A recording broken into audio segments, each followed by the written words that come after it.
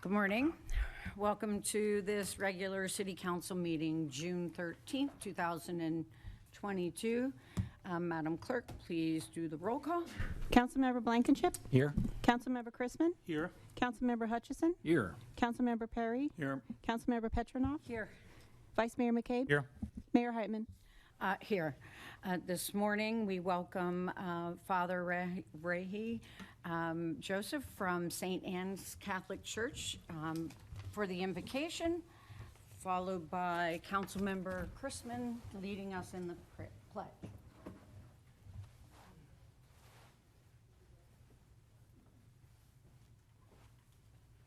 Good morning. Let us place ourselves in the presence of God. God of truth, enlighten us now as we meet together so that we each have a clear understanding of the issues we need to discuss. Give us clarity on our purpose for this meeting and what objectives we should accomplish in this meeting. A reading from the book of Numbers. Then the Lord said to Moses, "Gather for me 70 of the elders of Israel, men you know to be true, the elders of the people. Bring them to the tent. When they are in place beside you, I will come down and speak with you there. And I will take some of the Spirit that is on you and bestow it on them." Let us pray. God of justice and mercy, thank you for the gift of life and the opportunity to serve the people of our city. Help us to act with character and conviction. Help us to listen with understanding and goodwill. Help us to speak with charity and restraint. Give us a spirit of service. Remind us that we are stewards of your authority. Guide us to be the leaders your people need. Help us see the humanity and dignity of those who disagree with us and to treat all persons, no matter how weak or poor, with the reverence your creation deserves. We pray for the President of the City Council and all its members, as well as all elected officials and those who are entrusted to guard our political welfare. May be enabled by your powerful protection to discharge their duties with honesty and ability. We likewise commend to your unbounded mercy on all citizens of the city of Naples, that we may be blessed in the knowledge and sanctified in the observance of your holy law. And finally, Father, renew us with the strength of your presence and the joy of helping to build a community worthy of the human person. We ask this as your sons and daughters, confident in your goodness and love. Amen. Amen. Please join me in the Pledge of Allegiance. I pledge allegiance to the flag of the United States of America and to the republic for which it stands, one nation, under God, indivisible, with liberty and justice for all.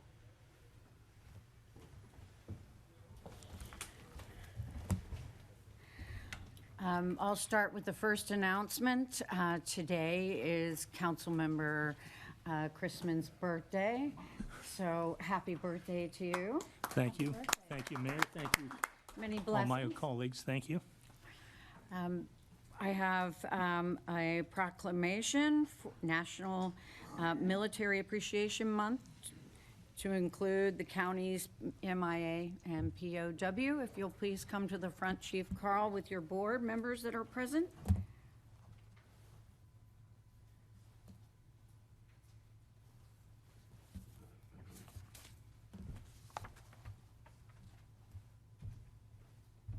Good morning.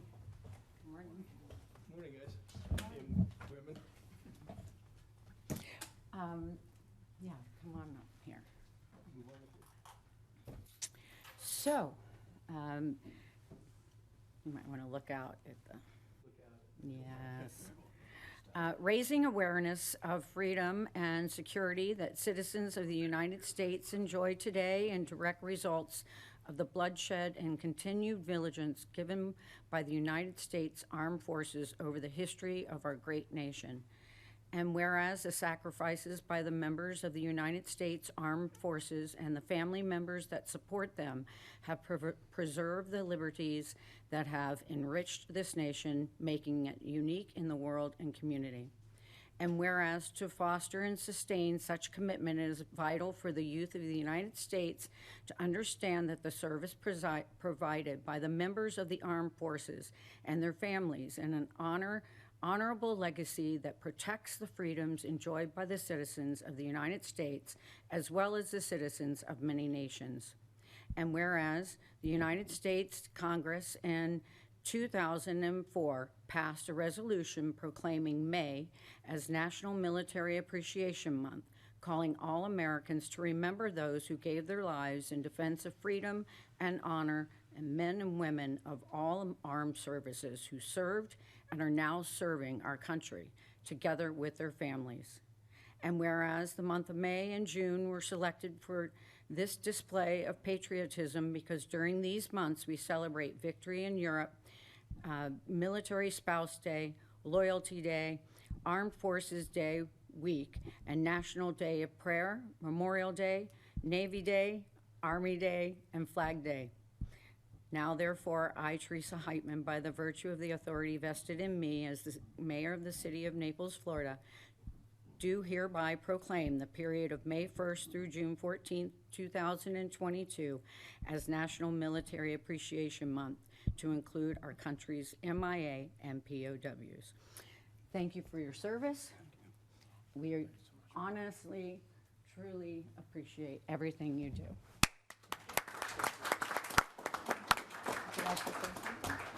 Chief Carl? Right now, the gentlemen are with me. They both serve this country highly and very well as also. The board of directors that we have that sit right up here on Thursday night, you're more than welcome to come, each and every one of you, is at 7 p.m.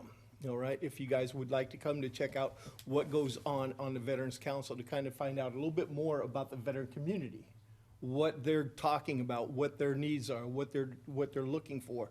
We would really appreciate you guys coming out there and showing a little support. That's one of the biggest things that we try to get out there is the people to show support for the veteran community. We've all fought for this country, and we all deserve the time that each and every one of you deserve as well to talk to each other, to get to learn more, and that's what we're out there to do. But we want to thank you for the proclamation and the rest of you too. And the vice mayor, he was actually at Memorial Day ceremony doing the same representation, and we were very grateful that you got to be there. So we want to thank you, each and every one of you. So thank you. Okay, thank you. I'll give you that. And then as our annual contribution to you. And then donation, Yes, all so right. thank you. Well, Monique will take our picture. I'm gonna stand in the middle of it. Yes. We're gonna come up here. Ah, love it. Thank you, Chief. Yes. I know Lord just a little bit because she's not as high as that. Neither am I, so. 1, 2. Thank you. Thank you. Thank you for your service. Thank you. Thank you. Thank you very much. Appreciate Is it it. every Tuesday? The third Thursday of every month. Third Thanks for being Thursday here. of every month. Thank you. Thank you. Thank you.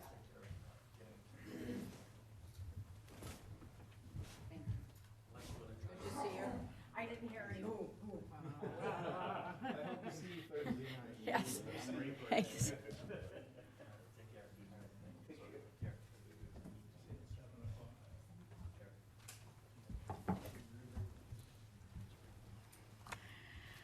Okay. We'll move forward. Do you have any public comment? I have none. Okay. Setting the agenda. Council, or Mr. Budishwar, are there any changes to the agenda? I have no changes today. Okay. Council? Move to approve. Second.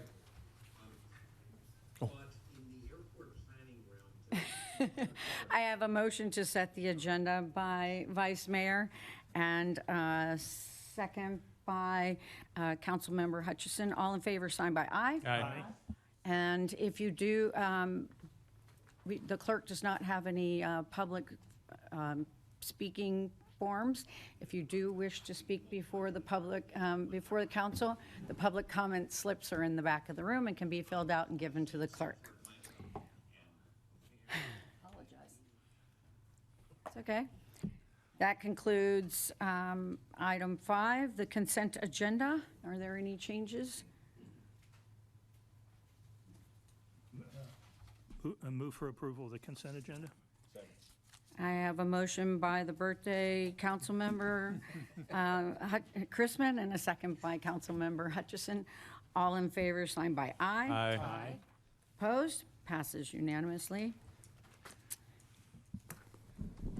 Takes us to the regular agenda. That would be item 8. 8A, Mr. Budishwar. Yes, good morning, everyone. I'd like to introduce Bryce Alexander, who I am meeting for the first time. Nice to see you. We've exchanged some emails, but Mr. Alexander is here today to give his annual report for the Naples players. And I understand that he's got about a 10-minute presentation for you all. I'll try to And- make it quick. Okay, so Good morning.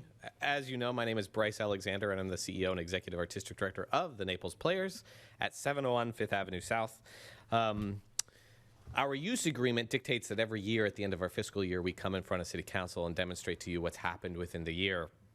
And I know many of you are new or joined right at COVID. And so since COVID, it has been a hilarious combination of presentations at different times of the year. So hopefully this is the first of getting back to our regular schedule.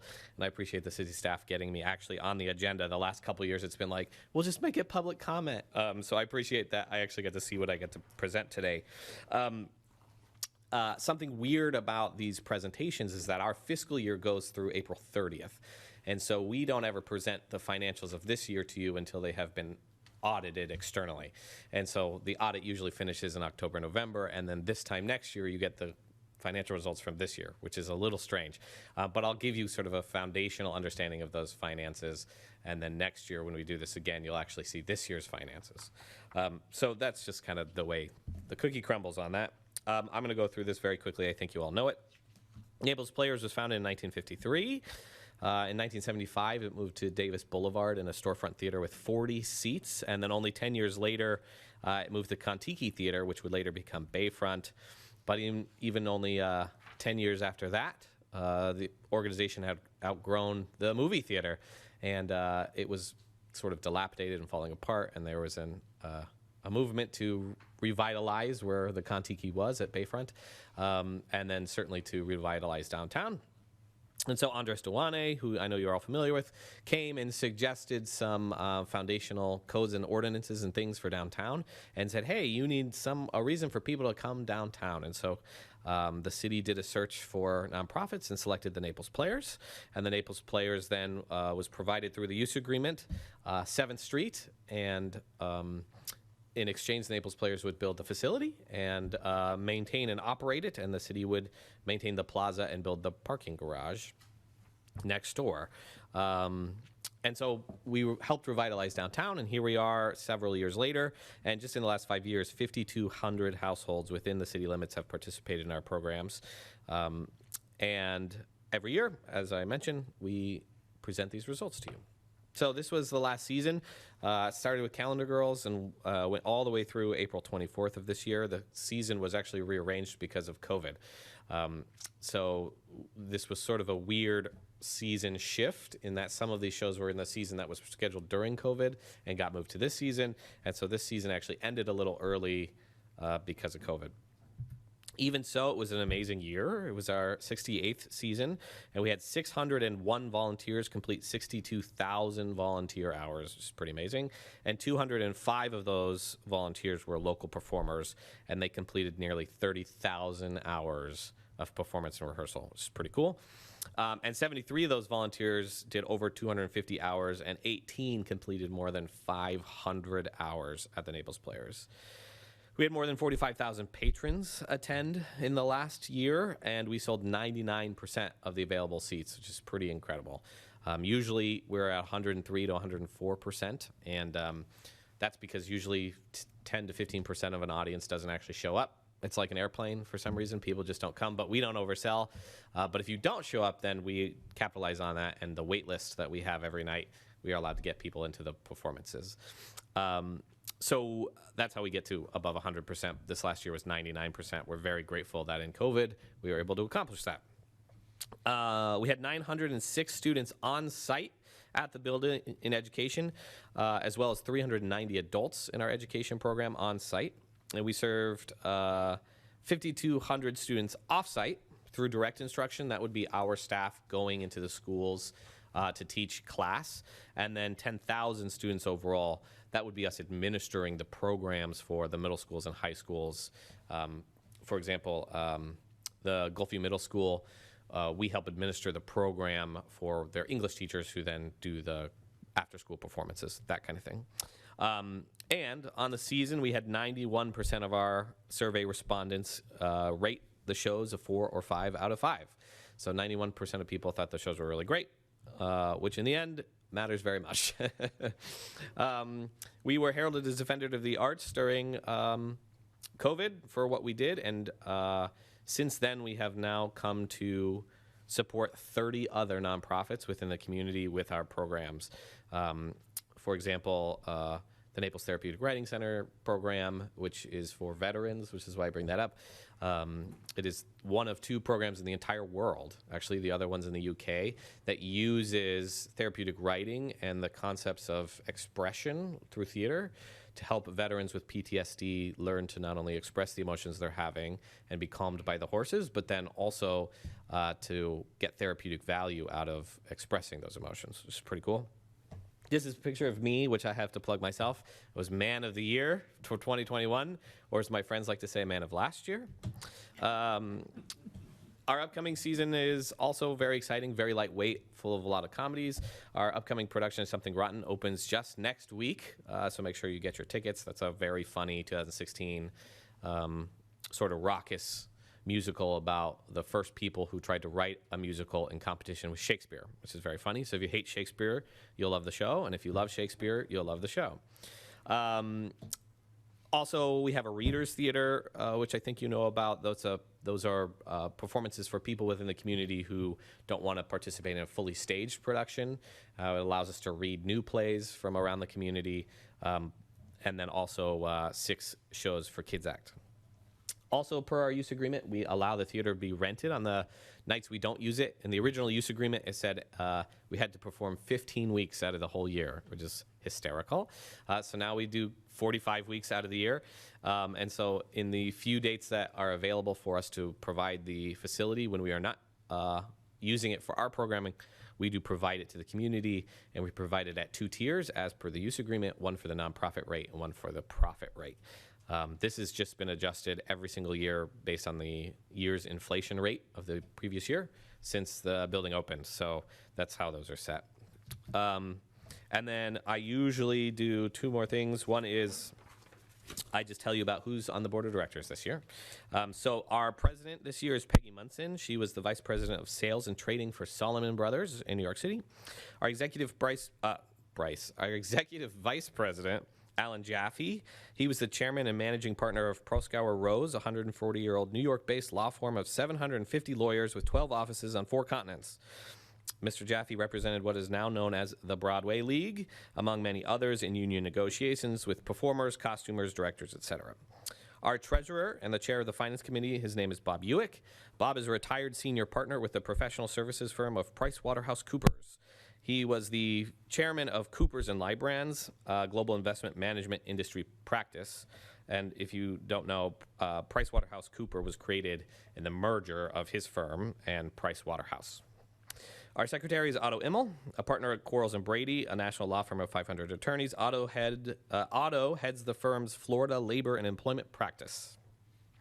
Development chair is Pat Pollock, and she held key positions at several not-for-profit organizations around the country, including the executive director at Caron Treatment Centers, vice president for institutional advancement at Hazelden Foundation, the managing director of development at Gay Men's Health Crisis, chief advancement officer at Women's American Ort, and vice president of development at the National Hemophilia Foundation, among many others. She purports to have raised well over $50 million in her career. Our strategic planning head is Nancy Wolf. She's the former executive director of strategy execution and Salesforce operations for Eli Lilly. I always ask her if she's responsible for Prozac, and she usually says she was responsible for Cialis. Membership, her name is Robin Bates Gray. She's originally from Pittsburgh and was a principal member of her family's retail supermarket business, which owned and operated several local franchise locations. And then finally, our ex officio, Denny Glass. Denny is a veteran of the U.S. Air Force and the retired founder and owner of Meridian Printing, a commercial art printing company based in Rhode Island. He was 2021 Gulf Shore Life magazine's Philanthropist of the Year. So Gulf Shore Life was very kind to us. So that's the season in a nutshell. I won't take up a whole lot more of your time. You'll get to see me again in August when you get back. But if there are any questions about the Naples Players or the season we just had, I'm more than happy to answer it. Our initial non-audited financial show, another year in the black, which we're very fortunate to have done all through COVID. So we're pleased with those results and hope to have another one moving forward. Thank you for your presentation. You're welcome. Thank you for all you do. I know I had a chance to see more than several shows Thank you. this year that put a little bit of highlight and fun in my life. So, Council, do you have any questions for Mr. Alexander? No? Well, on behalf of Council, thank you for all you Likewise. do. Thank you, guys. You have a wonderful summer. Thank you for being with us. Okay, that concludes 8A. Mr. Buderschwar, moving to 8B. Okay, thank you, Mayor. I'm going to invite Russ Thomas up to the podium to give a brief presentation, but as he approaches the microphone, please allow me to make a couple of comments.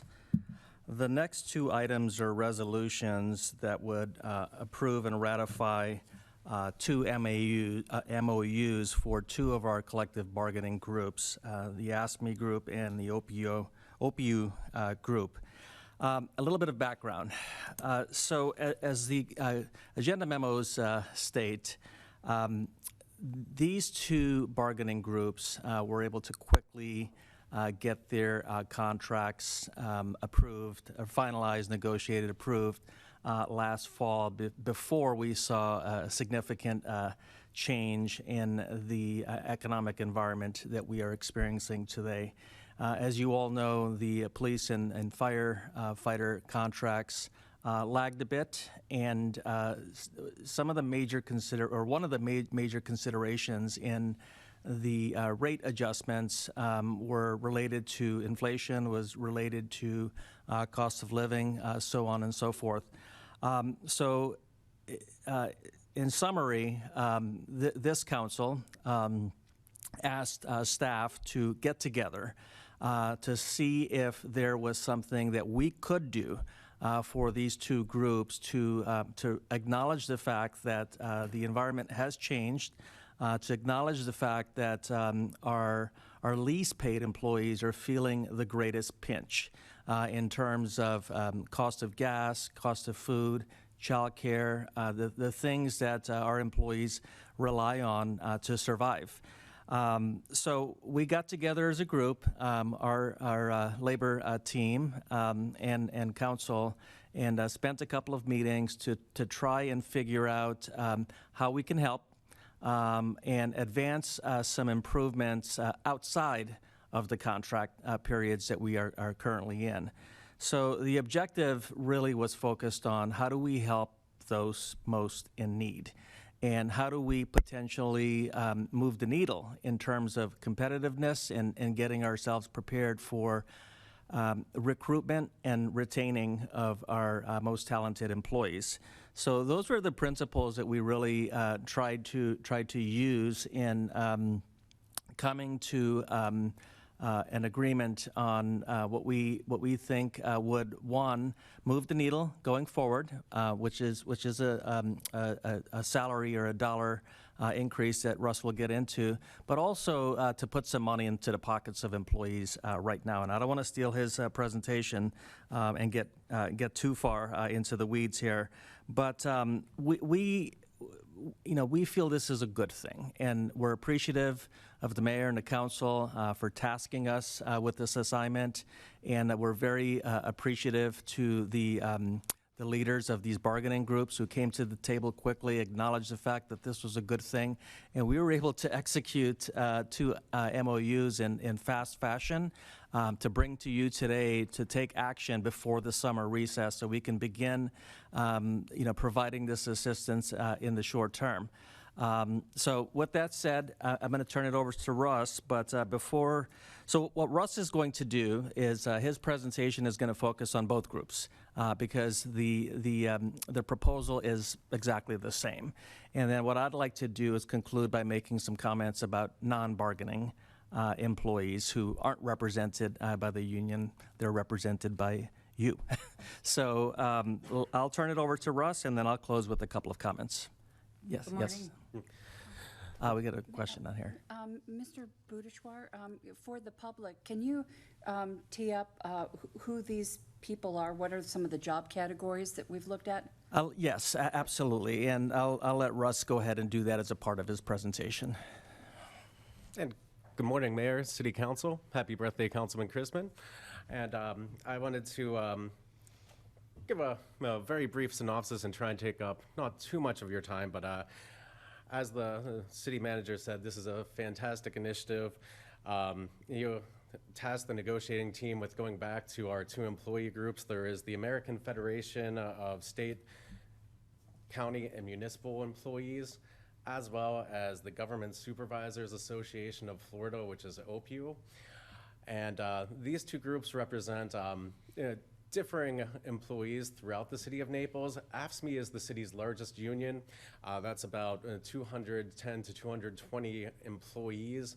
And this is everyone from your custodians who take care of the dock and take care of, well, everywhere in the city, but also the pier in our historic locations so that people get that beautiful and warm feeling when they come to visit our city as they should, and that our citizens are able to enjoy our facilities in their prime standing, as well as all the way through our accounting associates, as well as our landscapers, and many, approximately 120 job descriptions throughout the city. So it is a very expansive group, and it also is the group that has the highest percentage of its employees in the lower grades of the City of Naples pay and classification system as well.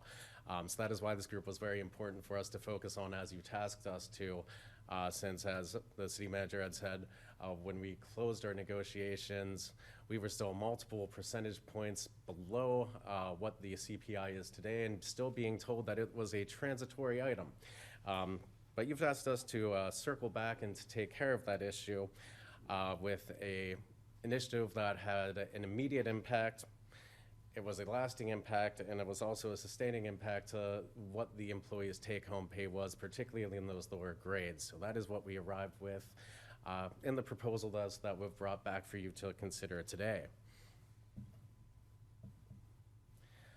With that, we're looking at, for all members of both of the bargaining units, OPU and AFSCME, the $1 hour per increase to all pay ranges, and that's also to the pay minimums of that range. We're not looking to increase the maximum, being that we want to focus this most on the individuals who are at the lower pay grades, and by doing so, we found moving the minimum as well as moving everyone who is below maximum pay either up $1 per hour in their salary or hourly wage, as well as to move anyone who is less than $1 from the max up to the maximum of the pay grades. They still get a portion of this benefit. In addition to that, Council had pointed out through some of our guidance that we received at executive session that wasn't quite enough. We wanted something that had direct impact now, and we didn't want just to be a $50 gas card that takes time to actually have any, if any, impact. So you tasked us to as well provide something, and we're proposing the $500 lump sum bonus to all of the bargaining unit employees as well. And that gives an immediate impact to the employee's pocket, whether it's groceries, rent, gas. It really helps our employees and helps them do their best for the city as well. So we find this to be a amazingly fair and amazingly impactful offer. And we certainly hope that you share our views on that, knowing that there is no such thing as a free lunch, though. We did want to point out what our total cost, the impact to gross wages will be. You might say, well, that is low, and yes, it is lower than it would be if we were looking at this back in October. But being that we are now in June and hope to have this immediately impactful with a lump sum coming out at the next paycheck following ratification, if you do so go that way, as well as starting immediately with $1 per hour with our next payroll. We're not looking at a full year, so that's why it's a smaller number. Not that $250,000 by any measure is small, but that's why it's not that the cost would be extrapolated on a full year basis. And what is the impact this is going to have, since that's the real question and the real issue that we were tasked with? Well, looking at this, you can see the average increase to our AFSCME wage is going to be about 4.5%. However, there's going to be a large contingency and a large number of the individuals within AFSCME who receive a 5% and above increase. Really, the largest increase at that minimum rate is going to be an additional 6.7% increase. And this is on top of the 4% increase that we already provided effective October 1, 2021.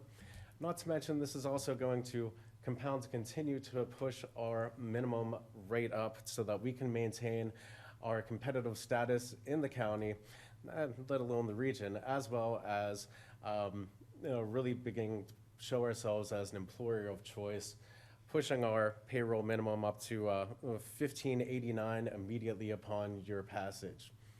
You can see that with OPU, they won't get the same amount, but this is because OPU is the supervisory union, which supervises our AFSCME employees before you get to the superintendent or management director level. However, there are still some individuals within OPU that are, I won't say in the minimum pay ranges, but are paid less than those at the top of the pay ranges, obviously. So you'll see even those individuals making less within the OPU union will receive approximately a 4% increase to their minimum, although the average is looking to be an approximate 3% increase across the OPU bargaining unit as well. This is going to bring us up to an approximate 9% pay increase on average, for the AFSCME bargaining group, which is a substantial step we have taken in putting this proposal together, and that you've asked us to put this proposal together so that we can move our pay, excuse me, towards being a leader in the region. And as I'm getting a hoarse throat, I beg your pardon, I will yield to see if the council or mayor has any questions that I can answer or delve into any further detail to be respectful of your time. Jay. Great. Thank you. Before we turn it over to questions, if I could just take a moment to emphasize something that I think is extremely important. We are used to dealing in percentages usually when we're looking at contracts, and a percentage is applied to every employee when we're talking about a percentage increase. And obviously, when you're dealing with, let's say, for example, a 4% increase, someone making $100,000, you know what that yields, versus someone who makes $30,000. So the approach of using $1 an hour is to focus the funds that we have on those who need it the most, especially today. So I wanted to hammer home that point that this is a different approach probably than what we're used to. But it's an approach that we think accomplishes the task at hand today.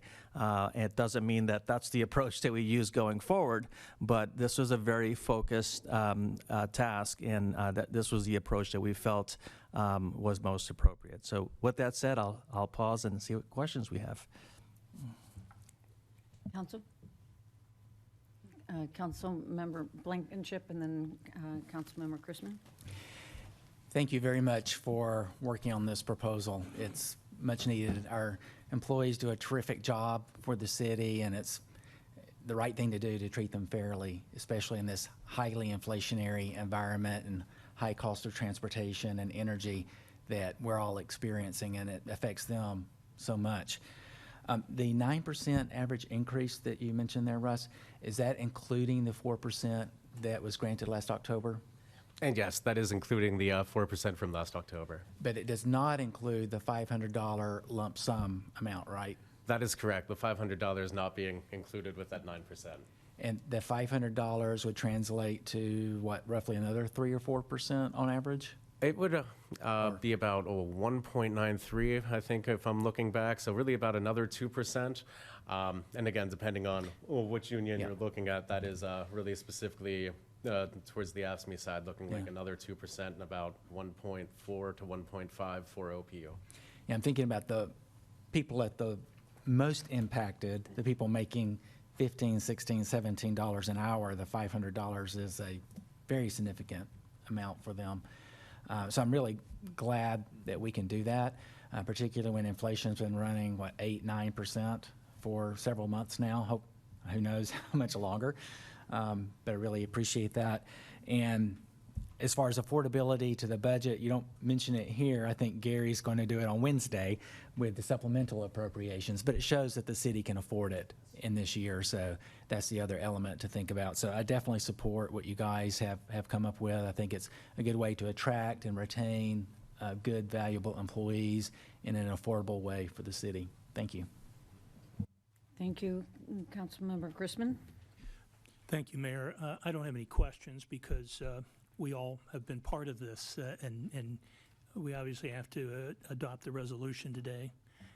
But we're all familiar with this here, sitting here at the dais. I just wanted to say that I'm very happy and proud of how the management leadership in the city and city council came together and in a very expeditious and thoughtful way put this together and reach consensus on something that was important to do. It may, as I saw the numbers though up there again today on the screen, it made me think about the fact that it wasn't that many years ago that people spoke about $15 an hour as an aspirational living wage for many people working in this country. And how fast have things have changed, where in every industry really, $15 is now considered to be really the minimum that is acceptable.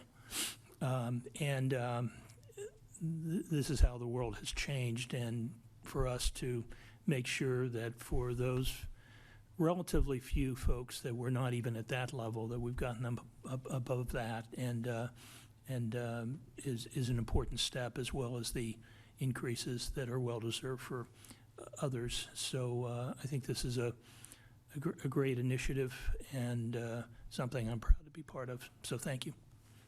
Thank you. And Councilmember Petrinoff? I just wanted to say a quick thanks to you, Russ and Charlotte, for turning this around so quickly. It was a surprise on the agenda that it came forward so quickly, and I'm very thankful for that. Thank you. Vice Mayor? Thank you. The employees that are covered by this are the ones that take care of this city. They're the ones that make sure our residents are experiencing the best that this city represents. Represents that the beauty and the constant care that we have as a city of Naples that we've come to love and appreciate.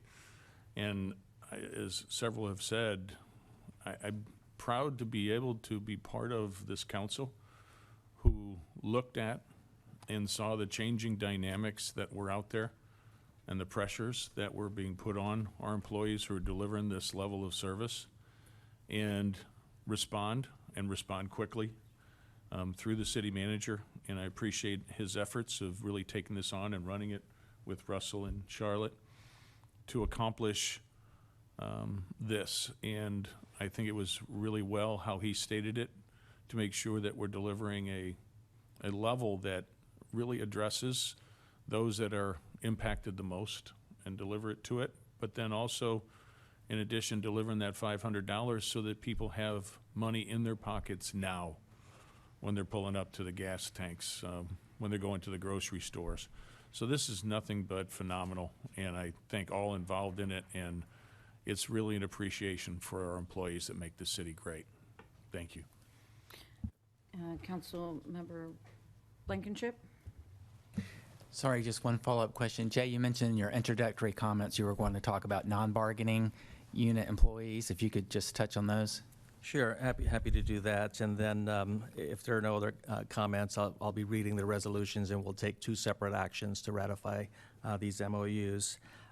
It's been tradition for our non-bargaining employees to receive something similar, if not exactly, what is negotiated and bargained for these two groups. And my intent, and consistent with what we talked about as a group, is to apply this proposal to most of our non-bargaining employees. And I say most because there are going to be some exceptions.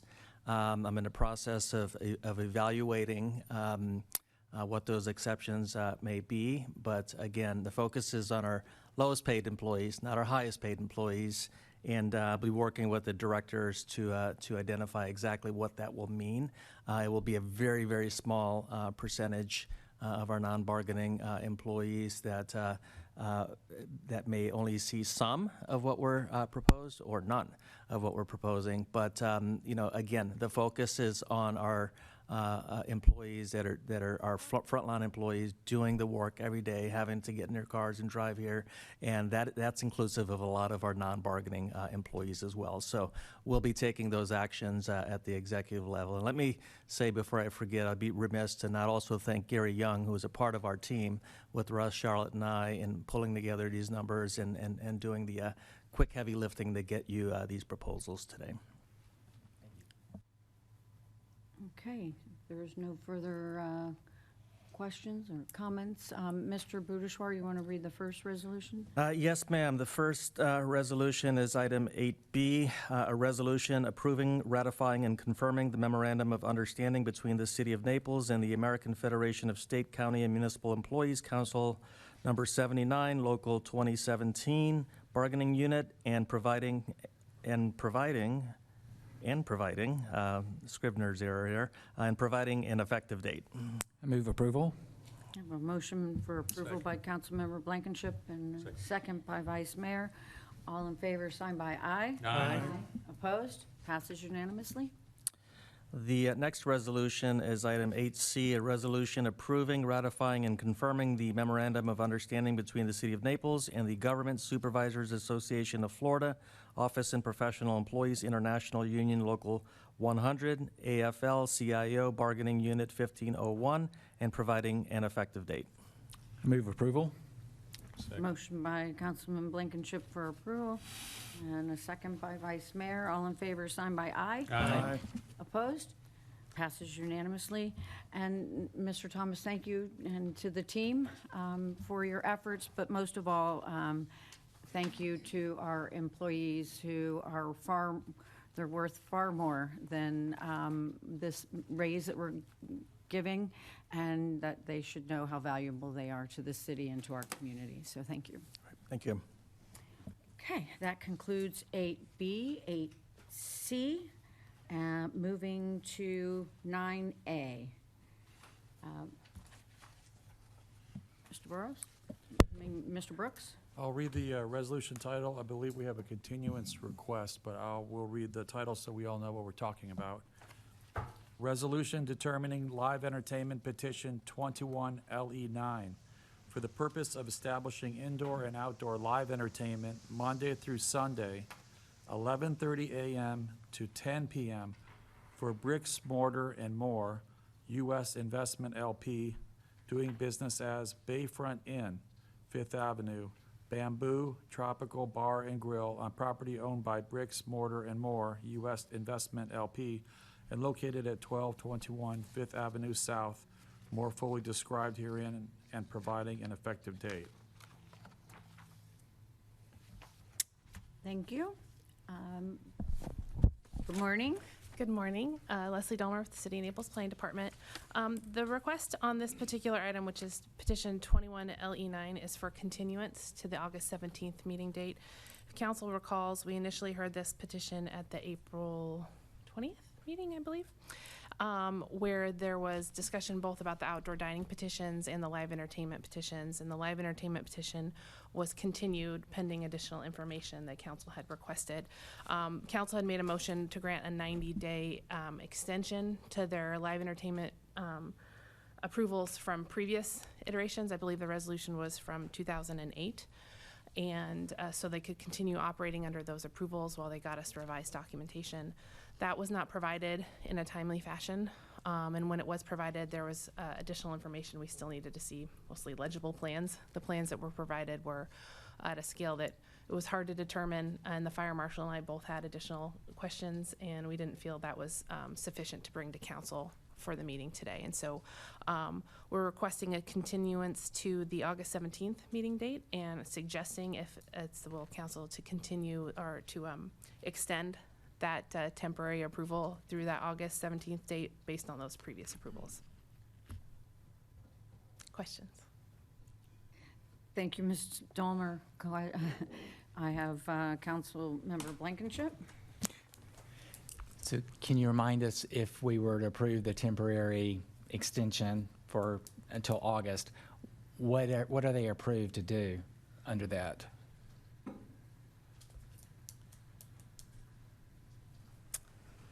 That would be a great question. Here it is. I got the resolution here. Hold on. The live entertainment shall be limited to 2 entertainers performing outdoors with 2 speakers and 1 microphone between the hours of 5 p.m. and 10 p.m., Thursday through Friday, and on Saturday and Sunday from noon to 9 p.m., including for weddings and special events during those times. Noise levels shall comply with Section 22-37, and that's essentially what they were approved for in 2008.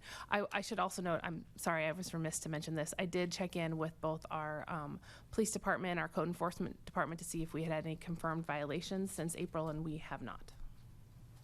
Okay, thanks. That was my next question. As I recall, the decision to continue it and requested the additional information, it wasn't that much. It was mainly clarifying the location of the entertainers and the life safety plan, which are important elements, I think, to make sure this is a safe environment. So it's a little bit concerning that they haven't been able to provide that. They did provide us a package of information. I believe it was on May 27th. I had reached out and requested that we have that information 10 days in advance of our internal deadline of for the publication of this agenda, which was on May 31st. They didn't provide it to us until May 27th, which was the Friday before a holiday weekend. We did review the information and tried to make this agenda. If it had been sufficient, we would have gotten it on the agenda. But the plans were illegible. They were very small scale, hard to determine, and we just didn't feel it was ready to take to council. We didn't want to bring something that you couldn't really understand what was happening on the page. Which is interesting, given the comments the last time this came up. You'd think they would have gone the extra mile to make sure they were very clear and legible. So I can certainly understand the continuance, but I'm not so sure about extending the temporary approval given this. We'd offer that simply because that was the terms before, and there have not been any confirmed violations. And that's again why we double checked with code and with police that they have not had any confirmed noise violations or violations of the approval. But that's certainly up to council. Thanks. Well, I'll be interested to see what my colleagues think. I think the current 90 days would expire on July 20th. Is that correct? Yes. Okay. Yeah, if we go from April.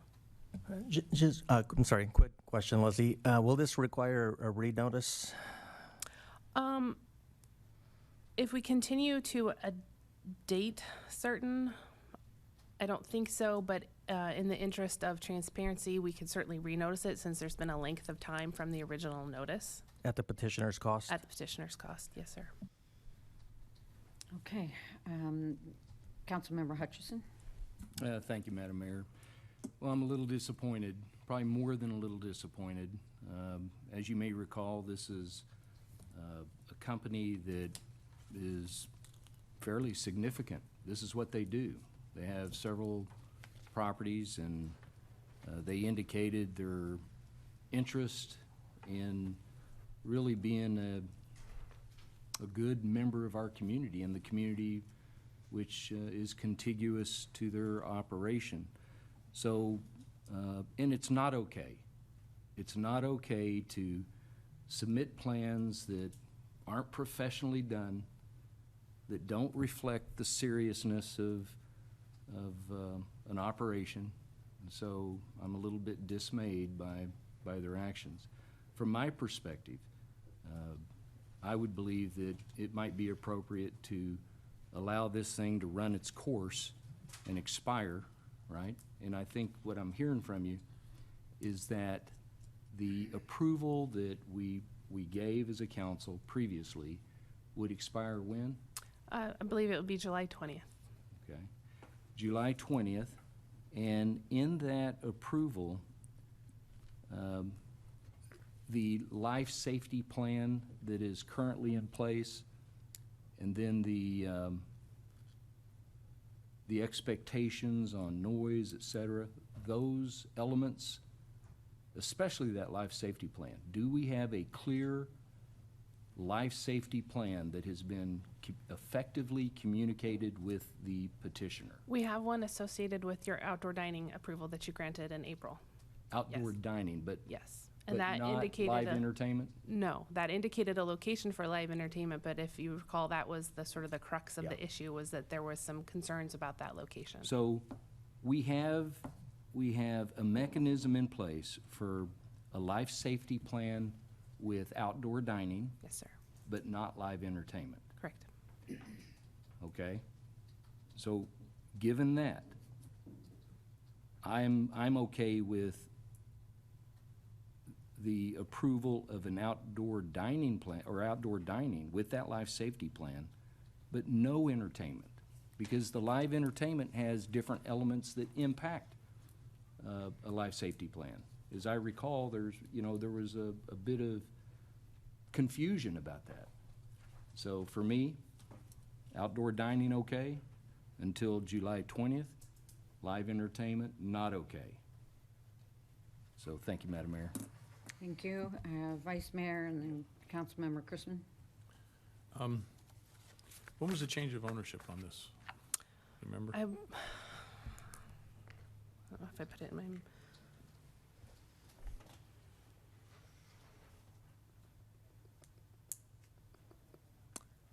I don't have it in this abbreviated agenda. I want to say it was in the last fall, Yes, winter like- time, yeah, somewhere my- in my that point range. is this changed ownership a long time ago. And this petitioner, as was stated, this is a professional organization that does this for a living. And they knew that their permit wasn't valid. They came and presented. We were very crisp and clear of what was necessary, and they didn't meet it. I'm kind of falling in line with what the others have said. Yes, we should continue this till August 17th, but the live entertainment permit should expire. They did not meet the requirements of council, and we were clear, and we gave them plenty of time, and they did not meet it. Those are my thoughts. Thank you. The warranty deed was from June 22nd of 2021. That's when they became the owner. More than a year. Thank you. Councilmember Chrisman? Yes, thank you. There's another dimension to this that we haven't talked about yet, which is that notwithstanding the comment about there being no verified noise complaints in April, we have, several of us anyway, have heard from residents of Bayfront adjoining this facility that there continues to be a noise problem, a serious noise problem. And it gets caught up again on you know, when is the noise that is presumed to be too loud occurring? When did the police get over there to review it? What do they hear? What's changed between the time the complaint was registered and the police came and had an opportunity to measure it? You know, we've been through this movie many, many times, unfortunately, with certain parts of town being more problematic than others. But there clearly are concerns, and I certainly had in my mind, based on having some of these conversations recently, that whenever this did come back to us for an approval, we were going to have a long and serious conversation about how we are measuring, monitoring, and responding to these noise complaints as part of the analysis of this. So I share the view that's been expressed by some of my colleagues, all my colleagues really, about how we should act on this. And as far as August 17th is concerned, I am sure everything and everybody will want to be on that August 17th agenda after 2 months of summer recess. And I think lengthy list from PAB. I'm not even prepared to say we will committing to August 17th. I think that's the city manager's job to figure out what are the priorities and what is reasonable to have on which agenda. But I think we should continue this to a date to be determined, and I would support ending the temporary permit for outdoor entertainment in the process. If we do a date uncertain, then we would absolutely renotice whenever the new meeting date was determined. So, yeah. Okay. Councilmember Perry? Well, I'm rather disappointed also. What they missed the first time was they had live entertainment being over there, but they wanted it over there. Now, I don't know if you're a professional organization in which these folks purport to be, how would you miss something like that on your application? And then to have a second bite at the apple, and then not get it in on time, and then not make it legible so that you can tell what it is, it seems to me they're not taking it very seriously. Which, I'm not much of one to stand on pomp here, but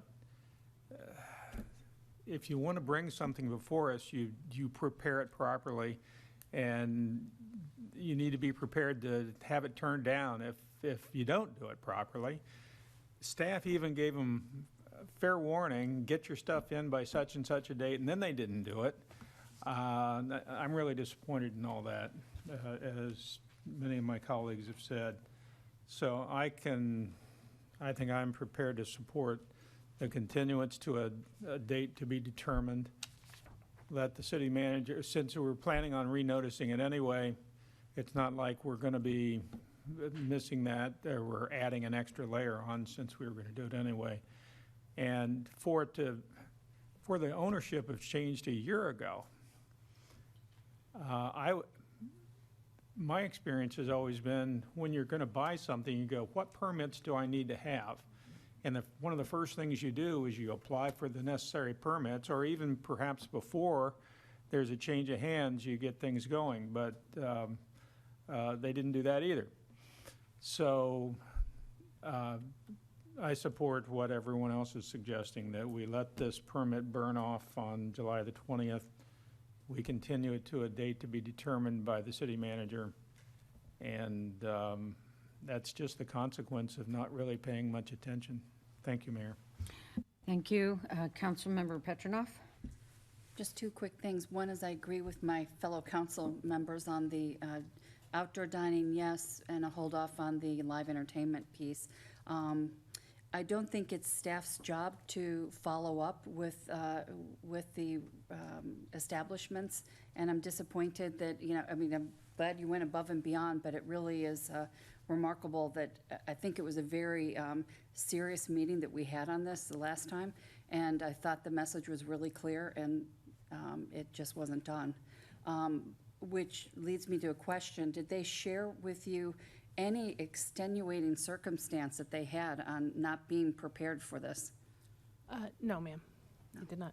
They provided the documentation, like I said, on the 27th, and when I informed them that we had additional questions and that we were not going to be able to meet this deadline, they provided stuff on the date of publication, which was June 6th, and asked if they could make the agenda deadline, and I had to say that was not going to be possible. It leads me to believe that they really don't take this process seriously, or at least this petition seriously, so I'm in lockstep with the rest of the group. Thank you. So, council, Motion? Move to continue to a date uncertain and allow the outdoor, or the live entertainment permit to expire. Second. so I have a motion by Vice Mayor and a second by Councilmember Petronoff.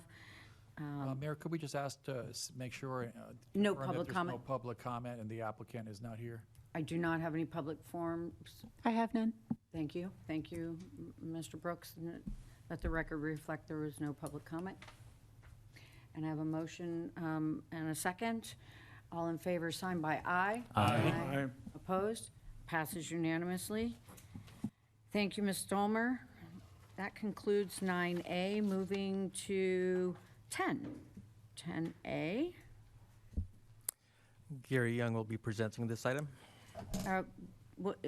Resolution 2022, a resolution relating to water and sewer rates, stormwater management utility fees, and solid waste collection rates, amending Section 30-9A, monthly rates, fees, and charges, amending Section 30-336, stormwater management utility fees, and amending Section 3271, collection of refuse types 1 and 2 of Appendix A, fees and charges schedule of the Code of Ordinances, City of Naples, to reflect annual rate adjustments supported by the United States Consumer Price Index and providing an effective date.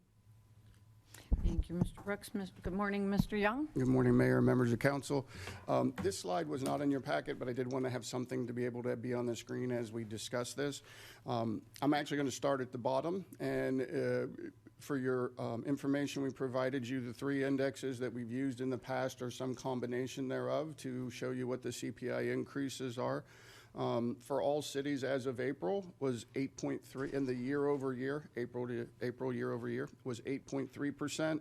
The South region was 8.8%, and the Miami, Fort Lauderdale, West Palm Beach was 9.6. Now the city manager, he did ask me to also look at what the Social Security formula CPI that they use, what that is. As of right now, it's trending at 8.6. Only problem with that particular one is the timing of when it gets released, which is October. So there's still it's still an estimate at this point, but that is what they're trending on at the moment. In addition to that, the yellow box indicates to you what we've done over the last 3 years, which was 1.8 in 2020, 0 in 2021. And because of COVID and everything else, we didn't even propose one at that time. Because that would have been in June of 2020, effective for 2021, and there was no reason to do that. The only caveat to that is solid waste. There was a rate study, and so the last 2 years, it was actually, it ranged between 9 and approximately 11%. There was a whole fee restructuring. So I did want to point that out, that was above the 4.1%. So in an analysis of that said, well, what are our costs doing? Do we have, there's considerable increases across the board in this country in inflation, but we also need to keep somewhat pace if we're not going to pass that on to our customers and constituents. And so with that in mind, we took a look at it and say, what can absorb something so we don't have to pass on 8 or 9% all the way across the board, but making sure we try to keep pace with the things, including salary increases that's recently been authorized, FPL, you take water into consideration, the amount of electricity that they use, solid waste in the trucks and the fuel. So you can't turn around and say, well, I know everything else is going up, and abandon any CPI increase. So, but what we've proposed, we think, is a fair representation of both projects, inflationary position, fund balance position, and not let us slide backwards while giving a little bit of an advantage to this customers and constituents. And to that end, we're recommending a water sewer rate increase of 5%, solid waste of 5%, and stormwater at 8%. And the reason the stormwater, we're recommending it be increased higher. First of all, your agenda and list is long. in those areas. And yes, we've seen the benefits of some grants for some projects that are pending, but your list remains very long. And later on today, you're going to have a discussion on continuing to evaluate the rate structure in stormwater. And so to put off not taking advantage of this CPI as the way it is, to really start to begin to put more fund balance in there, I think would be, you're just delaying the inevitable, and it's going to be, it'll be greater later, for lack of a better expression. So that's the reason for the recommendation, and again, it's the will of this council, and but that was the thought process that we had, and we dialogued, and that's why we're presenting it for you today. Thank you. Council questions? Councilmember Chrisman? So, Mr. Young, I'd like to get your thoughts on what makes most sense in terms of the benchmarks that we should think about and use. Based on my own reading, we're seeing inflation in this country overall, you know, in the 8.5% to 9% range right now. But core inflation has been around 6 to 6.5% on a kind of a rolling 12-month average. And whether it's the Fed or most analysts really focus on core inflation as the most important metric in terms of trying to determine how worried we should be. So there's no doubt that our costs are going up in all of these categories, but particularly where we're looking at project work, whether it's septic to sewer or beach outflows. We've seen the numbers and how inflation has hit us. But in terms of having kind of a consistent rationale for what kind of an increase to act on, I guess I keep coming back to the core inflation number of 6% roughly, and why we wouldn't want to have that increase be what we would approve across the board in all three areas. I agree with you that the core is the most principled and solid foundational number upon which to do it. And I would certainly respect the decision to do so. What I like from this approach, and if you did 6 across the board, I would say that from a fund balance perspective, I think 5 is good enough to hold serve in the solid waste and the water. And if I'm going to give up 1% in each of the other 2, so it goes to stormwater, I'm going to do that every day of the week with your water and water quality agenda. So I don't disagree with fundamentally every principle that you said, and that 6 across the board, ostensibly, even 6, 6.5, whatever you, is ostensibly the same thing. But I do think from a project position, council agenda, and where you stand fund balance and project related, that it's worth it to, because all of those customers pay the same, they're your customers and constituents. I think utilizing fund balance and recognizing that difference to go to the stormwater is the best way to do it. So, excuse me, just one more. So your argument on being higher in the stormwater area is based on the need we have for funding to carry out projects that we already know about, and that this becomes an opportune moment to try to increase our revenue in order to be better ready to fund those projects? Is that what you're saying, Gary? Yes, and your projects that you're fundamentally bidding and doing now require, those are the real costs that these contracts are coming in on. So I think when you talk about the core is what is it likely to be prospectively? But in the case of these stormwaters and what's coming to be bid here in the next 18 months, I think we're still going to be in this inflationary environment. I think it helps you, and it's worth it, to me, just to me personally.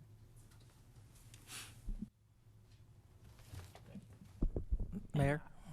I would also look at the resolution because our our tipping fees for solid waste have significant changes. Mr. Budishwar? Yeah, I just wanted to underscore a little bit more regarding what Gary is saying. The guidance that we have from a previously approved policy was to use the CPI index to determine rate increases. So just because we can shouldn't mean we should. And I think what we're trying to articulate to you is that the first two rates, even though just a strict compliance to our policy says we can, we're saying you shouldn't pass on these extra costs to the taxpayers because we don't need it. That's why we're suggesting 5%. But in terms of the stormwater issue, because there are unknowns, because we are in the process of design, because there are evolving variables, and I'll use the outfall project as an example. Where are we putting the generator? There are some unknowns, and to Gary's point, we're trying to be conservative. We're trying to ensure that we consider that, and that's why the ask is 8%, which is still below the CPI. So we're suggesting that you do more, but not do the max, and we think this is a good place to end up. Thank you. Councilmember Blankenship? Thank you. So first of all, the inflation data is through April. Correct, and that's the one we always use, yes, sir. Yeah, I think if we looked at May was actually higher again. And unfortunately, we've been experiencing very high inflation since like January of 2021 or so, and looks like it's going to, who knows, but it looks like it's going to continue for some time. So definitely we need a significant increase.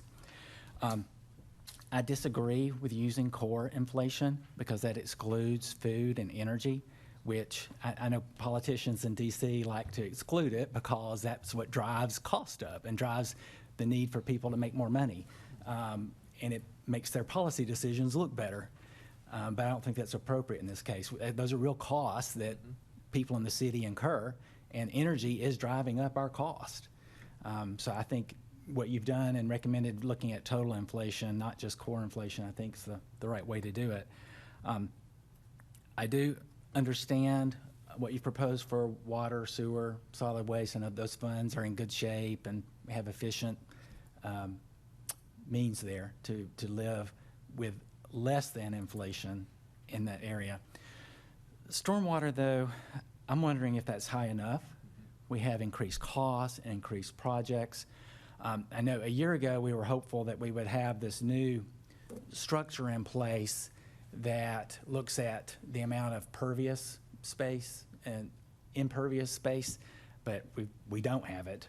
And we've got to go get a new consulting study to try to get that data, and I'm afraid it's going to take us a year or so to get that and actually come up with a meaningful system of pricing.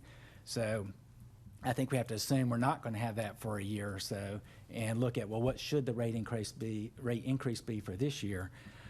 So I'm thinking it should be more like 10% instead of 8% based on the cost increase that we have.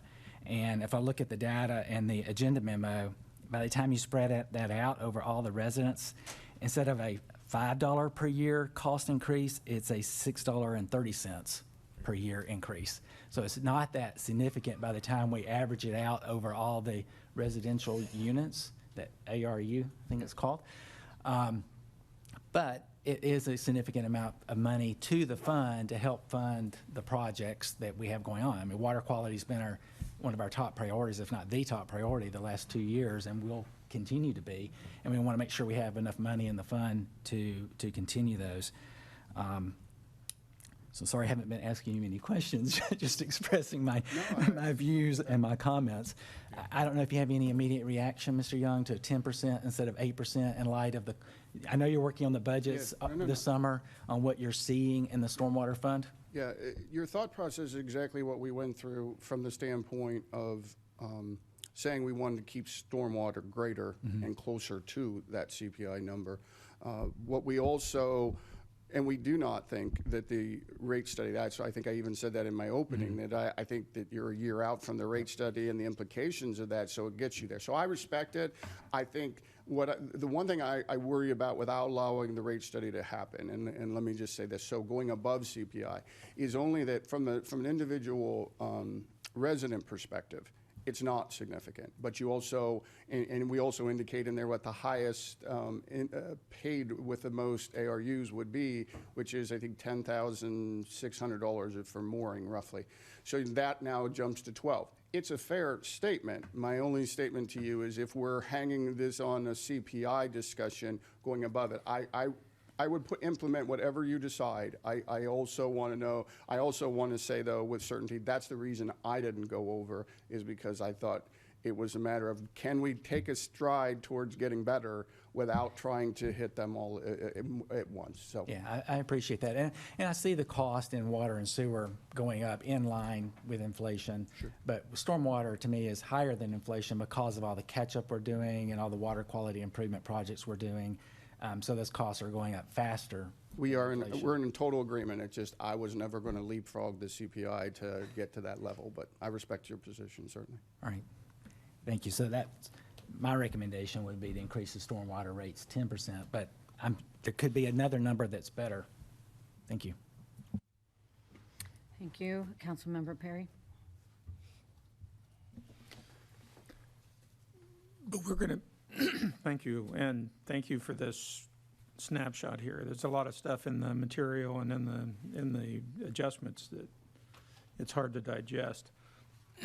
And it's really hard for the public to have looked at this and try to understand exactly what's going on. But as we've talked about before, sometimes you're looking at percentages and sometimes you're looking at dollars.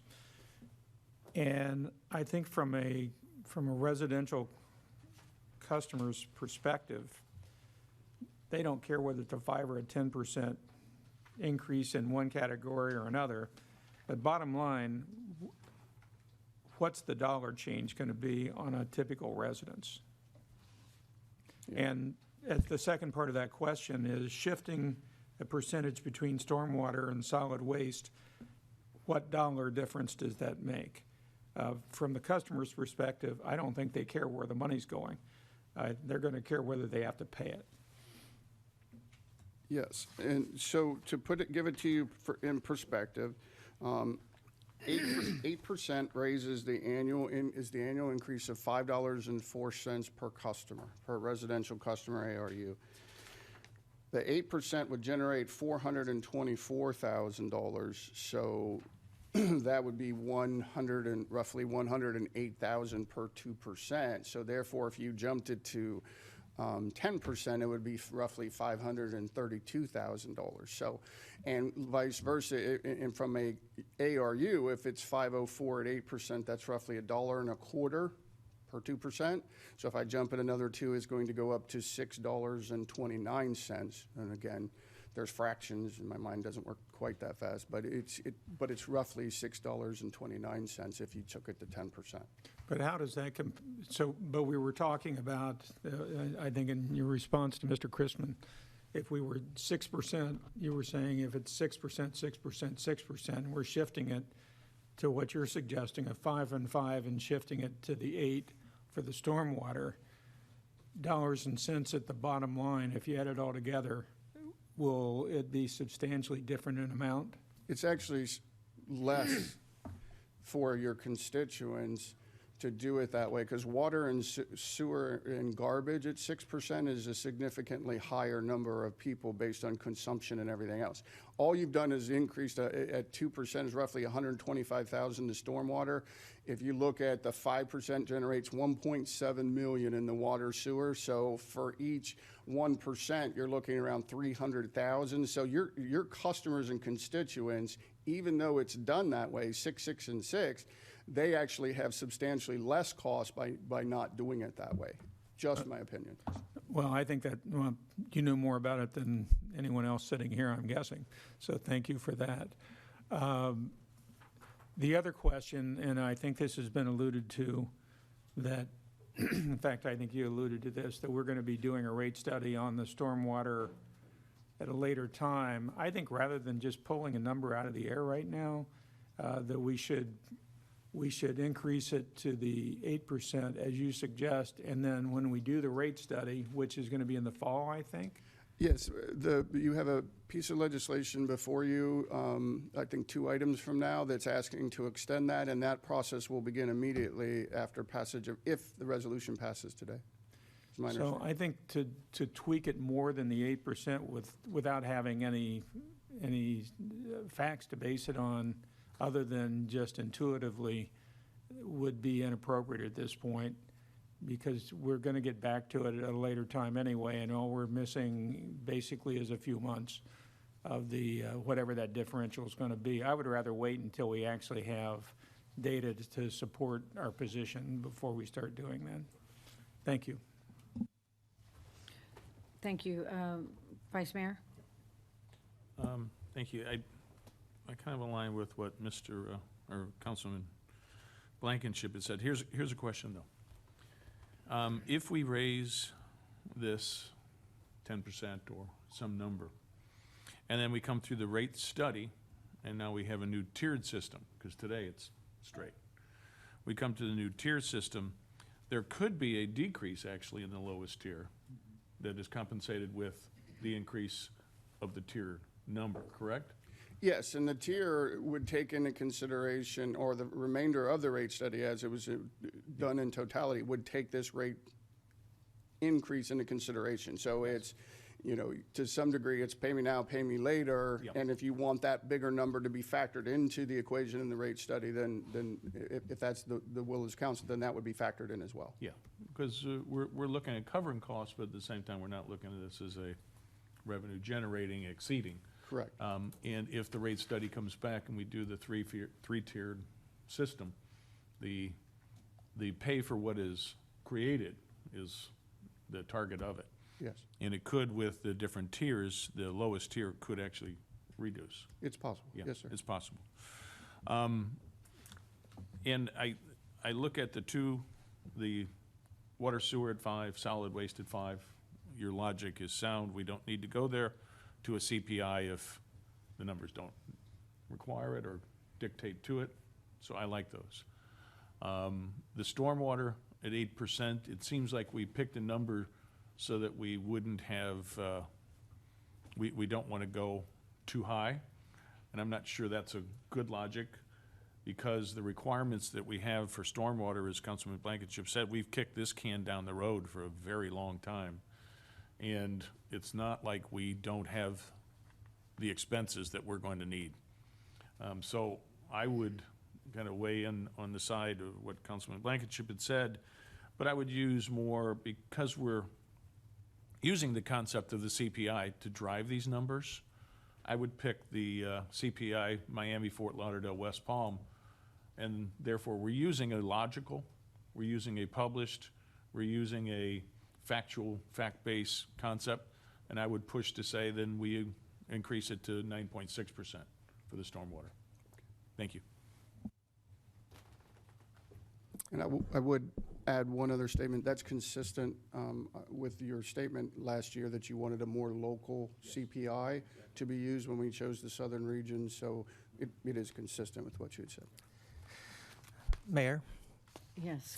Just a question for Gary. If you all are in agreement for a different percentage for stormwater, I believe we need to modify the resolution, correct? So what we could do is I don't know that we need to change the title. So it's a question for Ralph as well, just the mechanics of this.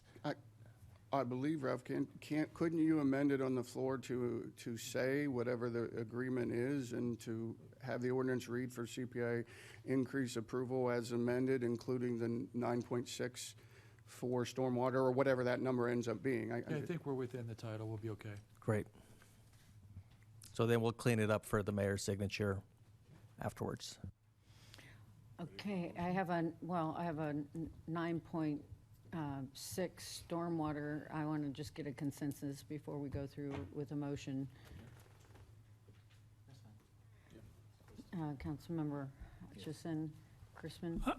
I don't agree with using the CPI at all. I gave my rationale for why I think we ought to shift to the core inflation number, and I don't think, housing costs and gas costs really have anything to do with what our costs are in this regard and what we're trying to charge customers.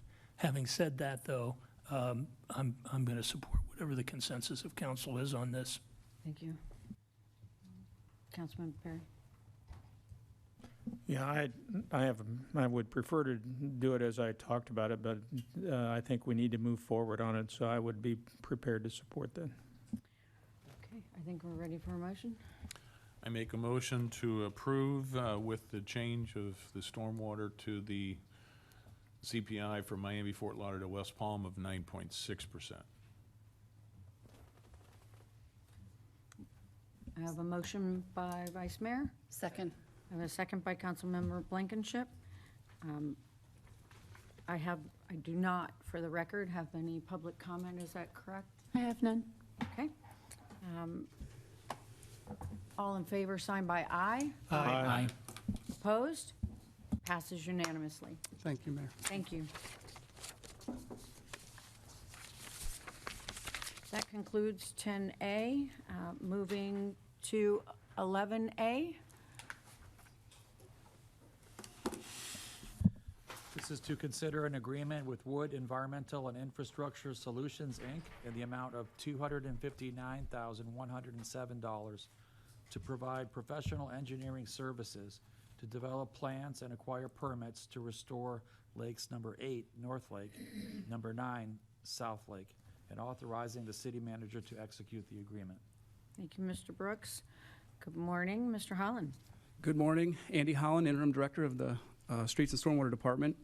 So as mentioned, this is an agreement with Wood, and joined with me today is Greg Corning from Wood Environmental and Infrastructure Solutions. North Lake and South Lake were prioritized pretty high in the 2019 Lakes Management Plan. They aren't the top of the list, but the ones at the top of the list are being either worked on or they will be worked on in out years. North Lake and South Lake, during the beach outfall project discussions, have kind of risen to the surface as high priorities for the need to improve them. We have a lot of water quality data for the beach outfall projects, specifically in these lakes. And in that water quality data, you can see that these lakes don't do a great job with improving water quality as compared to, say, Alligator Lake, which is much deeper. And if you really review that water quality data, you can see that Alligator Lake does a great job improving nutrients, bacteria, total suspended solids.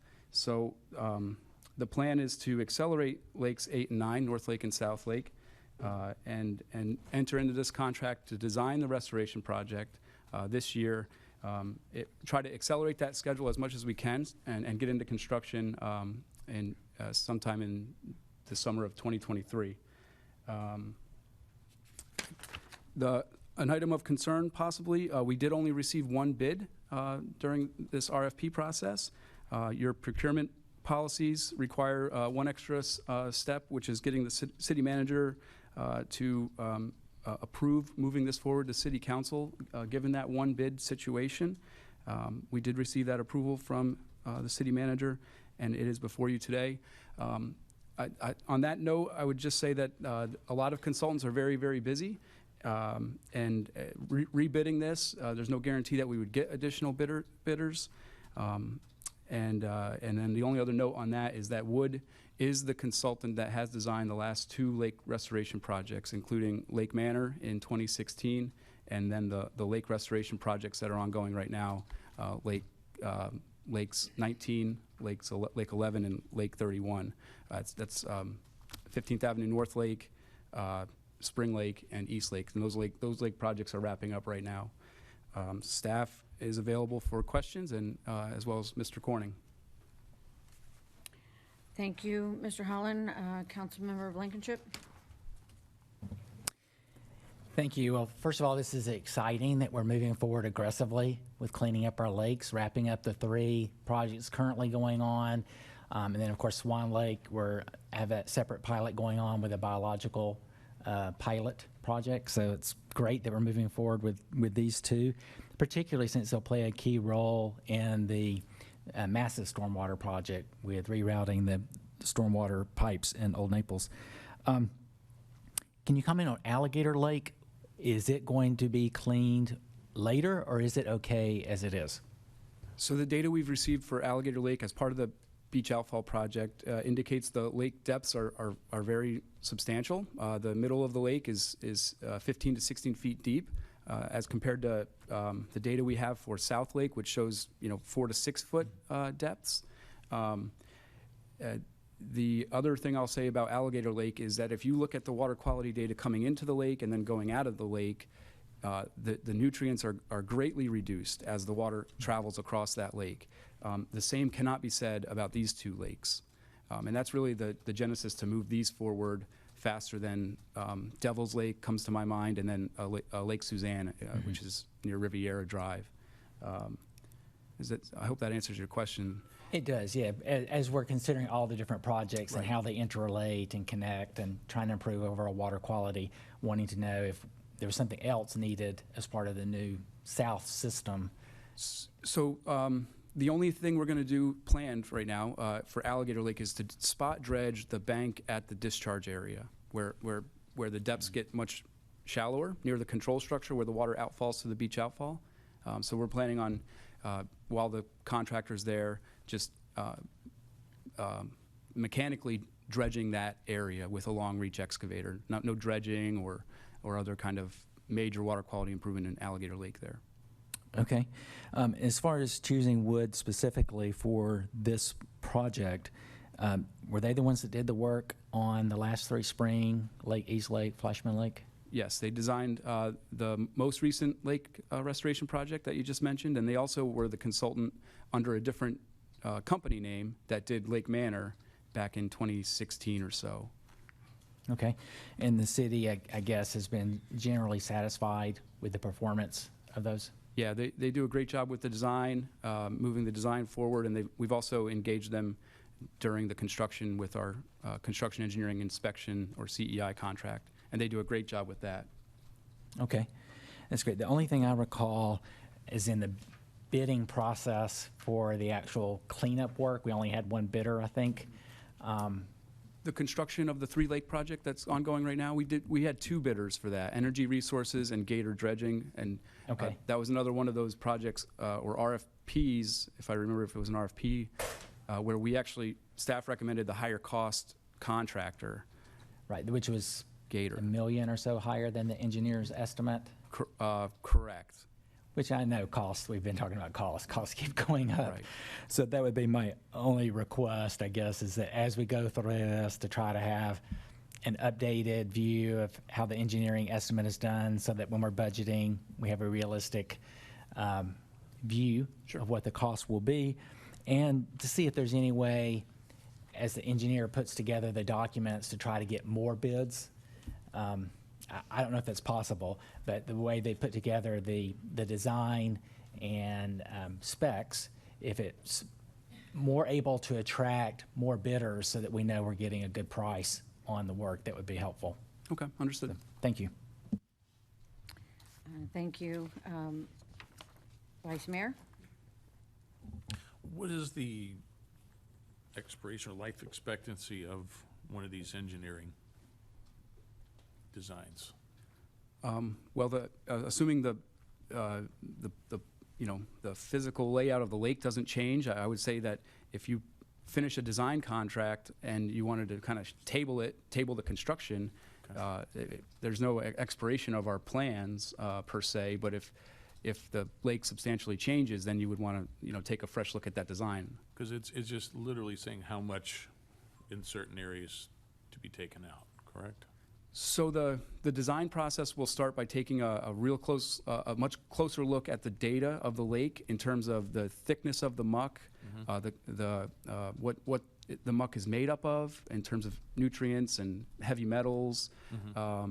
It'll take a look at innovative technologies like a bacteriological treatment, if that's an option for the treatment of the lake, and then other kind of mechanical or hydraulic options for removing material. So that's all part of that. What this design process will entail. Okay. Because I'm totally in alignment with doing north and south, because that's part of the treatment train going into the south water system to the new pump stations.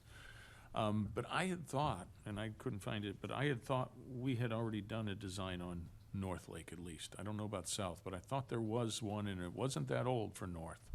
There's been no detailed design of North Lake. It's been discussed quite a bit as part of the beach outfall project in terms of a look at the watershed, how much area drains into North Lake, the size of the pipes that exit the lake. And I know that Karen Erickson, the consultant for the beach outfall project, has indicated that that lake is undersized for the drainage area. And one of the benefits of the beach outfall project by taking South Gulf Drive flows to the north pump station was reducing the drainage area into this lake.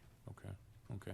Because maybe that's where I got confused, because I know there's been a lot of conversations, and there's a lot of pointing exactly as what you're saying, because there's that one huge inlet pipe right at the northeast corner of the lake there. And I guess I was, because I had thought that we had done a bathymetric analysis of it, and I thought we had a plan for north. And if we did, that would save effort and time and expense here. But if not, then I guess we need to go with this. No, before my time at the city, beginning in 2011, there was a very rudimentary look at some of the depths of our lakes, but that data is old now, and I wouldn't rely on that. But there was no design beyond that. Okay, all right, then that was my main question, is if we already had it, then we should be able to use it, and we should be able to move crisply. If we don't, then I guess we need to move forward. We don't have it. All right, thank you. Councilmember Perry. Just a few things. One, are we going to have access problems to those lakes? It looked like they're pretty much completely surrounded by residential properties.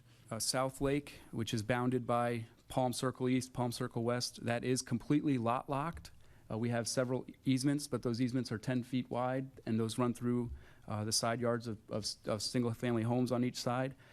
There are at least two, and I believe a third vacant lot. And the two vacant lots that I know of are on the north side, and that they're actually the owner of that property has actually approached the city because that's one of our in between those two lots is one of our drainage easements, and they're in communication with us actively right now, and I'm kind of actively communicating back that we might need some access to do our lake project. So that's ongoing. If we do not have that access, we would have to use our easements, and a lot of work would happen in the right-of-ways. The dredge might have to, the piping might have to go through the easements, and then the pumps and stuff would have to sit out on the roadways. I hope that's not the case, but that's all part of the design and what can be done, what options there are for staging and the actual work. North Lake is in a much better position, having a lot of right-of-way space on 7th Avenue North. There's no houses along that north side of the lake, so we're not too concerned about staging and access for North Lake, but we'll take a close look for South Lake. And there's even a lot on there too. Yeah. And so that's part of the contractor's job, is to work that out? Correct. Okay. Then on the cost, since we don't have but one bid, when you can consider the size of these, which are obviously much smaller than Spring Lake, or I think they are, and I know that the design on Spring Lake was done, 2 or 3 years ago? Correct. Does this seem like the right-sized cost for this project? I don't remember the exact dollar amount for the three-lake restoration project that you mentioned started approximately 3 years ago. But in terms of acreage and dollars per acre, this is in line with what I would expect. Okay, thank you. Thank you, Councilmember Chrisman. Thank you. Mr. Holland, this project, this study leading to the implementation project is really about water quality, and correct? And in the work that's been done so far by you and your team and our consultant Erickson, we have developed some projections about how water quality will be improved as part of the beach outflows project by use of this three-lake system, correct? Correct. Phosphorus, nitrogen, other pollutants, and how we hope to see reductions. So my question is, as part of the wood study, if we approve this, would one of the products of this study be to give us more specific and hopefully even more accurate data about the water quality improvements that would be likely achieved by these lake restoration projects going forward? Would that be one outcome of this study? Because I would hope it would be, and I think it would be a real benefit if we could get that. Yes. So taking a look at the existing water quality data that we have for this lake, we've been testing the outfall for these two lakes monthly for some time now. We have a lot of existing data, but taking a close look at more data, so what's coming into North Lake, we don't have a lot of that data. So what is the kind of that baseline water quality data from the inflows? Because again, we just test the outfall. So the outfall for North Lake is the inflow for South Lake. So that's convenient, but baseline data for North Lake we don't have. So they would take a look at that. Depending on what the project was, hydraulic dredging and how deep we're going to go, they could make recommendations or projections about percent water quality improvement for the different parameters. Because, Council, I think that, recently we've been distracted by some other things with respect to the Beach Outfalls project, and we'll be talking about that again later in the week, but there's multiple reasons why we're doing this Beach Outfalls project, but one of the objectives, and a very important one, is that we're hopefully improving the water quality of what we're putting out there into the Gulf. And the question comes down to, well, how much are we improving it, and for which parameters? Right. And getting some as much clarity as we can on that, and then doing post-implementation measuring, as we've talked about, to see are we getting what we thought we were going to get, is a very important component of this, and it seems to me this project is central to that. I agree. Yeah. Thank you. Thank you. Councilmember Petronoff. Just a couple items. On the littoral plantings that you've seen and that are proposed here, are you finding there are any issues with homeowners cutting them? Not yet, but Spring Lake will be interesting to see, and also the 15th Avenue North or Fleshman Lake. Those are the first lakes where we've put littorals kind of in people's backyards. But we're in communication with a lot of the folks that have that, and I think they generally understand the goal and the purpose of the plantings, and that's all been pretty recent. With a month or so ago, we started putting those plantings out on those two lakes. So they've expressed that they're on board with this because they are paying premiums to be on a lake. In a lot of cases around, they want the lake view, and they want, if those littoral plantings would block their views, they may be tempted to mow, and it's just an expense then. We would never let the plantings get high enough where they would block a view. We're actively harvesting those plants and trimming them. So the city harvests? Yeah. Okay, there's a process in place that this, We have a maintenance contract with a lake management company to do all kinds of lake restoration work or lake maintenance work. Thank you. Second item is, in terms of, this isn't the first contract or RFP that I've seen where there's one bidder. Who creates these bids, and is there expertise within the city to re-architect some of the elements in these bids to encourage more people to bid and get better pricing? So generally speaking, the process involves a few different departments and divisions. The the purchasing division, which is operated out of the city manager's office.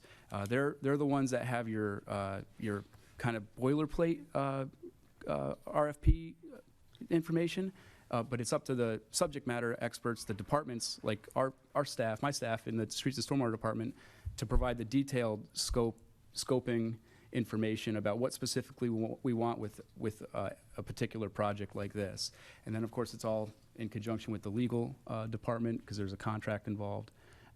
So there's a lot of different hands that are involved in these RFPs, and we can certainly take a look at what can we do better on getting more activity for these bids. If I can piggyback just real quick on Andy's comments, everything he said is accurate. I think the point of your question is, how wide of a net are we casting to ensure that those who are in the business of whatever we're trying to procure, whether it's a service or a commodity, that they know about it, and we get more participation, which creates more competition. That is something that I need to get kind of a better understanding of how we've done that before in the past in the city.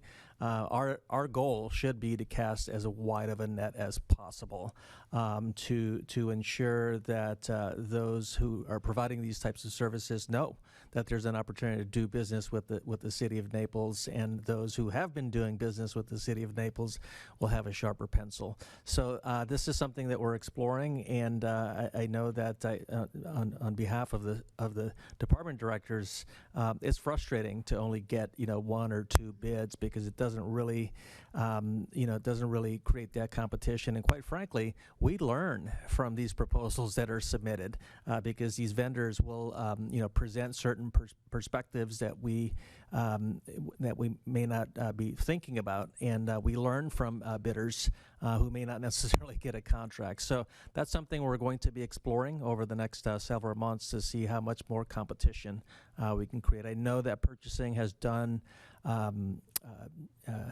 for lack of a better term, trade shows, and have attended certain events where we are communicating to vendors and service providers that there's an opportunity to do business. If you look at the purchasing division's website, it's pretty robust. You can go on there and get on lists, and we can send out lists that are send out invitations to specific lists to let them know that a solicitation is opening up. But we'll take a look at that more in the months ahead.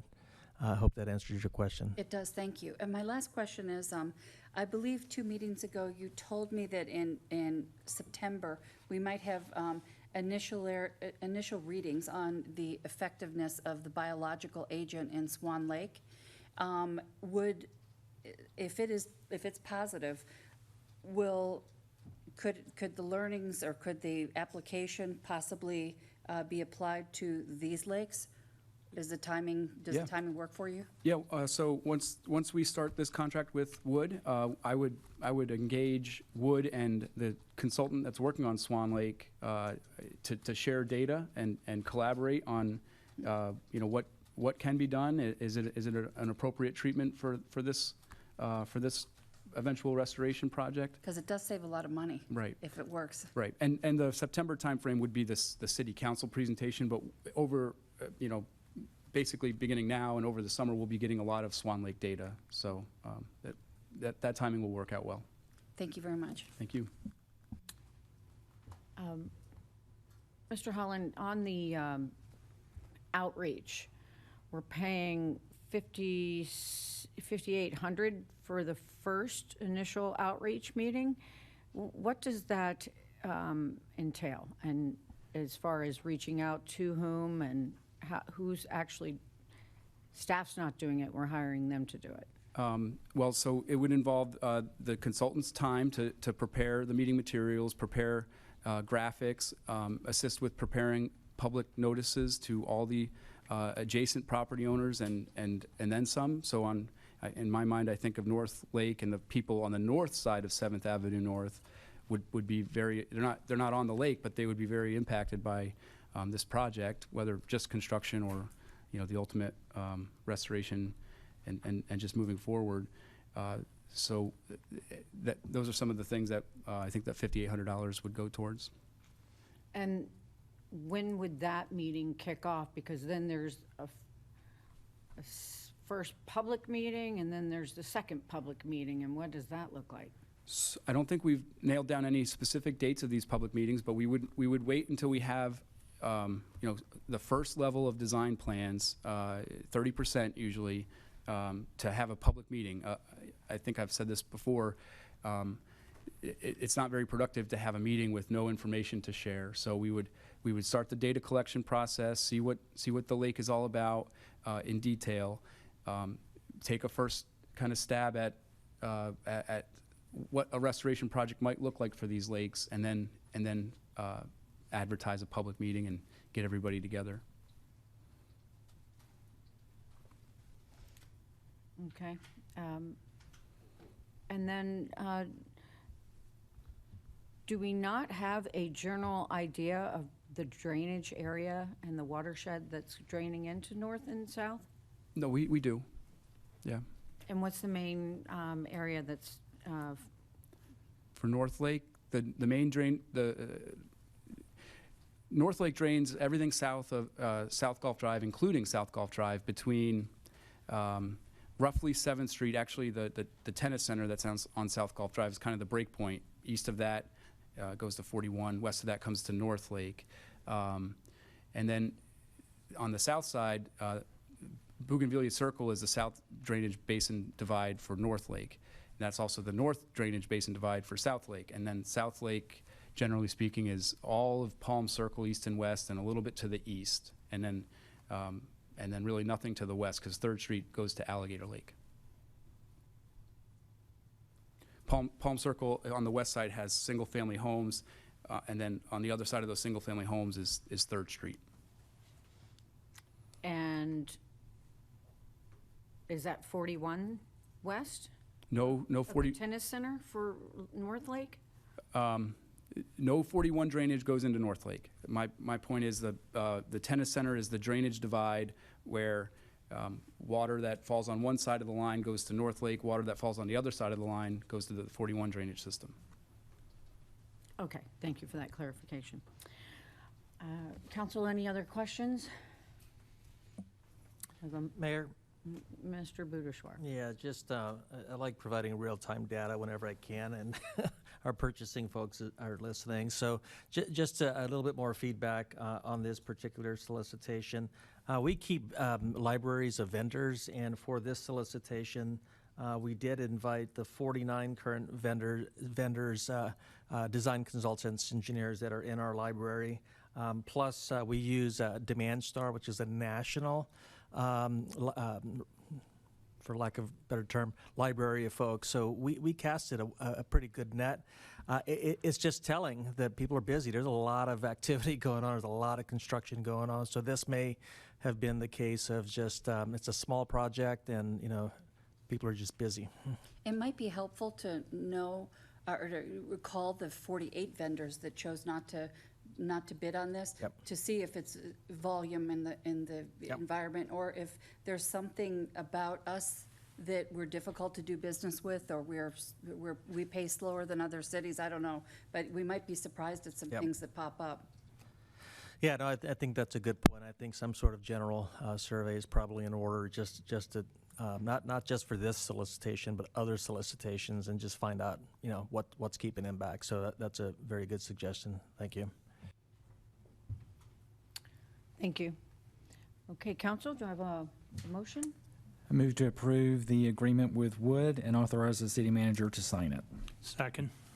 I have a motion by Councilmember Blankenship and a second by Councilmember Chrisman. All in favor, signed by aye. Aye. Opposed? Passes unanimously. Thank you, Mr. Holland. It is approximately 10:25, and before we go on to item 11A, we'll take a break for 10 minutes. And that's not 11A.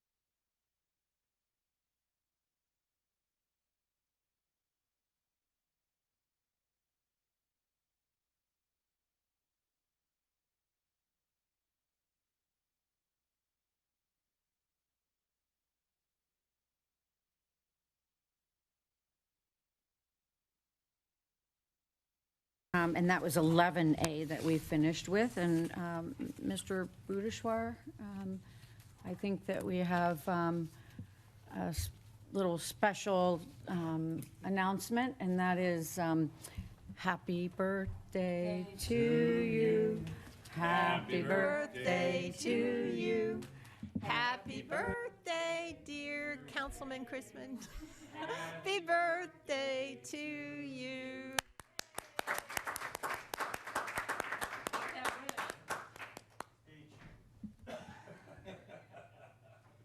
I made my wish.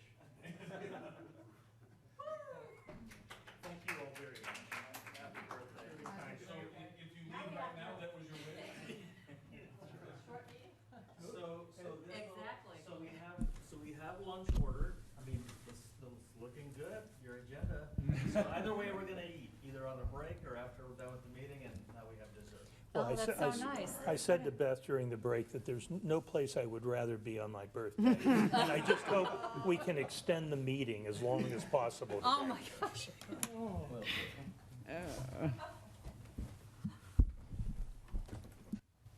Okay. Council, that takes us to 11B.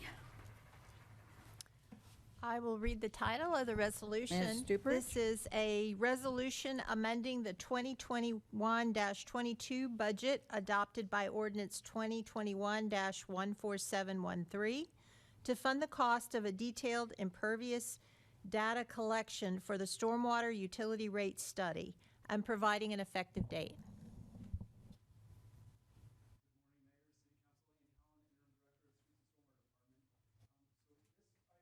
Is a contract amendment with Stantec and a resolution amending the stormwater budget to fund a comprehensive and detailed analysis of impervious data throughout the city. In 2021, the City Council approved the contract with Stantec to embark on the rate study. That dollar amount was $134,205. I was not involved in the rate study project directly. It was being managed by other folks in our department, including former Director Stracklus and our Lakes Project Manager, Sarah Oley. When Greg announced his resignation, I became intimately involved with this project, and it was in the process of leading up to the public involvement meeting, which was held in January of 2022. It became clear to me that the methodology was sound. The tier structure that was being proposed was great and more equitable in terms of billing more charge for stormwater for properties that have larger impervious areas.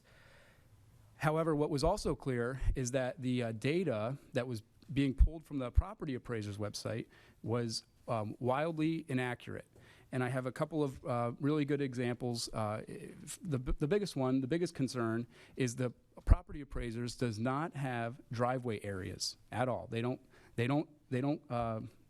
track driveway areas for whatever reason. But there were other concerns. We saw instances where someone added a garage, and that garage was not included in the impervious area provided by the property appraiser's website. There were other instances where someone added a pool, and the pool was added in the appraisers, but they also added a screen, a pool cage, or an enclosure. That was added a second time in impervious area. So you can see how there was a lot of discrepancies and errors and cause for concern as we were going to rely on this data to start billing people significantly more. What we did, since auditing the data was not part of Stantec's contract, we had our engineering aide in our department, Laura Costello, take a sampling of 50 random properties throughout the city, and we tried to do a good cross-section of large homes, small homes, new homes, and old homes, and we also tried to get a good cross-section of all 12 or 13 neighborhoods throughout the city. That data is provided in the two attachments in the agenda, single-family home data. And at the end of those, and by the way, you can see in there what she did was digitize the impervious area, and we broke out driveways separately because that's not apples to apples. in terms of comparing the home and pool decks to the property appraiser's data. And then at the end, there's a table where you can see clearly the differences and the disparities between the property appraiser's data and the actual data that we digitized, that Laura digitized and traced. So what the proposal in front of you today is a $127,020 data collection effort that will take a look and take clear measurements of all properties in the city, single-family homes, multifamily homes, and commercial properties. And this is data that is needed. It's data that we don't have, specifically for older properties. Moving forward, we intend on working very, very closely with the building department and the billing department to maintain this database in-house, so we won't have to do this type of effort ever again.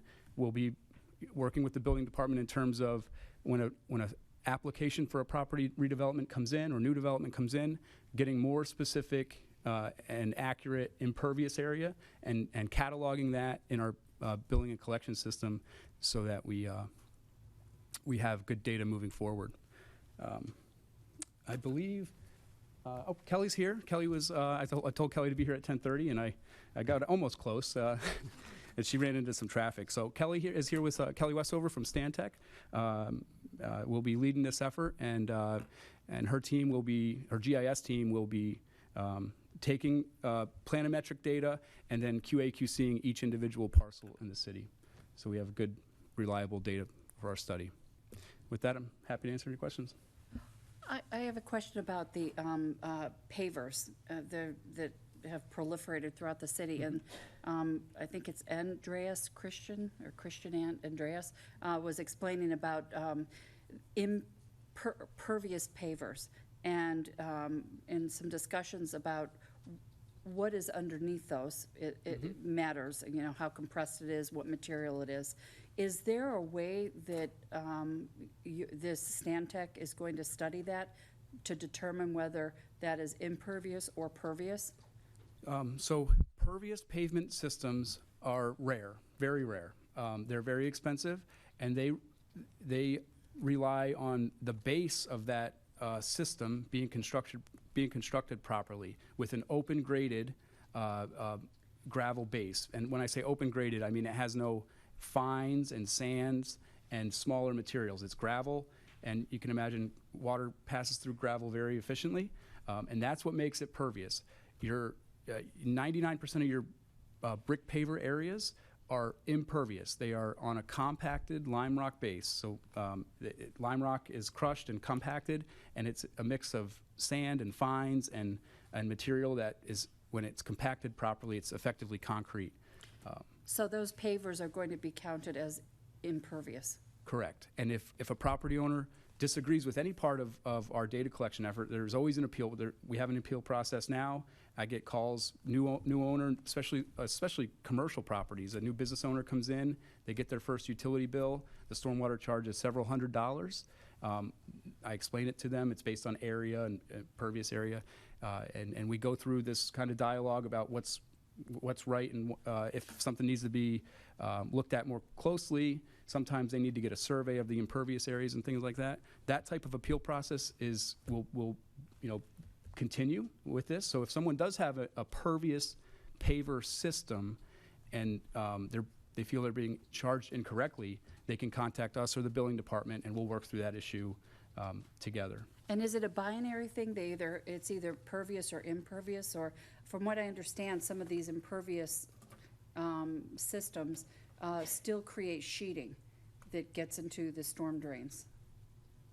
So that is possible, depending on the slopes. If you can imagine a very steep driveway that may have been constructed to be pervious, that's not going to intake water as fast as if it was flat. There's also just the volume of water that might be it might be trying to receive might be too great. So that is possible, but I wouldn't expect that to be very common. Okay, I just remember a comment by and Christian Andreas saying that in some cases those pervious pavers are better than grass or plantings, which I'm not sure if I agree with them. Yeah, that's that's a whole can of worms in terms of water quality. You know, you don't have to fertilize brick pavers, and you don't have to mow and deal with grass clippings on brick pavers. So I don't recall his comments specifically, but you could certainly make a case that in some ways pervious brick pavers are better than grass. But I wouldn't just say that just generally in blanket statement. Okay, and is Naples Square impervious pavers? The majority of the brick pavers are pervious. The spine road, 3rd Avenue South, due to the vehicle loading, is impervious. It was built on a proper road bed. Thank you. Mm-hmm. Councilmember Perry. And thank you, Mayor, and thank you, Mr. Holland. One of the things I'm trying to sort out in my mind is exactly what we're trying to accomplish by this. I understand that you're looking at getting a better, more accurate data set within your records, but is this a stormwater issue that we're trying to somehow resolve? Because one of the things that comes to mind, if they design one of these lots that has a lot of impervious material on the top, but yet it retains the prescribed amount of stormwater in their retention system, isn't that what they're trying to resolve? So I guess the question is, are we trying to add an additional requirement onto these builders and the landscape architects, or once they get to the point of the prescribed retention, that's sufficient? So this is not intended, and I don't believe it is an additional burden for developers or even homeowners and utility bill customers. Generally speaking, the proposed the rate study proposed a tiered structure where you were going to get charged more stormwater charges if you had more impervious areas. And I have the table here, which is in the packet. So for properties that have less than 3,200 square feet of impervious area, their fee wasn't going to change. Now that's going to be a rare property in the city of Naples, 3,200 square feet of total impervious area, roof area, pool deck, driveway. And then tier 2 was 3,200 to 6,400 square feet of impervious. Tier 3 was 6,400 to 9,600 square feet of impervious. And then above 9,600, you were in a measured category where we were going to take your specific square footage and divide that into an equitable structure and measure you and bill you that way. But going back to why I'm here today, we just don't have accurate data from the appraisers to really know what tier each property is going to fall into. And I tried to outline that, and Laura, I think, did a great job in these tables at the end of the data, showing the discrepancies between measured and what the appraisers provides. And I feel if we were to rely on that appraisers data and roll out this billing system, you would have, I would have, and Lisa Douglas in the Billing and Collections Office would have endless phone calls about people who aren't being billed correctly and their neighbor was correct and they're not, or what have you. The best approach in my mind is to measure the accurate data and roll out a system using that. So, okay, I understand that we're going to gather data, but I've talked to some builders just recently about this, and what they're trying to figure out is, okay, if we build this house according to code and we have all the retention that it says in it, then we're effectively being penalized because of more impervious surface. And if the purpose of the whole of our exercise is to incentivize people to have appropriate retention, detention on site, then whether we put sod or impervious material, is that even significant? So during the public involvement efforts. We did hear from homeowners who were concerned that they had just finished their home or a couple of years ago, whatever the case may be, and there was going to be no credit or the rate study didn't separate out people who had systems and people who didn't. I think I'm going on the right track with your question. But Stantec and the team felt that, and even back, if you go back to 2020 when we were updating the stormwater ordinance, and we had a credit policy for properties that had a water management system, we were directed to scratch that credit policy. It was, I remember the quote being, "What do you mean you're giving a credit for following the code?" And so I support not giving a credit for having a water management system. I kind of look at this, all the residents are in this together, and commercial and single family and multifamily. It's certainly an approach. It's a lot more management of the data and the billing system, but that hasn't been what's been presented. Back in 2021, whenever the last time this came before you all, I think November 2021 is when the tiered rate structure was first presented to City Council. I remember that discussion. But what I want to make sure that we don't end up doing is effectively, if instead of giving a credit for the people that do it right, is by effectively penalizing the people that do it wrong, it kind of comes out, it seems like it kind of comes out the same place. I don't think that this penalizes people who don't have water management systems. I think what this does is attempts to incentivize green spaces and pervious areas in a way. I don't know that it's going to be very, very effective doing that, but it is one of those kind of tools in the tool bag that hopefully we can incentivize some less impervious areas. I don't know that that's going to really happen, but it's one way to try to do it. Well, and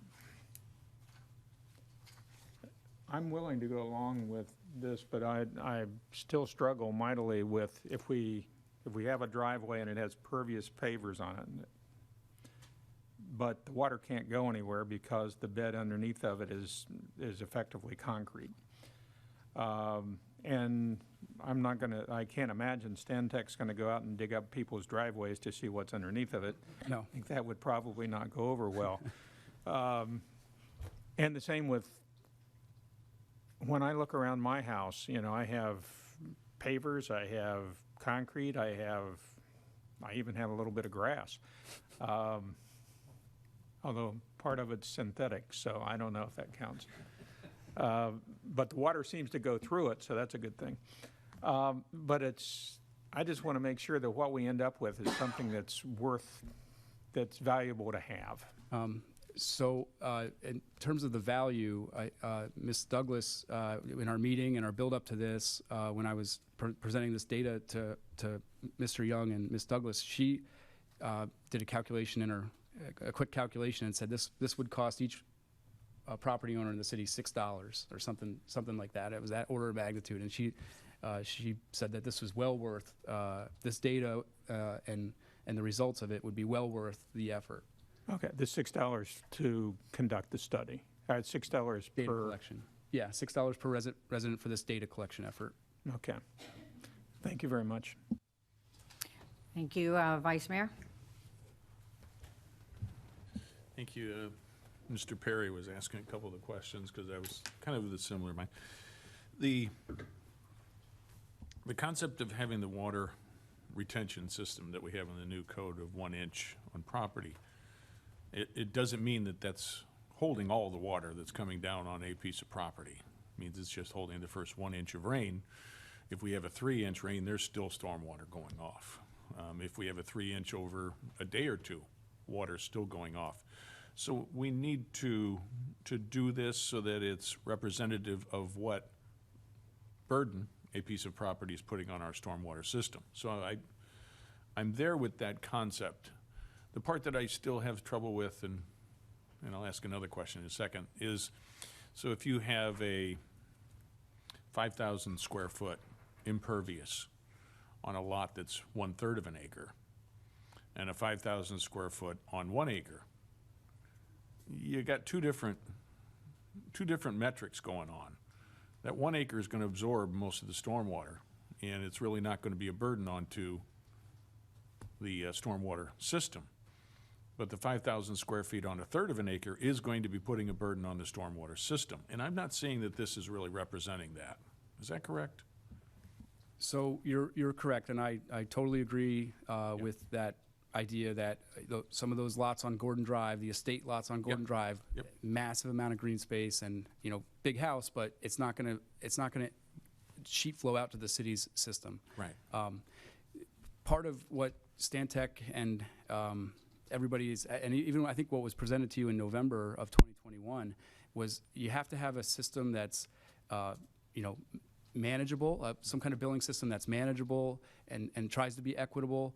And if you start to get into that kind of percentage of green space and impervious, it starts to be more cumbersome to manage.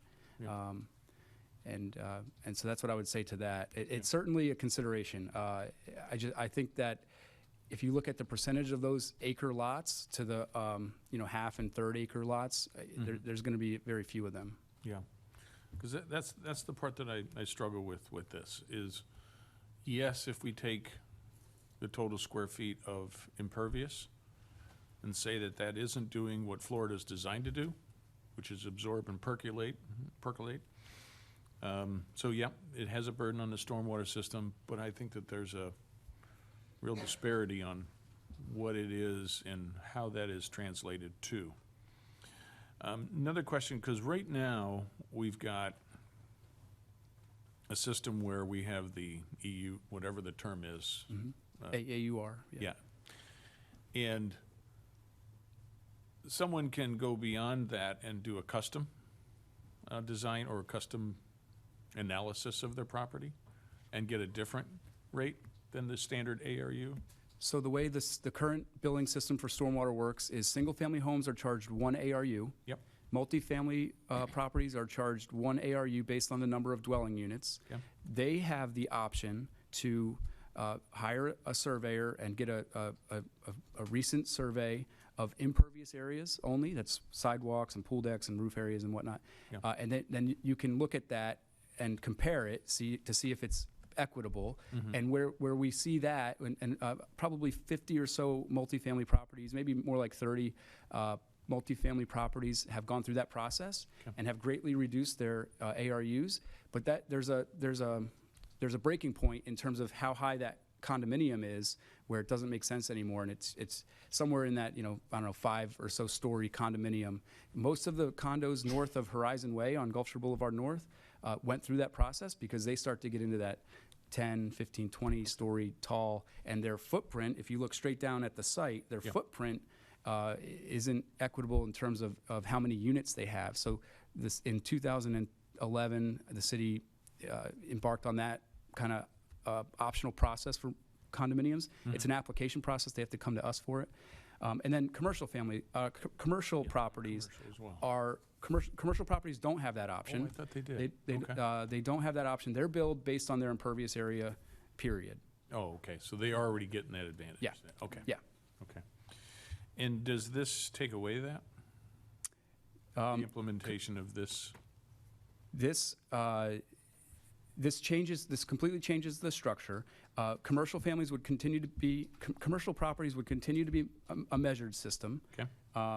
Multifamily properties would be based on ARUs with that in that tier 2 category for billing. So currently proposed at $34 a month. Okay.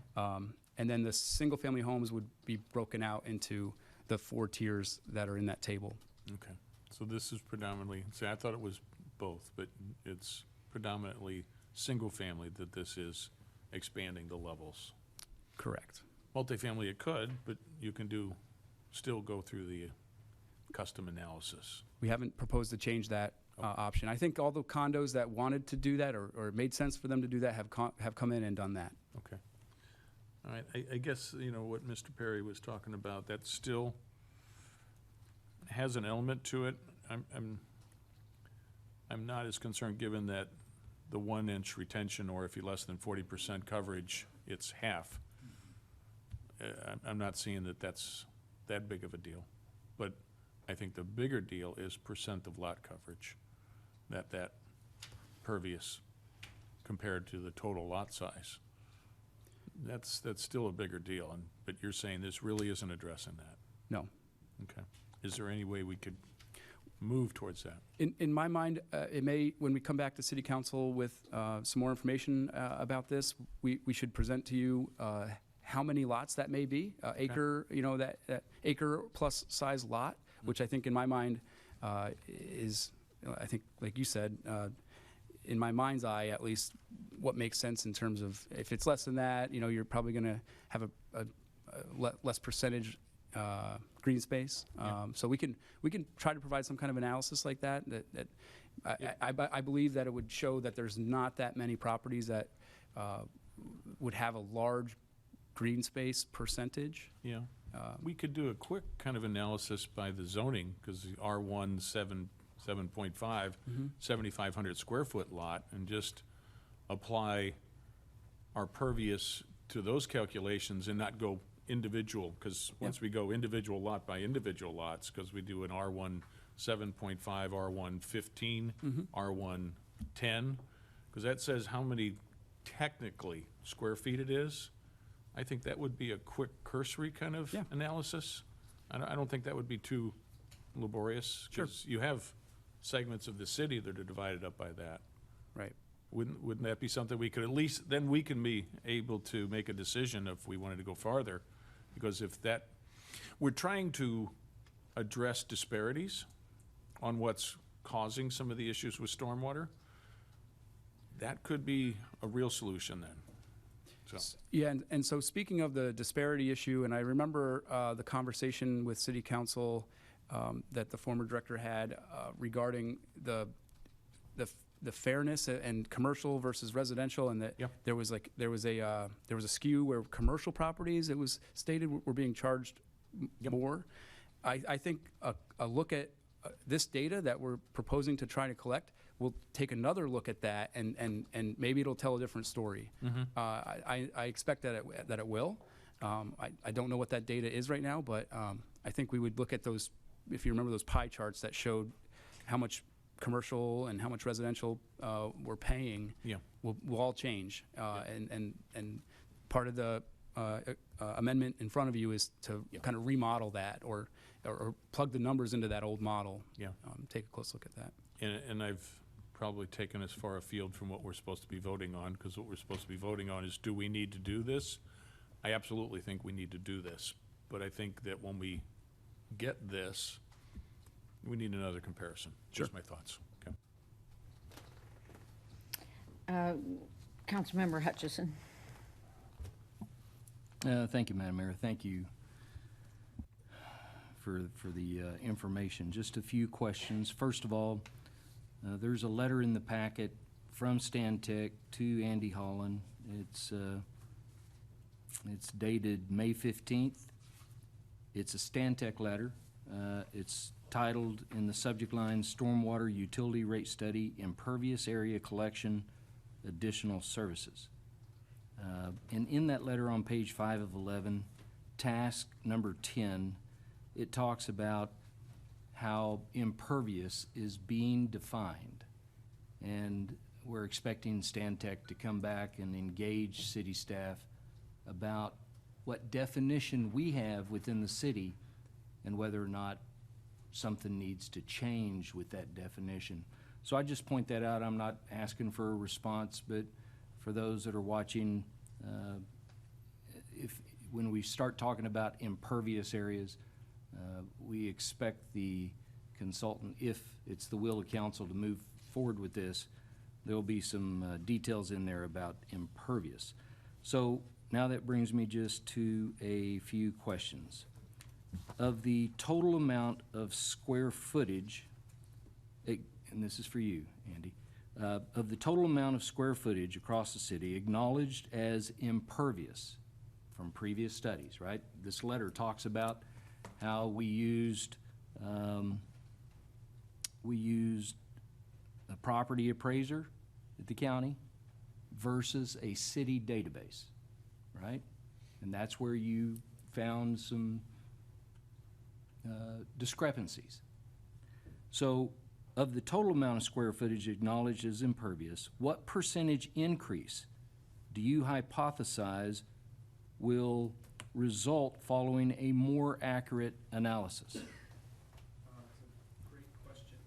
Excuse me. That's a great question. And there is a table I provided. Unfortunately, I don't see the sums on here. Some of the differences, though, I'll go through. These are again, just the 50. That's okay. I'm just Okay. overall, you know, not 25%. 25% increase. Okay, that's pretty significant. Okay.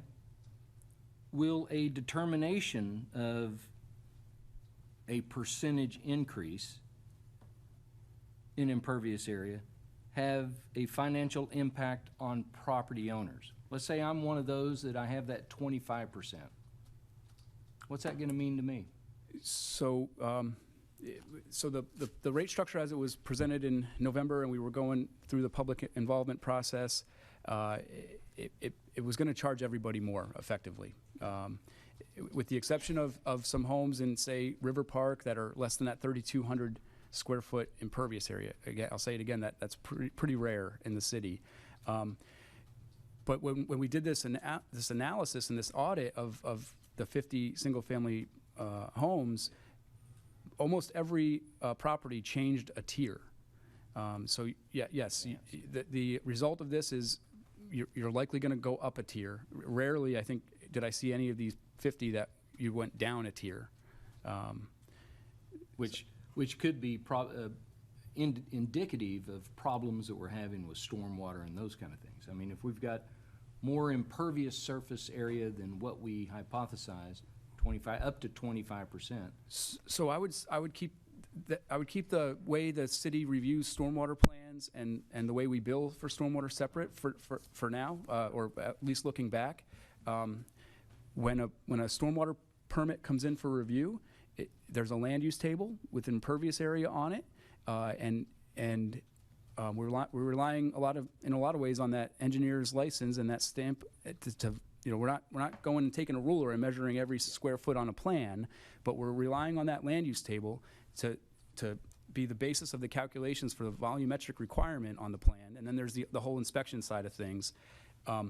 What we have not done in the past is take that land use table with the impervious area on it that an engineer has signed and sealed, and our staff has inspected at the end of construction, and gone to the building department and say, here's the impervious area for this property, but that's what we intend to do moving forward in order to make sure that we do this data collection once, and then we manage the data from now on. And I have a follow-up question to that. So let me be just as clear as I can. If I own a piece of property in the city's database somewhere, does it say impervious area and there's this many square feet? What year was your house built? No, I'm not talking about me. The records for older properties are not only very difficult to find in a lot of cases, but before the city had the stormwater requirement for single-family homes, they may not have had to include a land use table. Commercial and multifamily properties are more likely, older ones, 60s and things like that, are more likely to have required water management systems, and a lot of times we can find that data through the building department records. Okay, let me ask that question again. Mm-hmm. If anyone owns property in the city, is it our goal to have on the in the database attached to that property, we're going to have a metric that says this is how much impervious area is attached to this property? Yes. That is the goal. Okay, that's the goal. Okay, good. And once the impervious area data is updated, and I'm saying, once Stantec, if it's a will of council, performs this service, are we going to update our records? I mean, it's one thing to receive a report. It's another thing to do the heavy lifting and update your files. Is that what we intend to do? Absolutely, that's the intent. I think the billing and collection folks are here, Mr. Young and Ms. Douglas. We'll provide them with a spreadsheet, a master spreadsheet, and how that gets implemented, I'll have to ask Mr. As Young. they come up, do we have the people to do this? I'll ask Mr. Young. Well, that was, excuse me, Gary Young, Finance Director, and that was the reason I stayed in the room, is because that's actually what I challenged both Lisa and Andy with. It says if we pay for this, first of all, we want to pay for it because if we're defending numbers that we're sending out billings for that don't match the records, we're starting out on a bad footing. The second part, though, is it doesn't mean anything a week later if we don't have a procedure in place to make sure that it's retrievable and updated when anything occurs. So, yes, that is the fundamental two paths that this will have to go on, and that'll be a coordination between the building department, permits, and Andy and our staff to make sure that this is maintained prospectively to bill correctly. Thank you for that. I needed to hear that. That's kind of how my mind works, and I appreciate that somebody's looked at that. Okay, I have two more questions, and I think I'm done. So once we have this impervious area data, are there mechanisms in place which will capture going forward activity through permitting processes and otherwise in an effort to ensure the impervious area calculations remain accurate? Yes, our stormwater plans review engineer who looks at the stormwater permit applications and reviews the calculations for consistency with the code. They'll have a hand in it, a smaller hand in my view, but the engineering aide in our department who prepared the data that was in the packet, she'll be taking that on a weekly or monthly basis and working with our billing department on updating those records. Okay.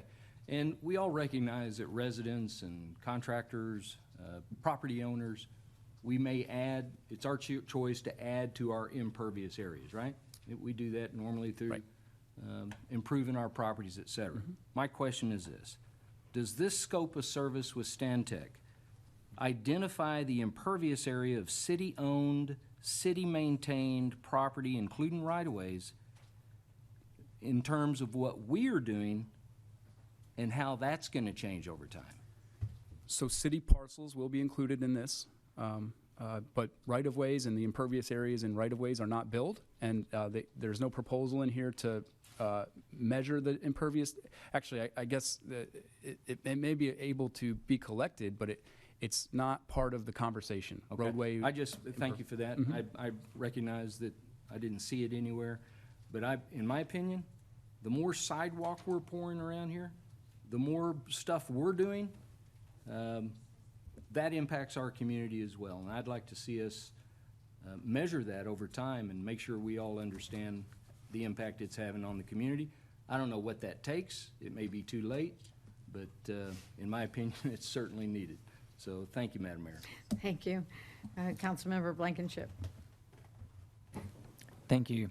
So I wanted to follow up on the direction Mr. McCabe was going. So I envision we're going to have this big spreadsheet with all this data. So it seems like while we're reviewing individual lots, we could also have a column and capture the lot size. And then you just set up a formula so you automatically know what the lot coverage percentage is.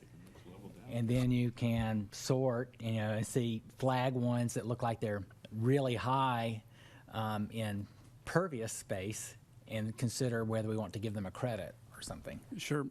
We do have a lot of really large spreadsheets already. Yeah.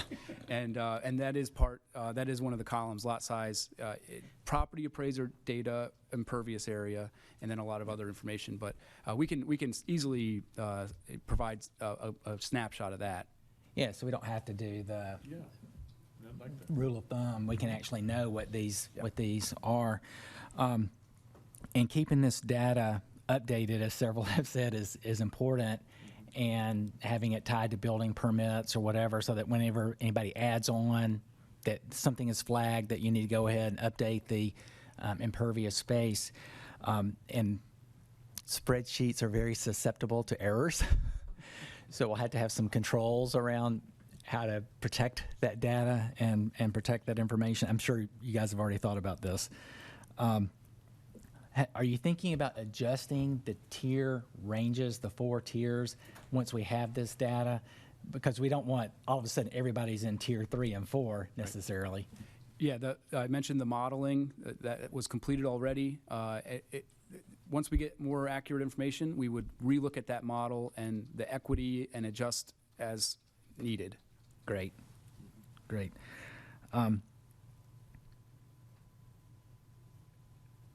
Then one other thing, so we've asked our planning department to provide data, information, analysis on lot coverage, statistics and information, and whether we want to change the codes around some of those zoning districts and so forth. So I would suggest discussing this project with them to see if there's additional data they need or format they need, so we can maybe kill 2 birds with 1 stone on this, so that we're getting data that they can use as well. Yeah, and I'll just mention that this is looking at, obviously, like we're talking about all impervious areas. The lot coverage in the code is building coverage, but we'll definitely coordinate. We actually have been discussing, Ms. Martin and I, so. Great. Yep. All right, thank you. Any other questions? No, I move approval. Second. I have a motion for approval by Councilmember Blankenship and a second by Vice Mayor. All in favor, signed by aye. Aye. Opposed? Thank you, Mr. Holland. Okay, this takes, 11B takes us to 12A. Thank you, Madam Mayor. 12A is a second reading of an ordinance. The title reads, "An ordinance amending Chapter 56 entitled Supplemental Standards in Article 3 entitled Standards Applicable to All Districts to create a new section 56-55 for the purpose of requiring landlords to give tenants 60 days written notice of a rental increase in excess of 5%. Providing for repealer, severability, codification, and an effective date." So this ordinance on first reading was before you on May the 18th. During that time, the county was in the process of reviewing a very similar issue. Ultimately, the county had an absent member, and the vote was split 2-2, at which point the ordinance was not passed because of the failure to have a majority vote. The ordinance before you today, again, you've seen it on first reading. The electronic version has some highlighted yellow language, and I just wanted to go over that because that is what has changed since your first reading. Specifically, we added a whereas clause recognizing that there are programs out there for rental assistance for those who may be in need, and that the process could take a minimum of 30 days to complete. In the body of the ordinance itself, I tried to be a little more specific concerning the dates and the times, and making a differentiation between whether there was a written lease or a unwritten lease, also referred to as a tenancy at will. What I've learned the hard way is that it is not a one-size-fits-all. There are nuances in the Florida statutes specific to written leases. There are specific provisions related to unwritten leases. And to take written leases one step further, many terms are negotiable among the parties. So this section in your in the body and in B, which is highlighted in yellow, my recommendation would be that we remove the specific 60 days. And let me just specify why.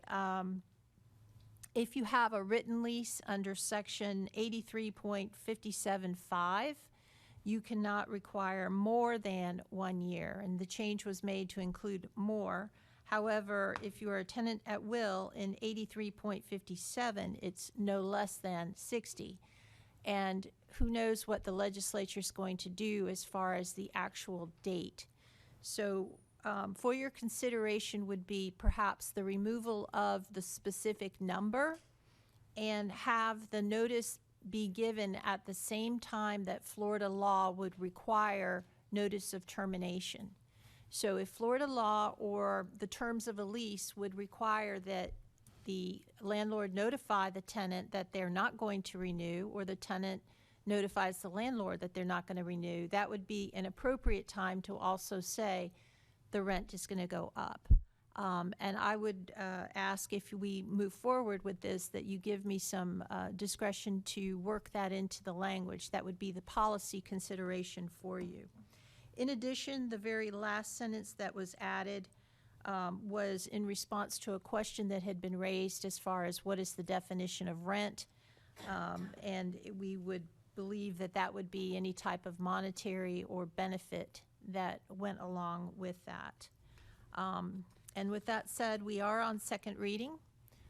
You have choices to make. There's basically 4 things that you could do today. You could approve it as written.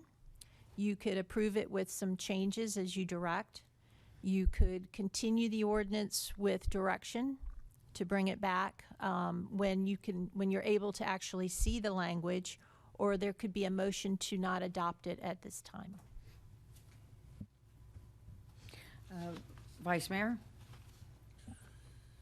So the choice of continuing with it as written, meaning as written with these changes, or as written at first reading? I think to continue it would be with some direction to perhaps clarify the number of days. And my recommendation would be that we eliminate the 60 days and make it consistent with any time period of a specific duration in a written lease or as required by Florida law. Okay. And that's somewhat broad, but I think it captures a lot more of some of the questions that have been raised. Yeah, and I look at it that we move this forward in first reading. We've based this upon an ordinance that has been in place for some time. It has not been challenged, and it is standing as of today. I look at that we need to give some relief to the tenants out there, albeit this is only a small little piece. There's a much bigger issue that's out there. I think that we should continue and pass this on second reading as is, with accepting the changes that you've recommended in yellow. And we should do it now and over the summer months. If there's issues that arise or need to be addressed, we can take a look at those as we come back in session in August. But I support moving forward with this as it is. Thank you. Councilmember Perry? Well, I understand the Vice Mayor's position on it, and I'm anxious to get this thing moving forward as well, but I struggle mightily with what we have in our packet, because among other things, I don't understand it, what it's actually saying. I think I understand what the intent is, but I think it's quite confusing, and if at the very least we need to have something that's clearly understandable as to what we're trying to get done. If we're not going to give the 60-day notice, then we're not really gaining anything. But the other thing is, and I think Ms. Stuprich and I were talking about this earlier, that the tenancy at will is not going to be a 1-year tenancy at will, because tenancy at will generally means like a month to month. It's if there's no lease, then and there's just an agreement to be there. That's usually a month to month, which is, I think, what we're driving at. So if we say it's a tenancy at will for a year, then that's a contradiction of terms, and essentially there is no such animal. So we would, at least that seems to be in my reading, I don't think that is there. One of the things I wanted to ask I think we all received an email from John Michael Fernandez, who I couldn't understand what he was saying either. So I guess maybe it's just me that I can't understand anything. But in the email that he sent out, he made an argument that somehow the whole thing's preempted by state statute, and I'd like Ms. Stuprich to address that. So I'm not, I just saw his email today, so I haven't had a lot of time to look into it. I would have questions for him because Chapter 509 deals with public lodging establishments, and he even cites the definition in 509.242.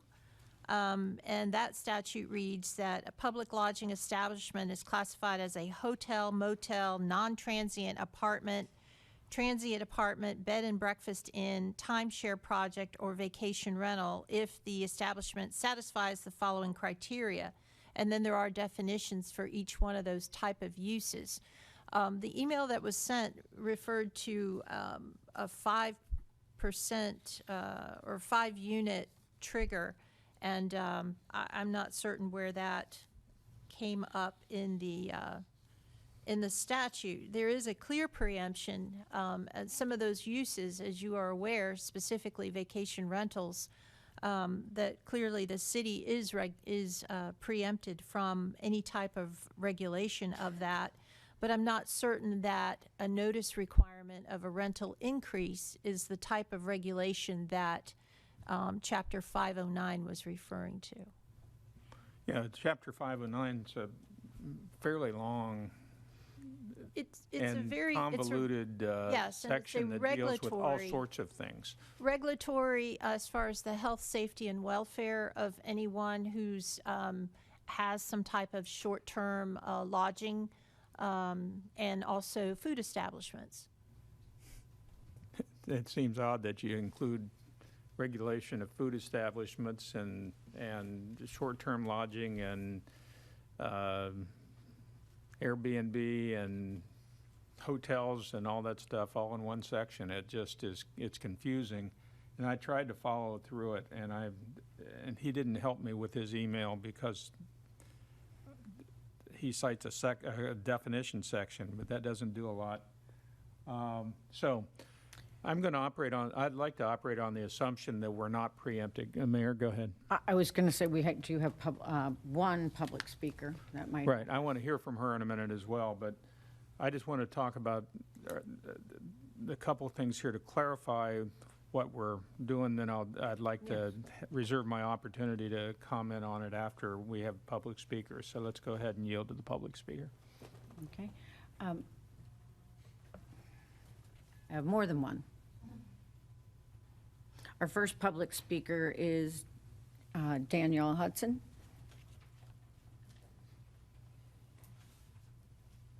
Good morning. Good morning, Council. My name is Danielle Hudson. I'm the Vice President of Public Policy from the Naples Area Board of Realtors. The Naples Area Board of Realtors understands the critical need to expand our current rental housing inventory. We believe the primary issues causing the affordable housing crisis prior to and after the emergence of COVID-19 are the availability of affordable housing and barriers to constructing new units. We often hear in our industry, particularly in discussions pertaining to new development, increased density, or infrastructure, that we do not want to become another Miami or Tampa. Yet, here we are discussing ways to follow in their regulatory footsteps without understanding the ramifications of their ordinance on inventory and the market. Regarded as an act of kindness or a simple way to give tenants more time, we think it's important to underscore what more time meant in the Miami ordinance. The county attorney in Miami stated that the Miami-Dade ordinance could only be enforced in court as a legal defense to eviction, and would give renters more time to find new housing if their landlords did not provide sufficient notice. On the flip side, it was also acknowledged that there was concern that this ordinance would most impact mom and pop landlords, a statement echoed by our own county attorney during our county discussions. Council, it's a myth that investors will continue to build new and affordable rental units in areas with onerous requirements, and that the social responsibility of providing affordable housing is borne by private property owners. Council, we understand that the ordinances before you for consideration are more conservative than Miami's, and that is a credit to your city attorney, who is doing her best to keep you as close to statute as possible. However, we do not think ordinances of this kind are best for our community. What is onerous to a landlord is largely subjective, but it's our belief we should be incentivizing, not disincentivizing investment. If a landlord decides that a regulation is not worth the increased risk of litigation, they may rightfully exercise their rights over their property by terminating residence, liquidating the asset, or modifying duration to be of a shorter-term vacation rental unit. Any of these options are available to landlords, and if exercised, may further exacerbate the rental crisis. Council, this ordinance will not solve the affordable housing crisis. I think we can all acknowledge that. We implore you to shift conversation away from regulations that will be placed on the individuals that have taken the risk to invest their private capital in providing and maintaining rentable units, and instead champion the excellent work that you've been doing through your CRA and actively remove disincentives to investment and cultivate county support to solutions that will spur new housing supply. Thank you. Thank you. Our next public speaker is Jackie Kay. Good morning, Jackie Kay, 4595 22nd Street Northeast. My name is Jackie Kay, School Board Candidate, District 5. I spend an exorbitant amount of time in the community speaking to people, connecting to people, hearing their stories. So I'd like to share a story that I just heard about 2 or 3 weeks ago. So one lady in the community, she has a rent that is, her lease is up in November. She was given a 1-week notice of eviction to get out of her home. She does have a child with special needs, and this child's special situation is causing some difficulties, which is understood, but she was told you have 1 week to vacate the premises. She didn't even understand what her rights are. She didn't even understand that this landlord could not just evict her, but I gave her the information for 311 as a reprieve. So my point that I'm saying to you all, unless you're in the community speaking to people, listening to their stories, hearing their eviction notices, you have no idea what's going on. To look at a piece of paper and say this is the reality is not only false, but it is irresponsible.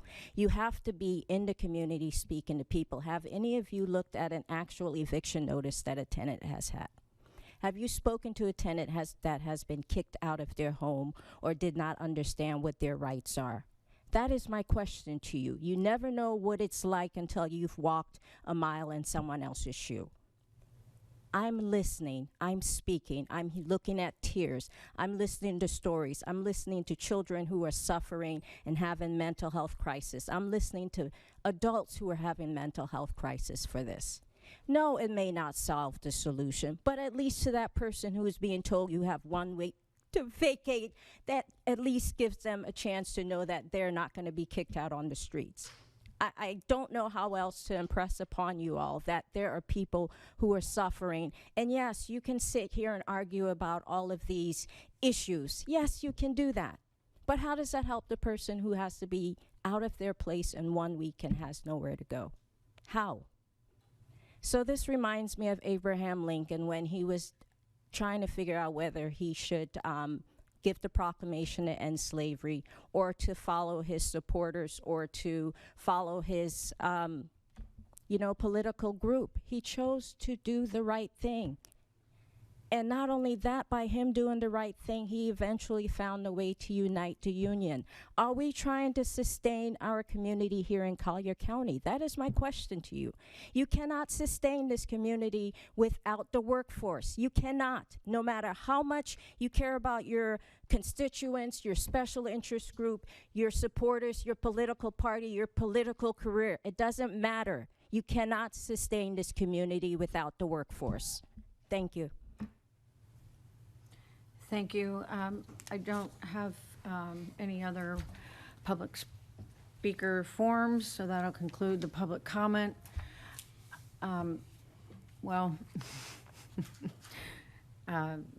Council member Chrisman.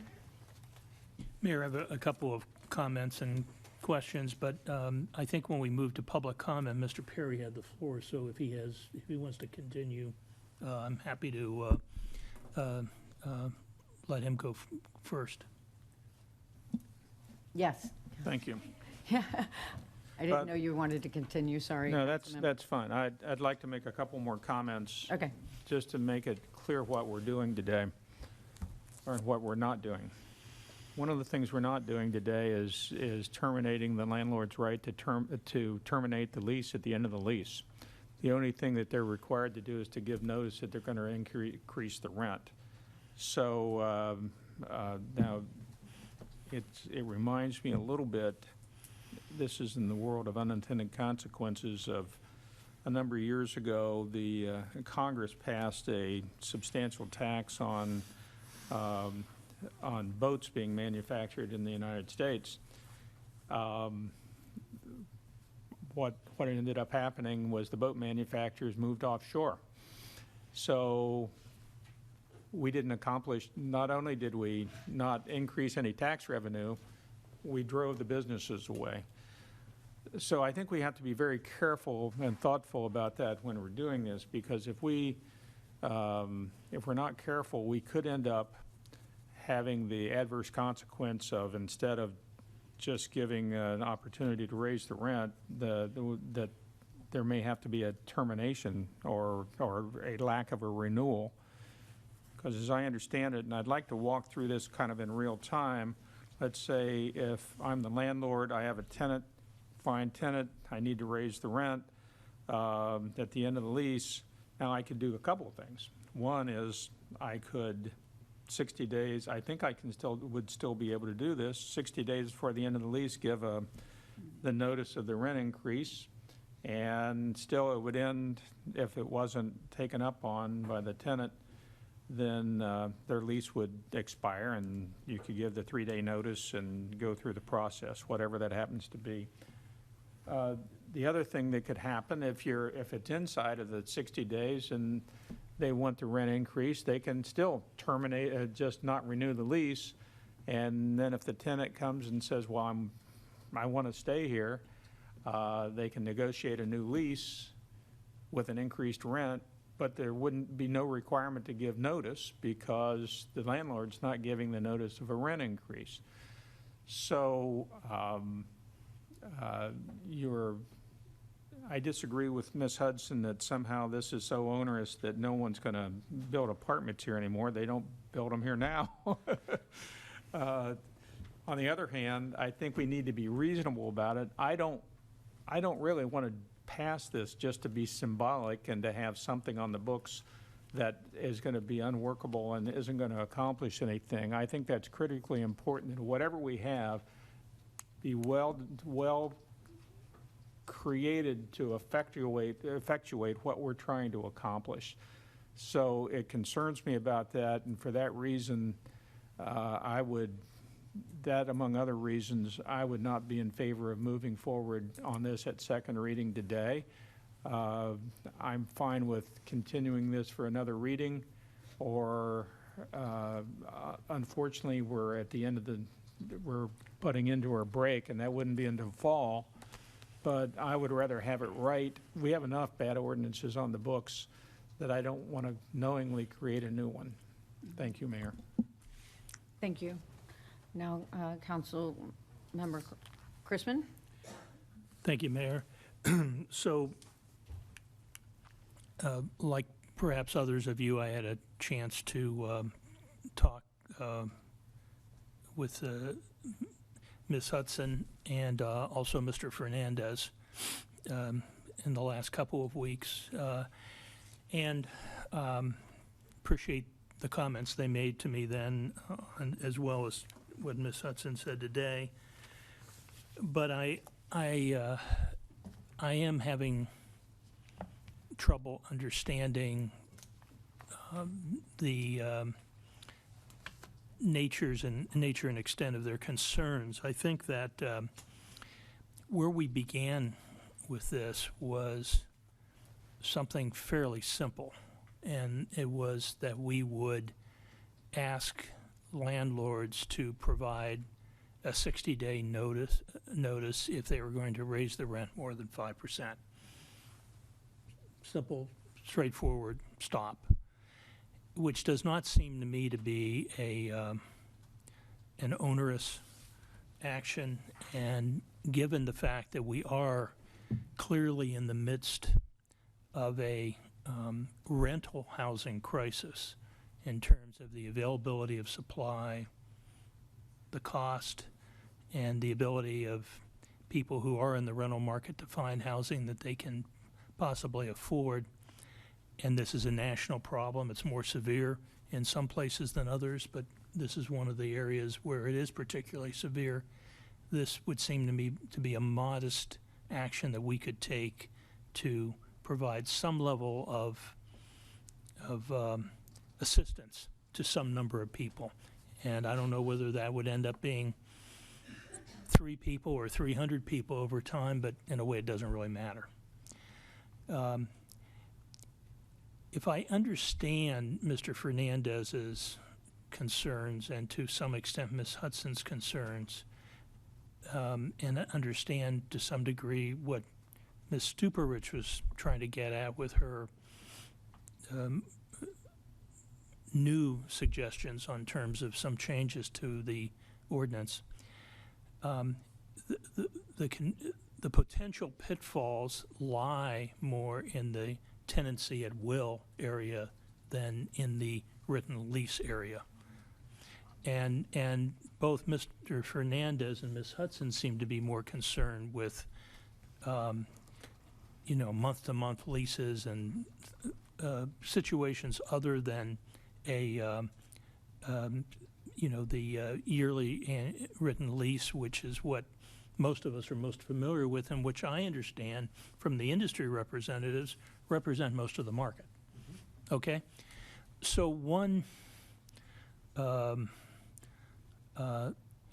another thought as to what we might do today would be to move forward on this in second reading and with an action that retains the 60-day notification for written leases, but removes, for now at least, the tenancy at will language, and ask our city attorney to do some more work over the summer break as to whether and how that might be included in the ordinance in a way that would be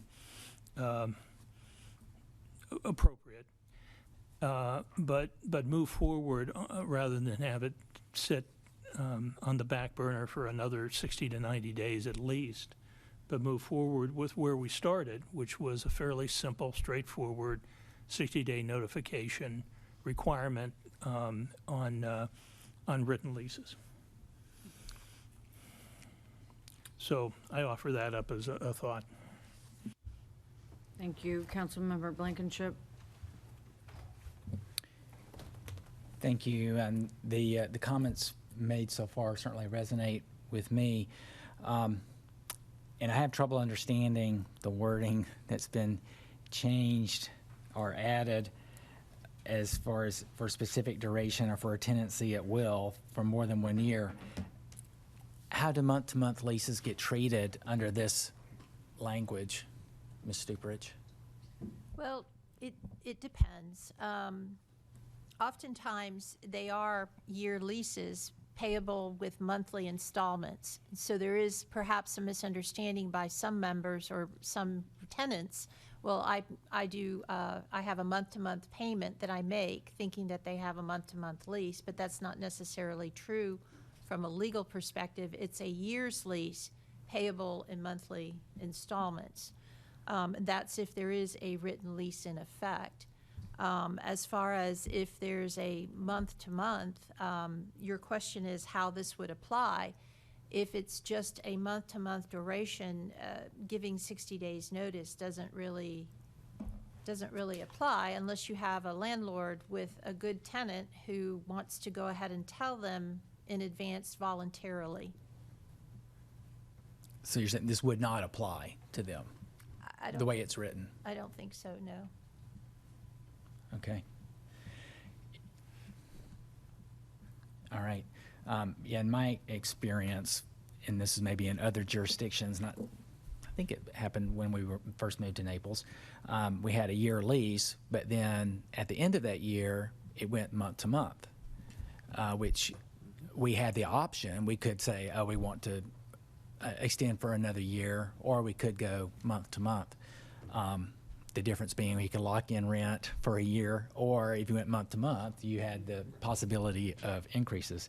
So I don't know, that may be more prevalent in Naples. I don't know. And you and I had a discussion about month-to-month leases that I thought I understood. The state law is if a landlord wants to terminate a month-to-month lease, they have to give 15 days notice? I believe that's correct. However, I do want to qualify that is the month-to-month, this is a termination of tenancy without a specific term. When the tenancy is from month to month by giving not less than 15 days notice prior to the end of any monthly period. So there's not really going to be a, I don't believe there'll be a, well, the written lease or not, without a specific term. So it's just going to go month to month and continue. So one way to approach this would be it's 60 days notice for people with a lease, a written lease, or if it's month to month or at will, then it's 15 days consistent with the termination notice? Yes, and that's So, kind of so in where, 15 days ahead, you can tell them, I'm going to terminate your lease, or I need to increase your rent right. more than and, 5%. And that, you know, having had some discussions over the past week, that was the direction I was thinking about, because you also have week-to-week tenancies, and then you have, I think, quarterly tenancies as well as annual tenancies. And so whatever state law dictates as far as what notice is required, that would be the notice that would be required for any type of rental increase. So if the landlord can terminate you within 15 days, then 15 days you would have to give notice of a rental increase. If it's quarterly, and I can't remember right offhand, it's either 30 days or 45 days. Let me pull it up real quick.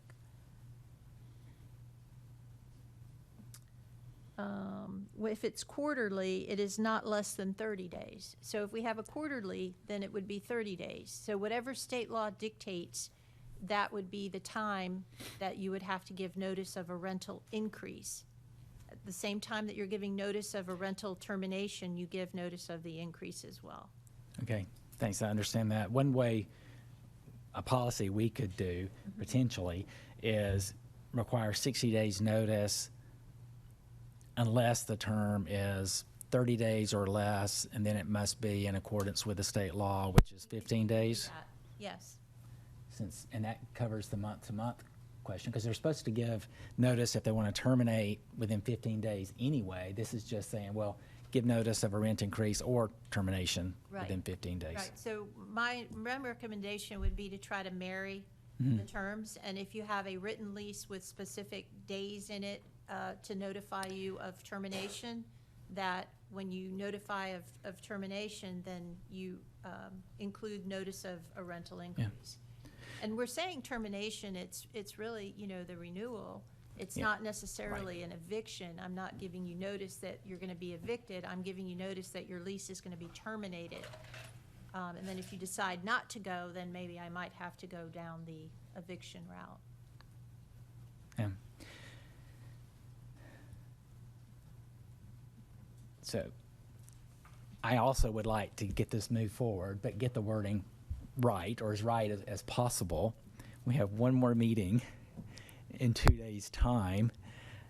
If we could agree on an approach, would it be possible to continue this until Wednesday and let you have some time to tweak the wording? Well, if there's agreement on the approach. Right, I said that's a big if we agree it's a big on the qualifier, approach. and I would reach out to the affected industries as well to get their input.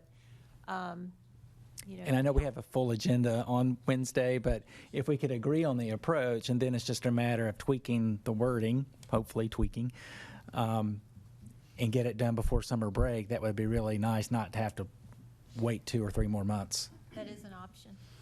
So that's one option for us to consider is 60 days notice unless it's a month-to-month or less lease, and then it's the 15 days in accordance with state statute.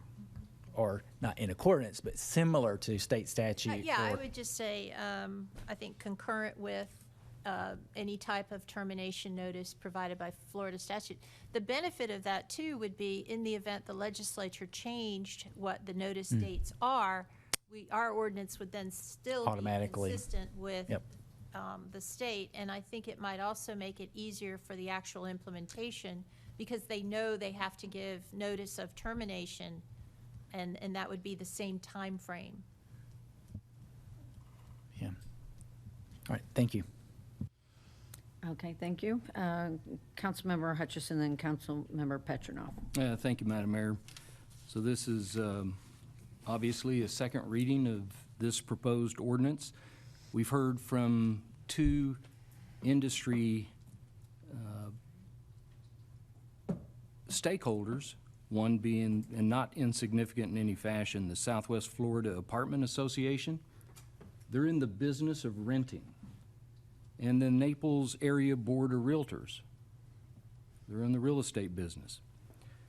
We've also heard from our city attorney, who just made us aware, or she was just made aware of the warning, if you would, by the Southwest Florida Apartment Association of a possible state of Florida preemption under state statute, chapter 509, section 509.0327A. In my opinion, we should afford our legal counsel time to thoroughly advise us. I think that it's probably wise to eliminate the guesswork. When asked a question just a few minutes ago, she said, well, I think so. And I'd like to convert that into a statement that says, this is what the law provides. I believe we're heading into a territory of unintended consequences. We've been discussing some of those just in the last few minutes. We should all acknowledge that we are, if we pass this ordinance today on second reading, we're essentially creating a patchwork of regulation within our county. Many of our community don't even understand where our city borders are. Right? So do you really want to complicate things further? Or does time work for us a little bit in allowing us to be consistent with what the county's going to do? There's 3 or more on this dais. And I'll tell you, I'm going to add to the wording, I have trouble understanding where we're at. 3 or more have used that same language already. This is a strong indicator that we should hit pause and allow for a written legal opinion which would help alleviate the trouble some have with understanding this ordinance. Basically, we don't clearly understand the pros and cons of the action we're about to take. And Madam Mayor, because of that, I'm still not ready to support this ordinance, and especially not a second reading. Thank you. I agree with much of what you just stated because I was confused or not clear. I thought what we were trying to achieve, as Council Member Chrisman stated, and then protecting the people that we knew in our community that had this as an issue is what, but it's much larger than what I thought we were intending to do. Councilmember Petrinoff. This is a really interesting discussion as a landlord as well in a couple states. And I didn't realize how complicated it gets when, especially the nature of how people rent in the city of Naples. In the enforcement side of it, can you explain how the up to $500 fine would work on a landlord giving inadequate notice? And who would determine that? So it would be, this is a code, an ordinance in your code of ordinances, and so in the event there was some type of enforcement action that would go to the Code Enforcement Board, and their authority is a fine not to exceed $500. So a person that was not given adequate notice would go to code enforcement and say, I wasn't, here's a letter, here's my lease, or it was a verbal lease, and they would determine, especially the verbal lease, they would have to figure out, did they give 15 days or did they not give 15 days? Yeah, that would be a Code Enforcement Board hearing Okay. with witnesses and. A witness, because I'm just thinking of the burden of what kind of proof would, it's complicated. It is. Managing this. Thank you. Okay, we'll go back to Vice Mayor and then Councilmember Chrisman. Obviously, there's consternation that's going on, and I think that we're losing sight.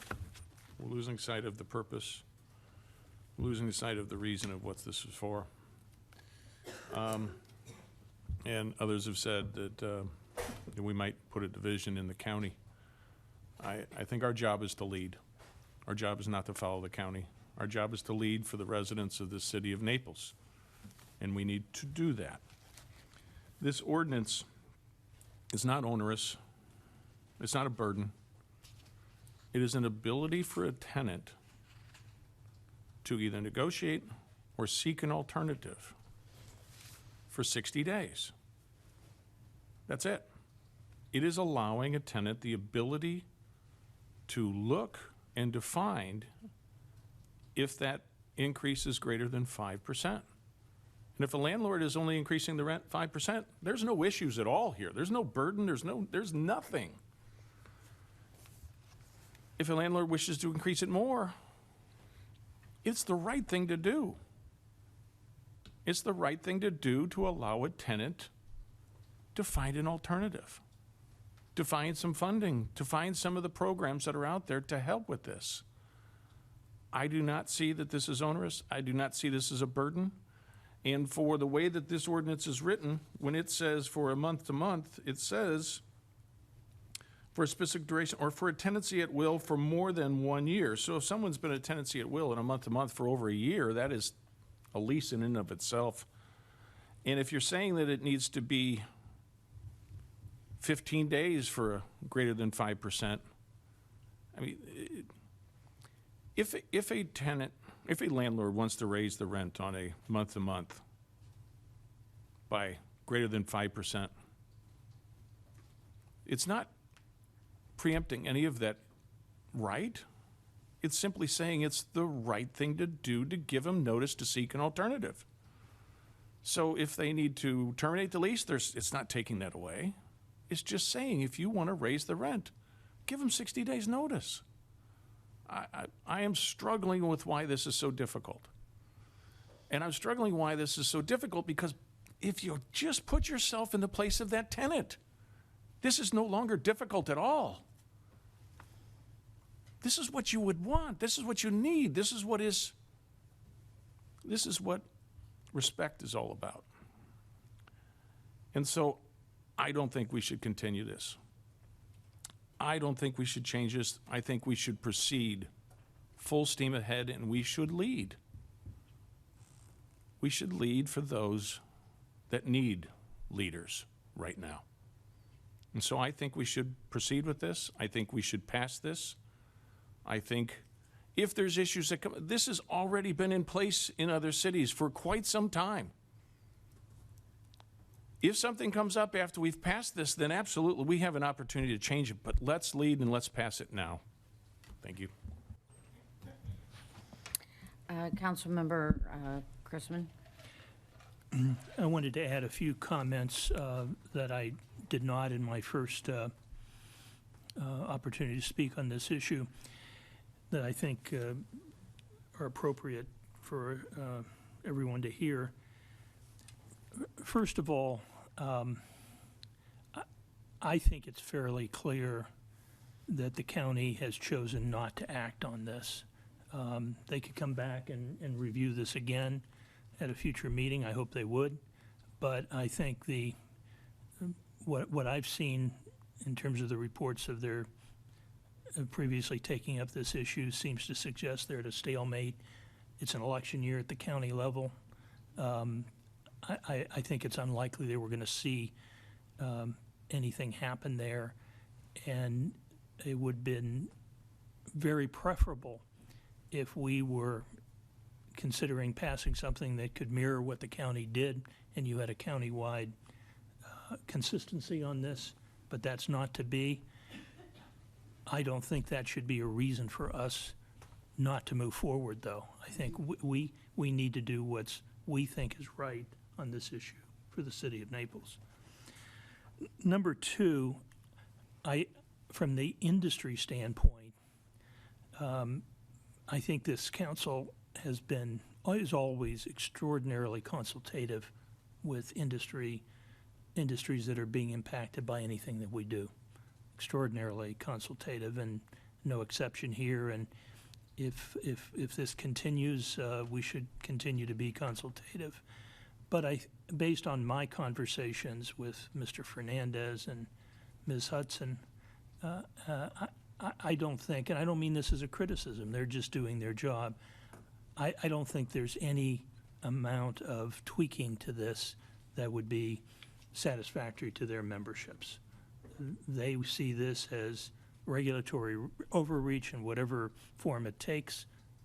I understand that, but we're not going to, it's unlikely, in my view, that we're going to find a compromise in wording that would be satisfactory to at least those of us who would like to see us move forward on this and those in the industry. And the third point I want to make, which hasn't been made yet, is that it's been said several times, both in communications we've gotten in writing and today, that we want, this is again covering the industry, we want to see the city, we applaud the city wanting to work on this issue. We want to see the city to do more to help create affordable housing and multifamily housing. And I agree. I think we all agree, and we are. I mean, through the CRA and council more broadly, we're looking at ways in which we can create incentives for workforce housing to occur. We're looking at zoning and other land use code changes that might occur. We had a workshop with the county just a week ago where we talked to the county commissioners about working together on this issue. So there's no shortage of initiative on our part, and so it's not like this is the one thing we're looking at and the one thing we're doing. It is part of a broader effort, and would be another way in which we could demonstrate our commitment to trying to create more to help people who are trying to find sustainable workforce housing in the city. So I am not optimistic that if we continue this to Wednesday or to August, that anything will change. I think we kind of have in front of us what we could do that's reasonable, and I don't think it's going to material a change through Ms. Stuparich doing more research and studying state statute in greater depth. I think the questions that are already in some people's minds will remain, and the support that's in some people's minds will remain. I'd prefer to see us just vote on this today.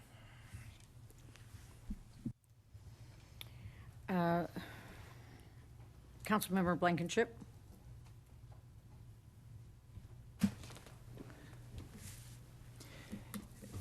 Thanks. I think it is important to remember who we're trying to help here. Just like earlier today, we approved significant raises for members of the city staff who need it the most. This is geared towards helping working people who need help. If they get their rent increased significantly, they need time to find another place. And most of them, unfortunately, may be working 2 or 3 jobs trying to meet ends meet, and they don't have time to go immediately search for another home. So that 60 days gives people time, more time, to try to find something if they need it, or find some other way to afford the new rent, get assistance from one of the federal programs or the county programs. It just gives them more time and more options. There are a couple of reasons why I wanted to clarify the month-to-month treatment under here, because as I understand the way it is currently worded, month-to-month leases are excluded, so they get no notice. I would like to try to find a way so that they do get notice. Even if it's only 15 days, that's better than 0. So if we could figure out a way to give people 15 days notice, I think that's better than nothing. I did not have any conversations with NABOR. I didn't get that benefit, but I did talk to Mr. Fernandez, and he appreciated the 15 days when mentioned that because he understood they had the 15-day obligation to give notice if they want to terminate a month-to-month lease. He felt like as long as we aligned with that, or whatever the state requirement is, that would help landlords comply with the law, as long as there weren't 2 different dates or 2 different requirements, that he felt that was something they could live with. I wish he was here or participating so he could say it himself, and hopefully I'm not misquoting him, but that was my impression of his reaction to that proposal. So I am in favor of moving forward. I would just like to give the city attorney a couple of days to try to tweak the wording so that month-to-month leases can get some sort of notice versus no notice. The way I understand it's worded today, they would have no notice requirement for a rent increase. Thanks. And I would just amend my comments to say I'm supportive. If that is the only change that we're really talking about, I would be supportive of waiting 2 days to look at updated language with that, if that would be helpful to reaching consensus on this. And then just to confirm, I mean, if it's a verbal, then there's no protection mechanism that this is going to enable anyway. That's a different issue. Right, okay. Councilmember, were you complete, Councilmember Blankenship? Okay, Councilmember Perry. Well, you just raised the point, and I want clarification on that. So if we're talking about just if it's not a written agreement, then under this scheme that we're talking about, there would be no protection at all if it's on isn't that what an at-will tenancy is generally? Well, the statute talks about a tenancy without a specific duration as defined in 8346. And that is talking about rental agreements. So it does imply that, in my mind, that 8357 would be for unwritten leases. Well, you could have an agreement in writing that doesn't have a specific term. And that is correct. Again, as I preface my comments, there are a lot of deviations, and the ordinance as drafted, we tried to be very general, but specific facts lead to a different result. So it's not a one-size-fits-all situation. So I'm sure that if we continue discussion on it, there'll be more issues that come up because someone may be in a unique situation with a particular provision in their lease. For instance, it is possible for a landlord and a tenant to negotiate an escalation in the rent. You know, let's say it's a year's lease, and 3 months into it, your rent will go up $100, and then 3 months later, another $100. So that's another deviation that we're not going to be able to address, you know, in our ordinance. Our ordinance is trying to be the one fit for everyone, but it's not working. But that wouldn't be an instance of a rent increase at the end of a rental term. Right.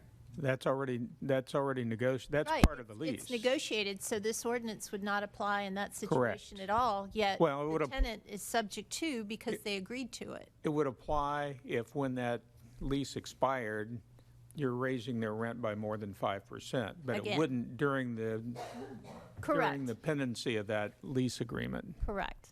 Right. I think we're getting this thing way too complicated. It seems like I could support it if we have simply that if it's a written agreement, and I don't think it has to say if it's more than 59 days or whatever. I think if it's a written agreement, and at the end of the written agreement, if the rent's going to increase more than 5%, then they have to give the 60 days notice before that rent increase is effective.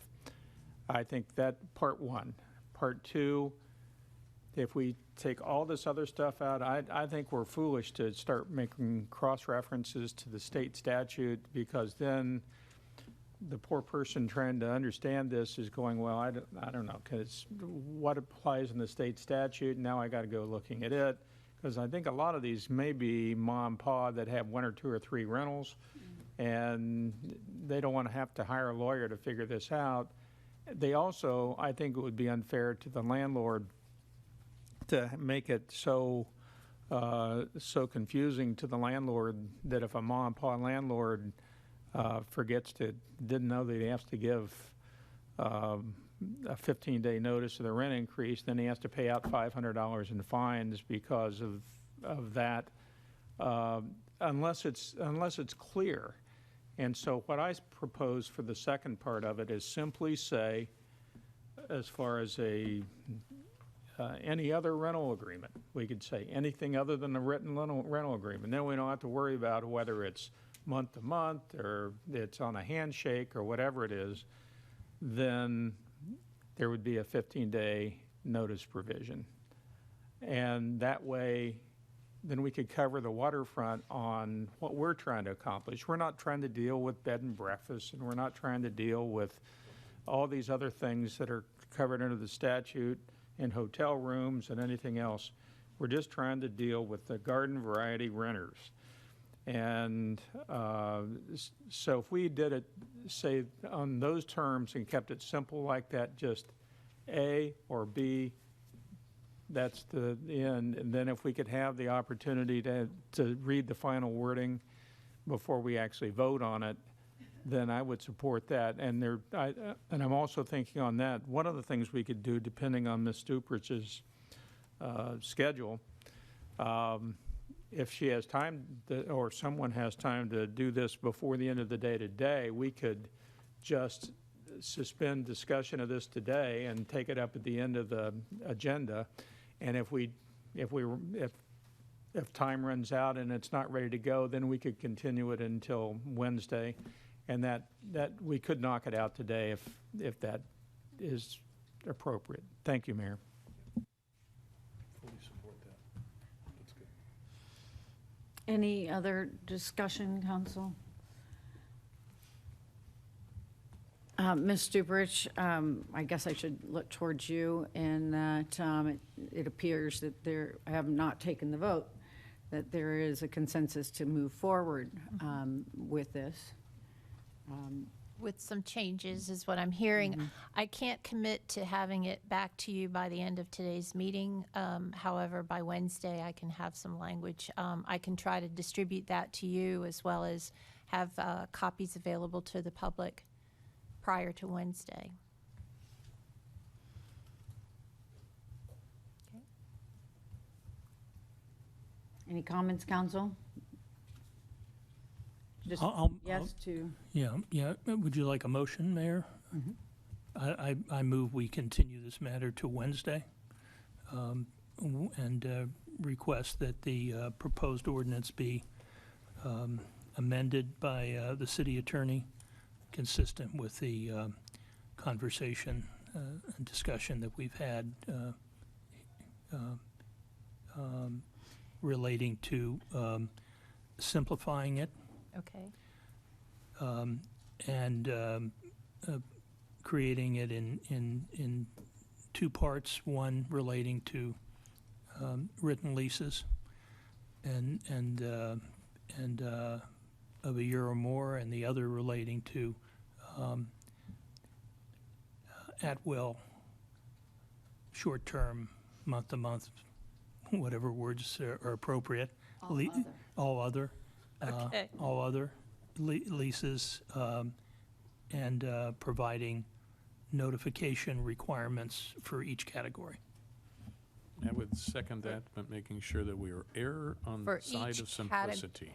I apologize, but for each category, you lost me there. Well, Do you want to just say, Part 1 and Part 2, yeah. okay, but for part 2, would it be nothing less or nothing greater than 15 days, I think? Yes. I like the way Mr. Perry was- summarized it. Was it written agreements, 60 days, everything else, 15? Is that, Written agreement of 60 days or more. Is that what you're saying, Mr. Perry? For the first. Now I have to remember what I said 5 minutes ago.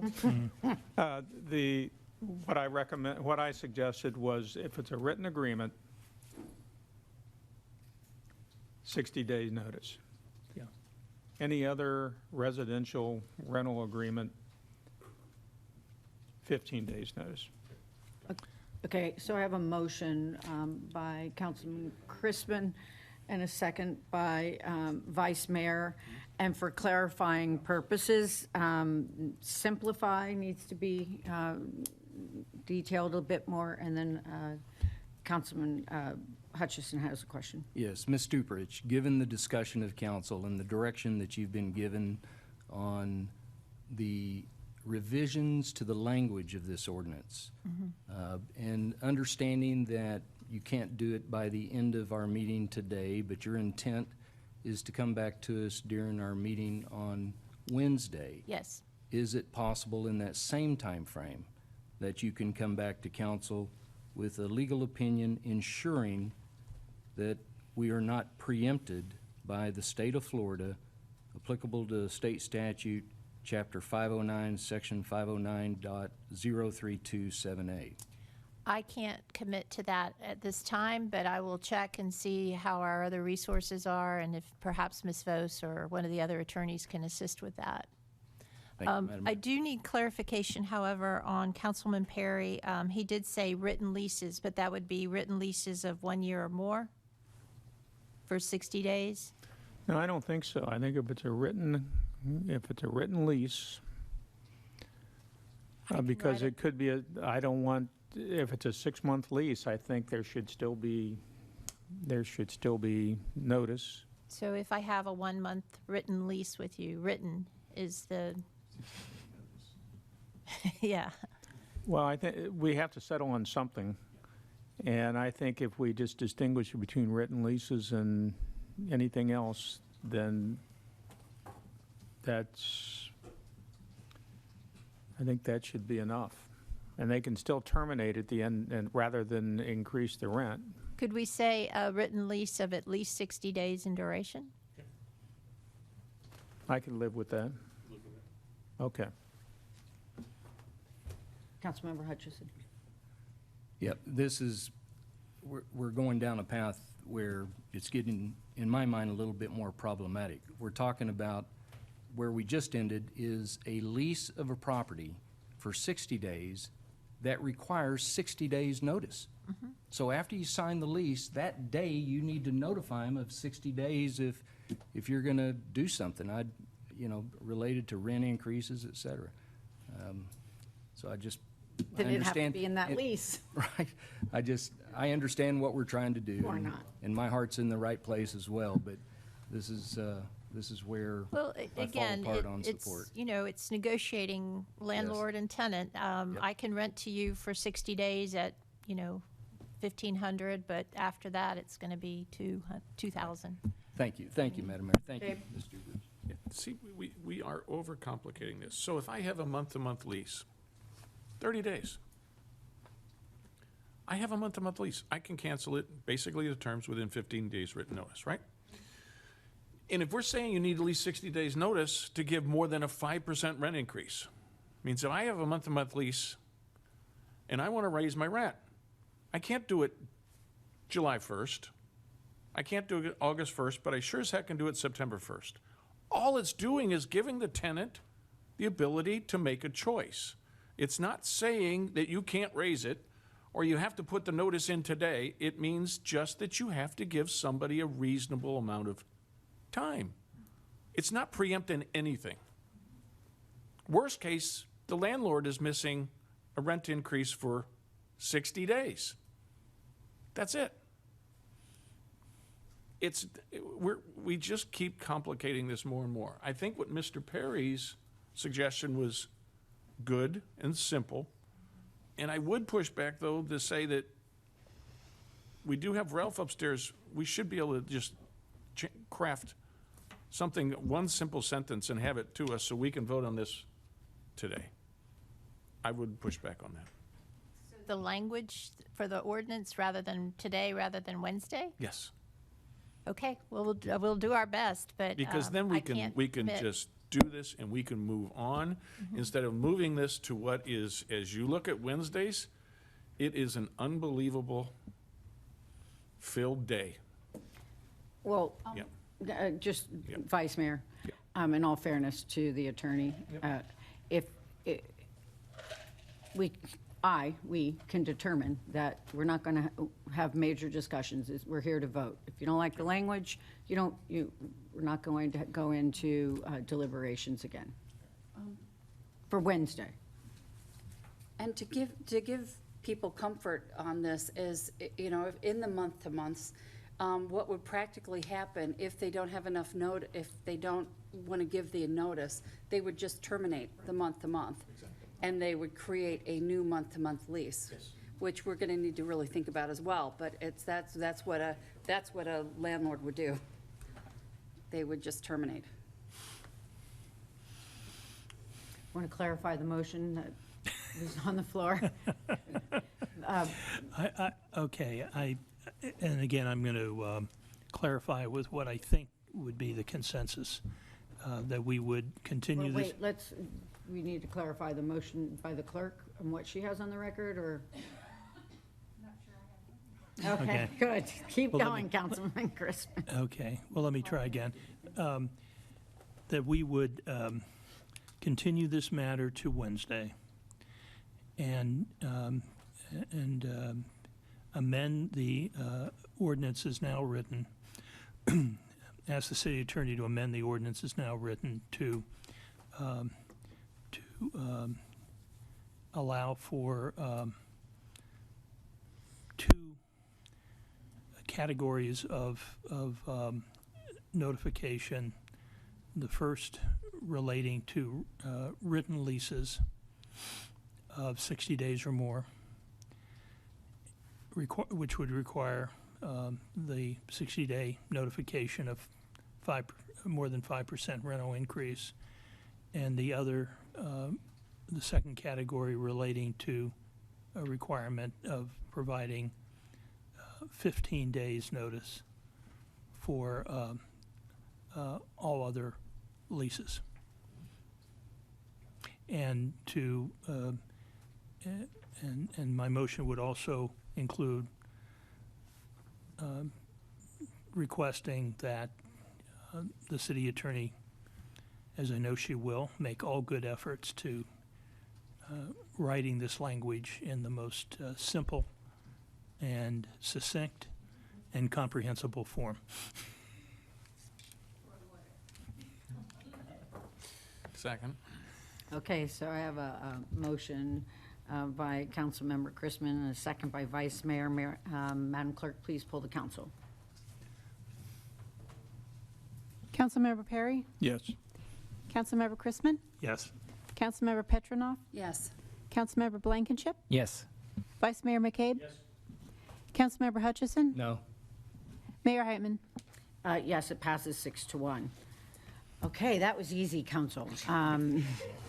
Thank you very much. And it's approximately 12:25, and if we could take a lunch break for about a half an hour. Mr. Boudechouart, did you have anything to add to that?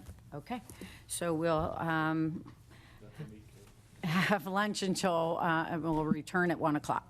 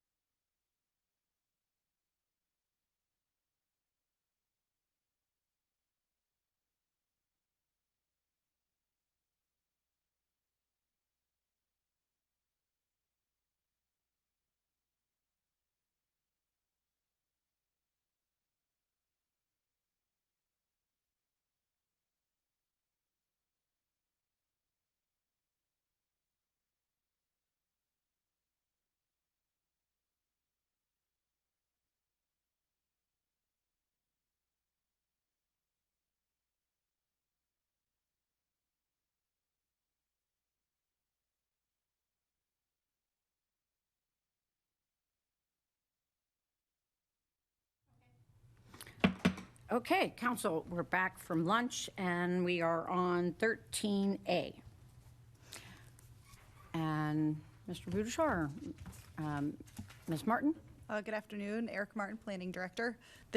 We have 3 discussion items up for council now. The first is a discussion related to plan development regulations. City Council had expressed their desire to discuss the regulations related to the creation of plan developments. So I have before you some background information on plan developments and some of the amendments that we've made to that zoning district. So that's part of Chapter 58. It's Division 27 of the code, which is the plan development regulations section. And in 2008, City Council amended the rezoning regulations to increase the minimum land area required to rezone a property to 5 acres. So this was directly related to plan developments because prior to that amendment, you could create much smaller plan developments. So we amended that, so now you have to have 5 acres of land in order to rezone to create a plan development, which, as you know, is kind of its own zoning district. Plan development really allows you to establish specific development standards for that parcel that can be unlike any other zoning districts in the city. So you can have specific setbacks, specific uses, specific lot coverage, any of those development standards. In 2013, City Council amended the code through the adoption of Ordinance 13-13265, and this was to remove the density restriction for transient lodging facilities in a number of districts, and one of those was PDs. So there is no maximum density for transient lodging in plan developments. And then the most recent change that affected plan developments was City Council's determination in 2021 with respect to the height determination. Previously, through approvals of plan developments, prior city councils, plural, had determined that residential-only buildings in a plan development were not subject to the charter restriction on 3 stories and 42 feet in height. But this council did make the determination in 2021 that all buildings in a plan development, regardless of whether they are residential only or mixed use or commercial, all buildings in a plan development are subject to that 3 stories and 42 feet in height. So that's a little bit of the background in some of the ordinances and some of the regulations that have changed. So the discussion today, City Council had expressed their desire to consider revising the language to require the applicant to demonstrate that the proposed PD is in the best interest of the public and how the existing zoning is not sufficient to accomplish that goal. Currently, there's not much of a burden on the applicant to provide that information in the proposal to create a plan development. Currently, the zoning, the plan development purpose or the intent in Chapter 58 says that the PD district is intended to accommodate integrated and well-designed developments in accordance with approved development plans. The district is intended to offer flexibility of design and to encourage imaginative, functional, high-quality land planning development which is compatible with adjacent and nearby lands and activities. So City Council expressed that they'd like that to tighten that up a bit more, to show that why you cannot comply with the underlying zoning, why the creation of the plan development is more of a necessity to accomplish a specific goal. So today staff is asking, we're just introducing this for discussion and asking for direction to move forward. If you'd like to amend the code, some direction on specifically how you'd like to do that. We did provide some suggestions. I did work with the city attorney. We looked at the Division 27, the section of the code related to plan developments, and offered some language just up for discussion. This is by no means what we're proposing to take before the PAB and back to council. It was just to kind of kick off the discussion and give you some ideas of where you could go. And that's it. Vice Mayor? I can jump in because I kind of think I'm the one that I think you did. drove this. When you look at it, what a PD is, and you touched on it. I mean, a PD is a way to allow for greater flexibility or creativity to accomplish something. That's the positive side of it. The issue is, though, that it literally is a wiping of the slate clean and creating your own zoning.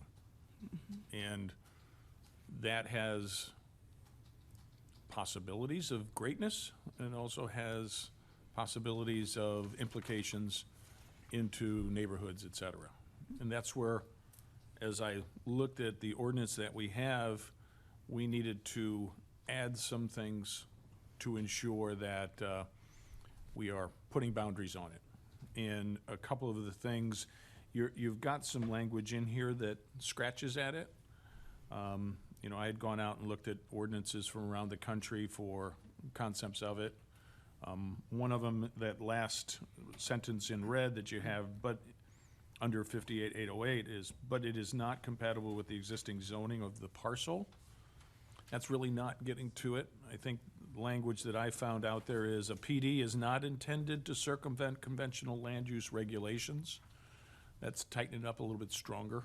That kind of concept of what is it that a PD should be, but what is it that it shouldn't in its intent.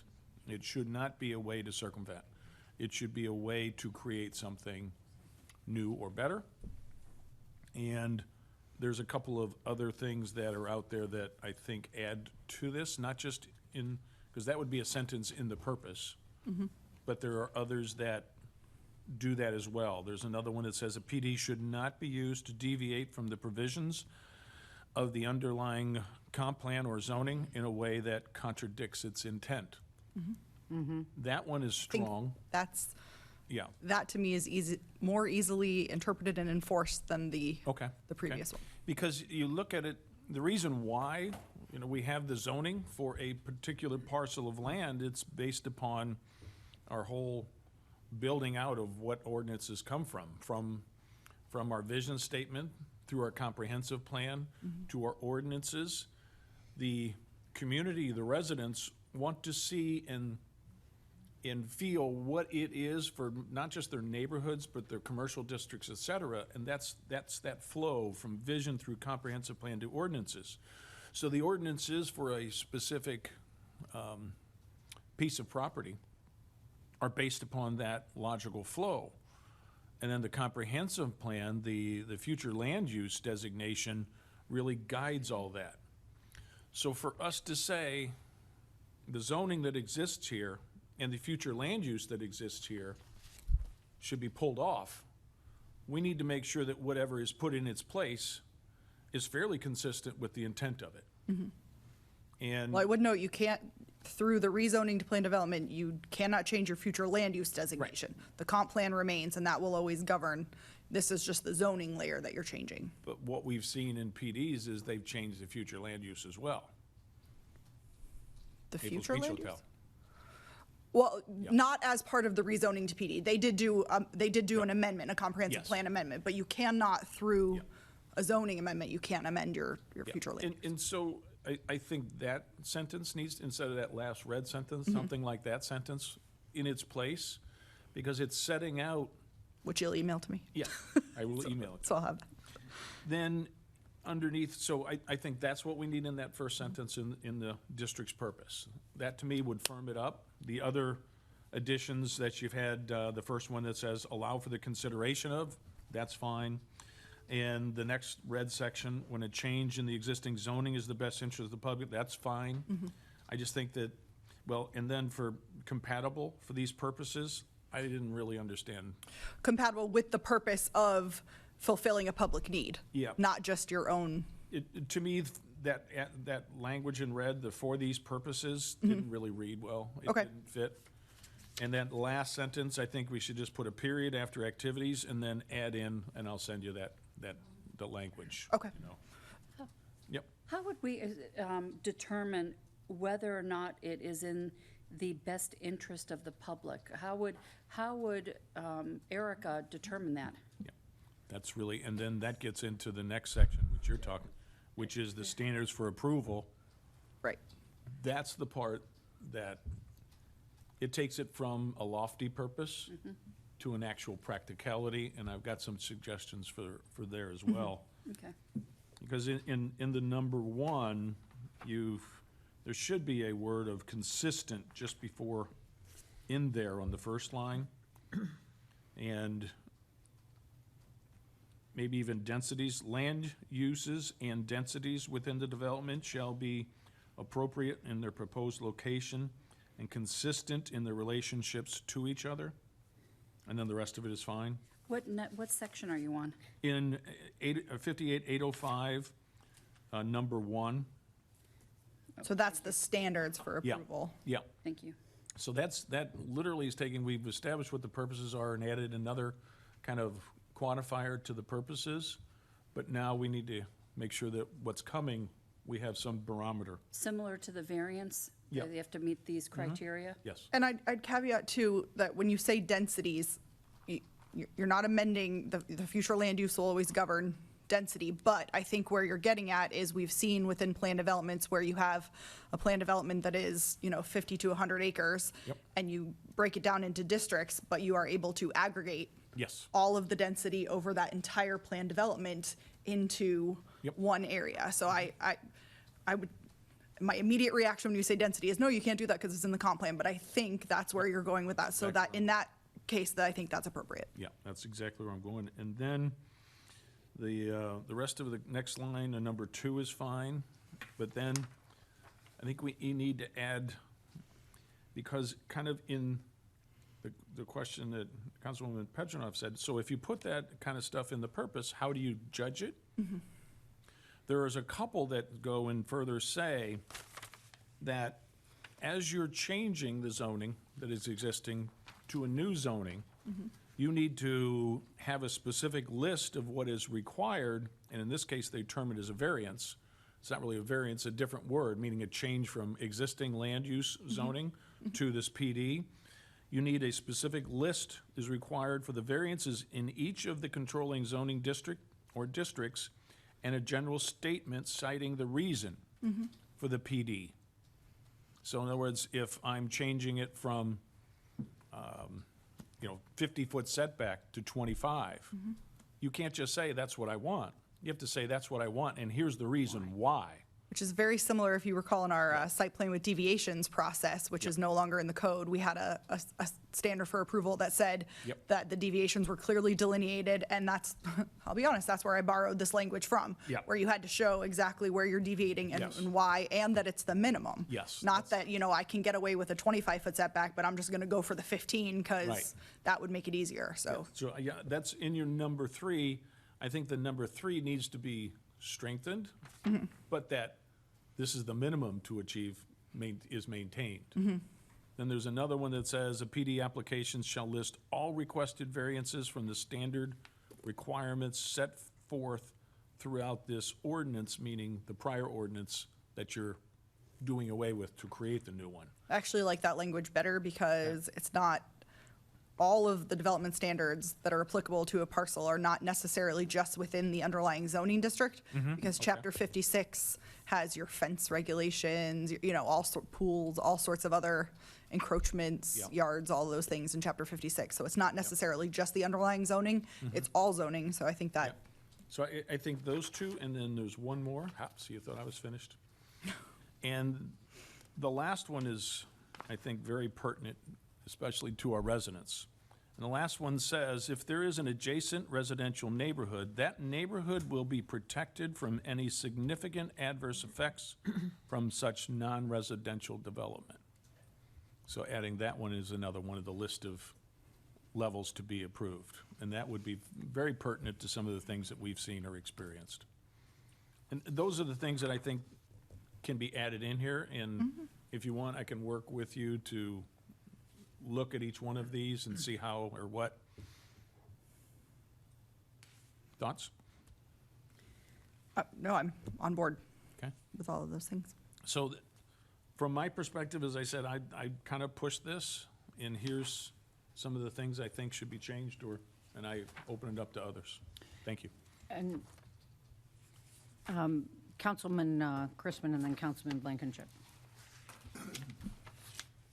Well, first, process question.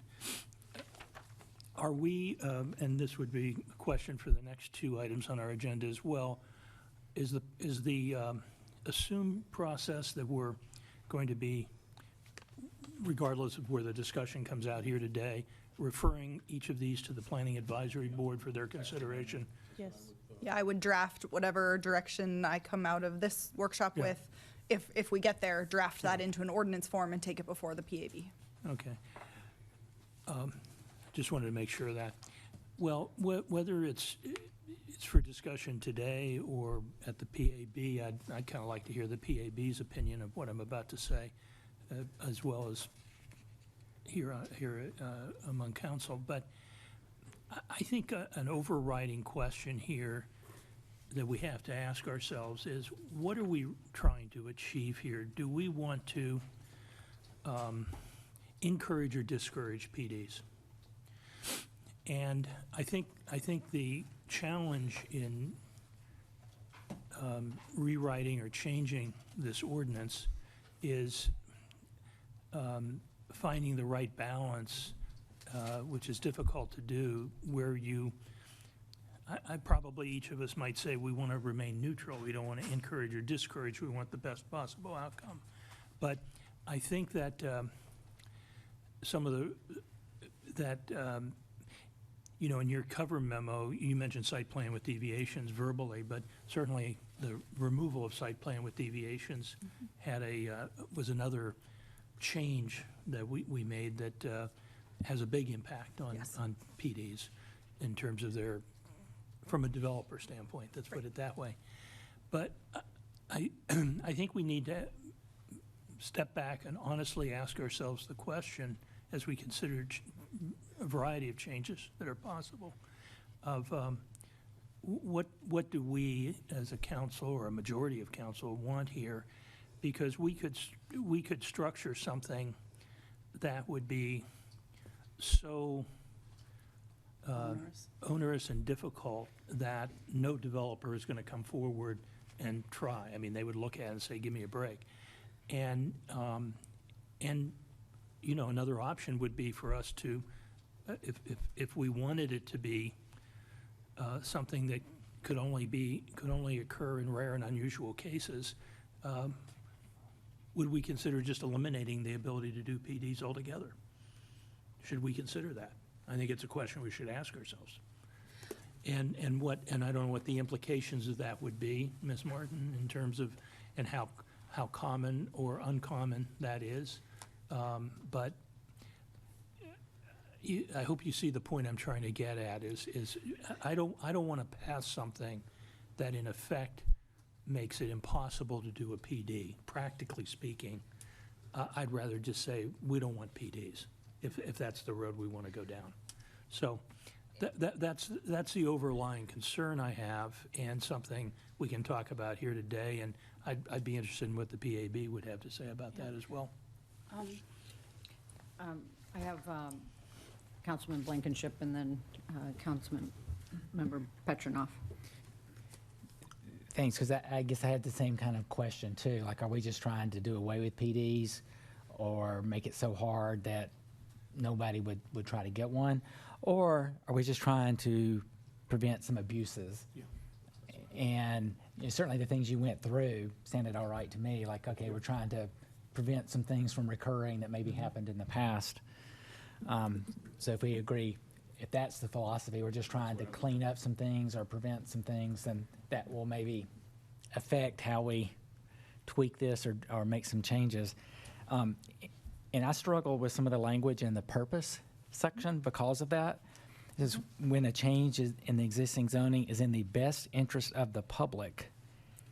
That to me is so subjective. I mean, what I think is in the best interest of the public is different from everybody up here probably, you know? And how will we ever decide what's the best interest? Is it a park, a office building, a mall, or, it's a different answer for everybody. So I certainly understand making sure it's in the interest of the public.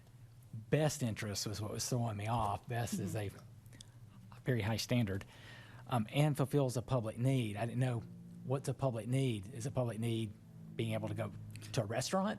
Well, so Is it some being of able this to go came out of shopping? the affordable housing discussions as well. So there could be in the future some instances where a planned development where you could concentrate density or allow for affordable housing, I think that's come out of this discussion, we've learned that there are going to have to be some concessions. You know, council would have to allow some concessions. The plan development process in lieu of the site plan with deviations process, which we removed, is really the only mechanism in your code currently that allows for any sort of, you know, concessions from zoning requirements. Although there's a new state law that we need to learn about, I think. There is. There is. It allows us to supersede some things, but. Mhm. Yeah, well, that's what was throwing me off, because when it says and fulfills a public need, does it mean any private use is not okay? You know, shopping or residential, you know, where the public isn't allowed to go there. Does that mean you can't do a PD for those purposes? No, I think and it was similar to the site plan of deviations language where when with the best interest of the public means is the final product going to have a beneficial impact on the community as a whole? You know, is you're going to have little gives and takes here and there, but in the end, overall, is the final product going to be beneficial to the community, or is it going to be one of the PDs that we hear about all the time? I like that wording, beneficial to the community versus best interest to the public and fulfills a public need. So that's a little bit more clear to me. Getting a consensus on that. I would prefer we eliminate PDs. Just because I can't think of a PD that isn't an end run around our current zoning.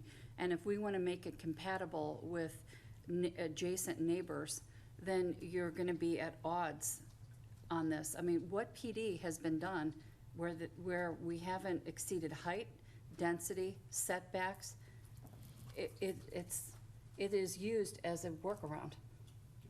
And is there a great PD that, you know, didn't do those things that is in that we love, that's in the public interest ever in Naples? Yeah. Is there? I mean, Well, I can't. It's in the eye of the beholder, but Yeah. people who live at Naples Square thinks Naples Square is a great PD.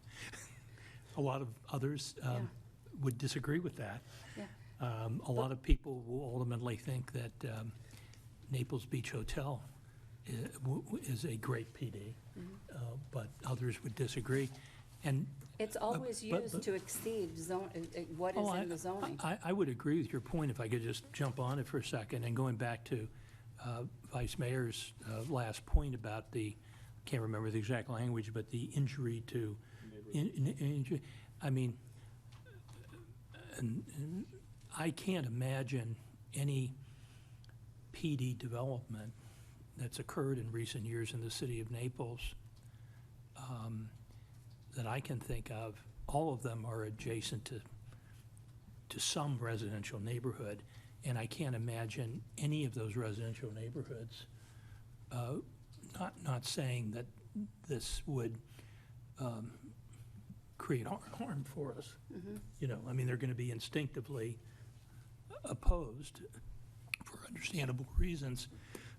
So that's the kind of language why I understand the spirit and intention of it. I think it creates potentially creates a hurdle that would be impossible for anybody to get over. That's my point. A hurdle as far as development? A hurdle for any developer to be able to gain approval. It may be. I'm not going to speak in absolutes here because we're talking, you know, having a first conversation about this, but I think it may be an example of creating a hurdle that no development proposal could get over, and therefore, in the end, if we want to go in that direction, we might be better off just saying, look, we're not going to have PDs. You know, what might be helpful for me is if we had a list of PDs were in Naples, and we can think about what were the, quote, good ones that people like, what were the beneficial features, the trade-offs that were made, and why people were okay with those, versus the others that maybe are more learning opportunities where we weren't happy with all the outcomes. And if we want to be a green jewel, which we always do, that's always the silent thing that gets run over. If we truly want to have, you know, preserve open space, which is a stated goal, and other things, I don't think any PD has done that incrementally. You know, it's always a license to build more because that's where the money is. And so to me, it seems like just a license to get around your existing zoning. I don't know where, if we have I don't know if there's an example countrywide where PD is the stated goal of using imagination to create and being innovative to create something wonderful that isn't really explicitly to increase density and building mass. I mean, you do have, and I'm not disagreeing with you at all. The city of Naples is unique. We're a very small city. We have small parcels. You see a lot of, they usually call it PUD, planned unit developments. You'll see that in Collier County, where you're talking about hundreds of acres, where you're essentially creating your own little village. So that's usually the application of a PD or a planned unit development when you're saying, listen, we're out in the middle of nowhere. We have this giant tract of land. We want to create our own roadways. We want to create our own, really our own little village. That's an example where that's the most common application of PUDs. It's different here. We have tiny parcels. We have, And we're built out. And we're built out. So it's always redevelopment. You're always adjacent to, existing development. So I think putting the 5-acre requirement was a big step, because prior you could take every tiny little parcel and make a PD because you didn't like the sign regulations, I just want a bigger sign, so I'm just gonna make it a PD. So we had that going on. So we did change that to at least say you have to have 5 acres, which is, it's, a little bit more difficult to gather that much contiguous land in the city, but it's obviously not impossible because we've seen a lot of. And I think also the determination of not allowing residential buildings above 42 feet, that's also probably gonna put a little bit of the brakes on planned developments, because that was probably the biggest driving force behind creating a planned development. But maybe what Ms. Martin said is another, my own personal experience, professional experience, I always thought of PDs or PUDs as developments that involved dozens of, if not hundreds of acres that were kind of de novo developments, right? That's how I was educated personally on what PDs were. Maybe its application to a city, a smaller size, built-out city like Naples is, maybe it doesn't have good application here, and it becomes only a device for gaining additional density, and therefore, if we have the zoning in place that we think is the right zoning, maybe that's the way we want to have it. And the other benefits of a PD that Vice Mayor described in his first comments really are hard to generate in a PD in a city the size of Naples. Again, this is just food for thought. Wait, to add to this, because it's still Blankenship's floor. Yeah, because the question was, are we trying to do away with it? And I think what I was going at, and I think you even said it, it's to balance it. I think PDs absolutely have a purpose. There's no question, they have a purpose. I don't think But what that's just me, but I think what now we've got is more of a developer slanted ordinance, because we wanted to incent development. And now what I've kind of said is to make sure that we're just bringing that back into balance, so that we have the residents and we have the reasoning why the changes from whatever underlying ordinance it is or zoning to what they want. So I think it's bringing it in balance is at least my interpretation. Thanks, that makes sense to me. And also thinking about encouraging redevelopment of old ones. So if somebody's going to like rezone from an old PD to a new PD, we still want that. We don't want to. We want it to be better. Yes. We want to have incentives there to make things better. But you could get better under our existing codes, and you wouldn't necessarily need a PD is always going to be used to redevelop more intensely and larger. It just is. Not if we stop it. We But put we in won't, criteria. but it won't under, it's just a tool, it is an existing tool in a mature city that's built out, that's small, to work around that. I think we have good codes. I don't know, I think it's a tool for a workaround. In our particular case, and in Collier County, I would say it maybe not. Trying to pull up a map for you, sorry. trying to pull up the zoning map to show, it'll show where all the PDs are located and kind of their relative sizes. It's the top right, David. No, one over. Yep. And then if you hit the zoning layer. Too far.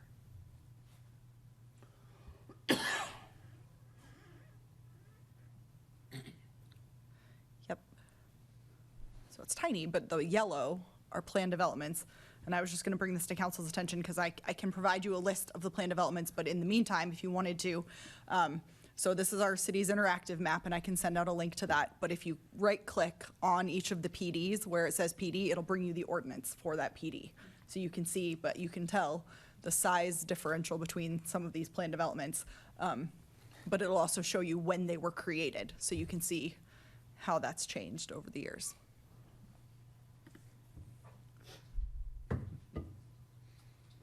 Well, I don't know. Since we're waiting, were you finished, Councilman? Yeah, let someone else go. Okay, before we move on, there's also the process of a PD.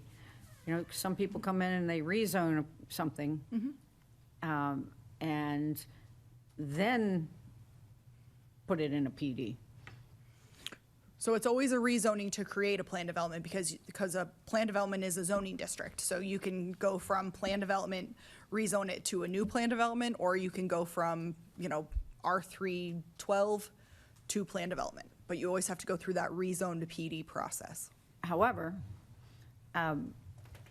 it's not so transparent on the goal the applicant's trying to get to.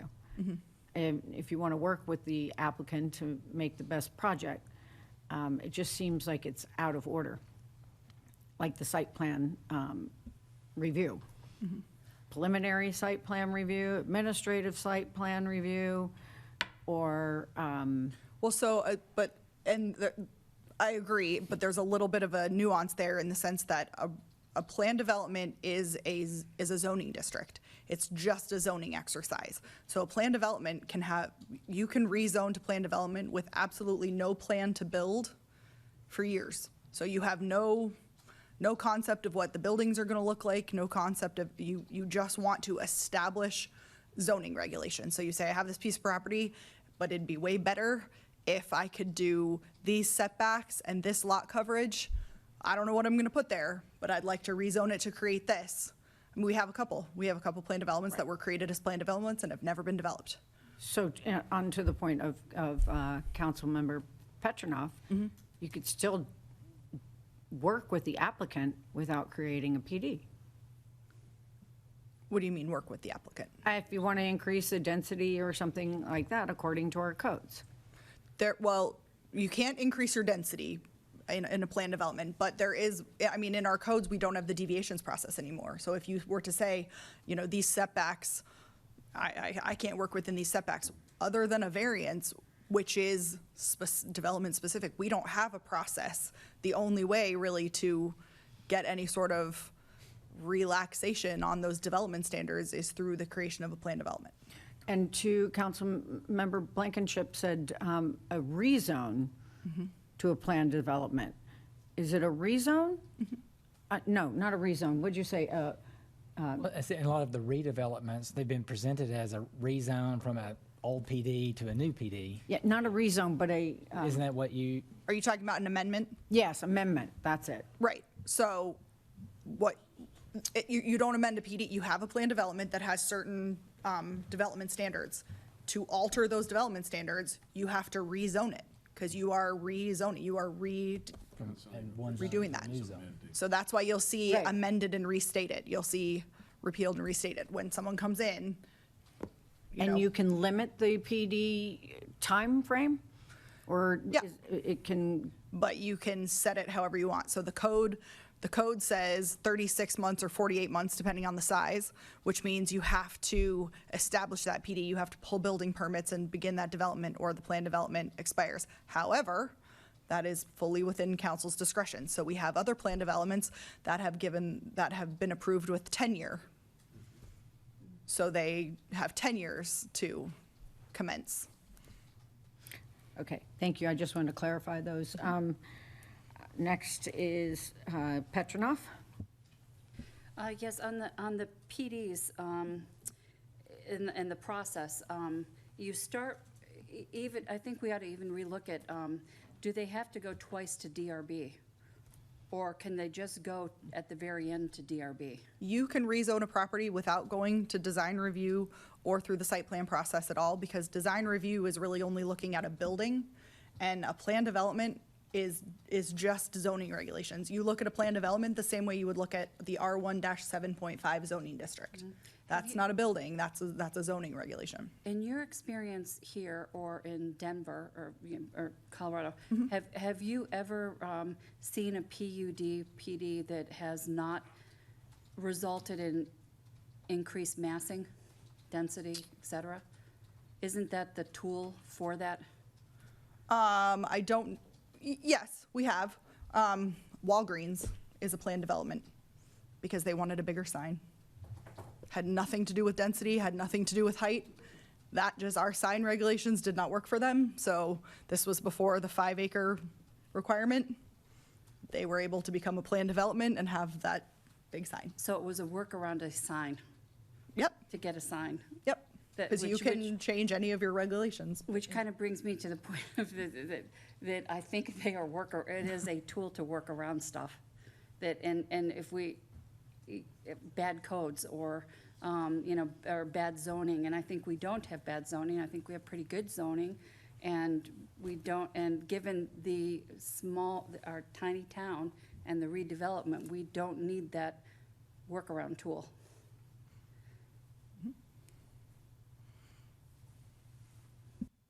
But it goes to the city manager first, correct?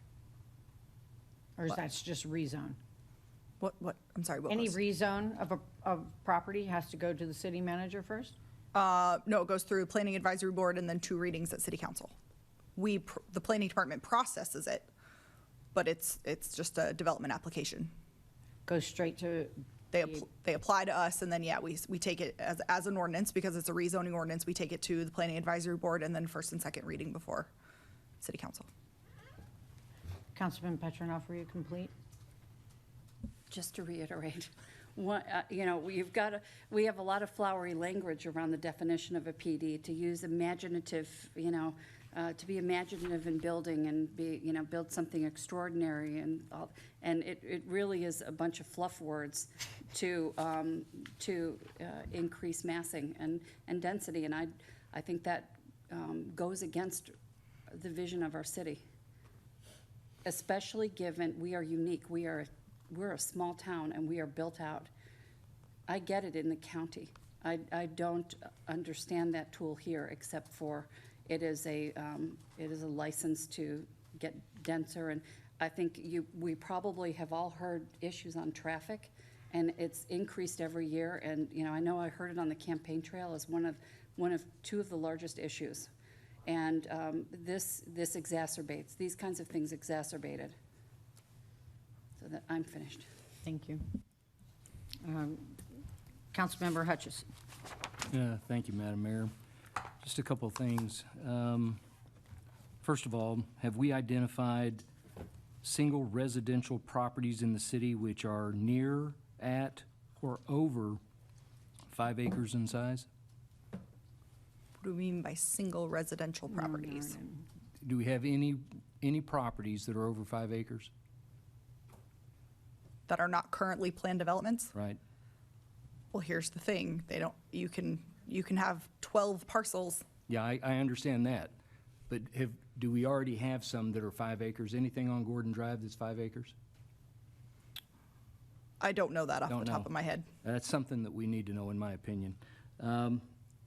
For the city attorney, is the land development mechanism, which we're referring to as PD or planned unit development, plan development, is it a right of property owners in Florida under any previously designed metrics at the state level?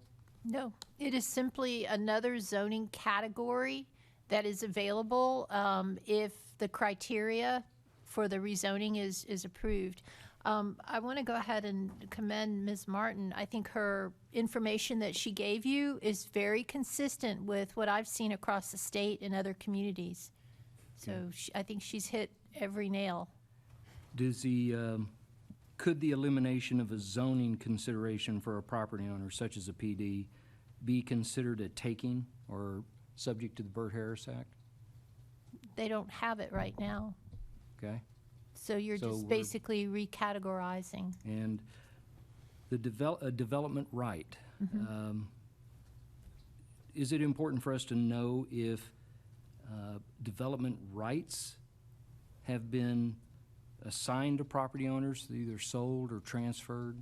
Could that Yes. already exist? Yes, it is important to know that. And generally, cities will have an inventory, a list of, quote, entitlements Yep. that have been provided, and keep track of those. Those are things that could be subject to Burt-Harris and those kind of things, So we would need to understand what we've already given out. what we've already given out. And does our comprehensive plan, in your opinion, include development rights and land use maps that need to be revised if we go down a certain path? I haven't looked at your comprehensive plan and the maps. However, that issue did come up a couple meetings ago. I don't recall if it was city council or the planning board. And there is the requirement of a property rights element that has to come forward to you at some point in time in your comprehensive plan. So that would be an opportunity to look at your question and provide a response. Yeah, I'm referencing Florida statutes 163.3202, and that's a section going after land development regulations. I agree that, and where I'm going with these questions, I agree that we've really got to step carefully here. I think that I understand how plan developments have been used both perhaps for the good and maybe even for the detriment at times of our community. But just making sure I understand where we are in relation to the state and what we've already given out, and what we're subject to, where we're subject to going if we don't really address the loopholes and the unintended consequences of people being able to put together 5 acres of land and then come to us with a planned development. And we've got some good examples, and I think that we're going to see things continue to go that route, so I really do support getting a deeper dive into this, and maybe not just waiting until it's perfect.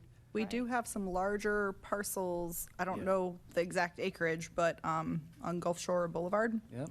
Some of those are 3 Yeah. properties. If you Buy one, buy got another, 2 of them, that's you'd it. be Easy. right there at 5 acres. Yeah. So, So the PD is often used as kind of an exceptional type of zoning category, and I have seen communities where there is no size limitation. So it's a quarter of an acre lot, and now you can do a PD on that. But the reason for that is the trade-off to where perhaps it's in an area that you really want to have a very special use for that community that needs to go on that parcel. So it gives flexibility to local governments in that situation. The 5 acres is a little bit more restrictive. yeah, I think that we're learning that in this community especially, that there are real physical impacts to some of the redevelopment that's going on, multi-story development, to adjacent residences. And I think that we all seek rational, coherent guidance and regulation as we consider these new standards. And I believe we've said it many times that we've really got to defend and protect the quality of life, the character of our neighborhoods and adjacent and/or area residents. Just something as simple as the shadowing caused by a building that's multi-story right next to lower ground level residences. It impacts their ability to gain solar, its privacy, there's just a lot of things to consider as we go down the path of really understanding what the exceptions are. And in our code where we're talking about variances or site plans with deviations, those kind of things, we've built a pretty robust and strong code. And I think in this, as we consider the direction we're going, we shouldn't do anything less as we move forward. So, thank you, Madam Mayor. Councilmember Perry? Thank you, Mayor. It strikes me that we might even want to workshop this before we actually do this. This is to even suggest that we're just going to take a broad axe to this whole thing and just throw it out without giving it a lot of thought, I think doesn't make a lot of sense. Among other things, I think we all tend to do this, I certainly do, to fight the last war. And the last war was things that we don't like, perhaps, whether it's Naples Square or someplace else. But I think a couple of things were in play at that time that aren't there anymore. One is our clarification of building heights in PDs, which Ms. Petronoff was talking about how that's been abused. Well, they can't happen anymore. We have determined that is applicable, that PDs are governed by the Charter Amendment. Therefore, they can't exceed the building height. Secondly, there was this animal, which was site plans with deviations, that was used in a lot of the things that that were concerned that maybe got out of control or maybe abused. I don't know. I don't like to disparage them necessarily, but that's what the rules were at the time, and they were used. That isn't there anymore. That's been done away with. So two of the tools that have been used to do things that we're concerned about have been done away with. But I think it's probably fair to say that a PD is used in an instance when there's some kind of a problem that needs to be solved. And I don't know what the problem is, because what I've learned in law school was real estate is unique. Each particular parcel has its own particular problems. You can't move that someplace. What you have is what you get. Is the Coastal Mall a PD? It is. So if we were to do away with the whole PD section and they redevelop that mall, they could, if we did away with it, I think it would be much harder to redevelop that. And that is a good example in my mind, if it were going to be redeveloped, of where a PD would be perfectly appropriate. So I think before we start throwing the baby out with the bath, we need to think about what's going to happen in other parts of town. That's a part of town. There's some. Commons. Pardon me? Commons as a plan development. The Commons is that oddball thing that came in from the county. It is. So it's not technically a PD, A lot of what we have incorporated from the county. Right. Estuary, Gray Oaks, Gray Oaks Right. Estuary, Bears Paw. In fact, I was looking at that. So Bears Paw is a PD, or part of it is. It's a plan development, yeah. Part of it's not even in the city, I think. Windstar down south of Royal Okay. Harbor. So we have PDs are not just Naples Square, not just the Beach Hotel. There are a lot of other very practical applications to PDs that I think maybe we need to clean this up and take a comprehensive look at it. But I think a workshop I think if we can get a list of what the PDs are, it would help me a lot to go around and look at that and say, well, maybe that worked fine, and maybe that was a disaster. I don't know. But then that might inform us as to what we might want to do, rather than just to sit here on a Monday afternoon and look at this kind of, we typically, a lot of times we make bad decisions by just kind of shooting off the hip, and then we end up with something. So that would be my suggestion, that we set this for a workshop in the fall, gather a lot of the information, identify them all, so we can figure out what we're actually dealing with. I would like to, I know people have notice of this being on the agenda by virtue of our published agenda, but I would like to hear what people that have to work in this area on the development side have to say. They may be able to point out some things that we're not even thinking about because developers have to deal with oddball situations all the time. So that's just my thoughts. And that is the purpose of today, though, is to start that discussion so that we can move forward with any changes that we might want. We usually have a workshop on a Monday, but we had regular items that needed to be approved, so I think that's why it's put on with discussion. I would just like more time with a lot more background material is all I'm saying. Councilmember Petronoff. I would agree with you that timing and thoughtfully looking at this and understanding if we did not have a PD, would Bear Paw, how would it have been developed? Would we get the same result? Would it be? Bears Paws, yeah, that's or- a bad example just because it was annexed in from the city, but I see where you're going with this. Yeah. Is it the tool for a gated community or the like, or would it be just as simple just to apply our zoning codes to develop this? Yeah, we have. So to your point about seeing what the builders would have to say on the ease would be, if a PD makes it easier. Can I just ask before we close this hearing if there is more background information that you would like, other than just the list of planned developments, let me know, because I don't want to not provide if there's something specific that you're looking for me to return with. Well, as Mr. Rumsfeld said, it's the unknown unknowns that I'm struggling with. Okay.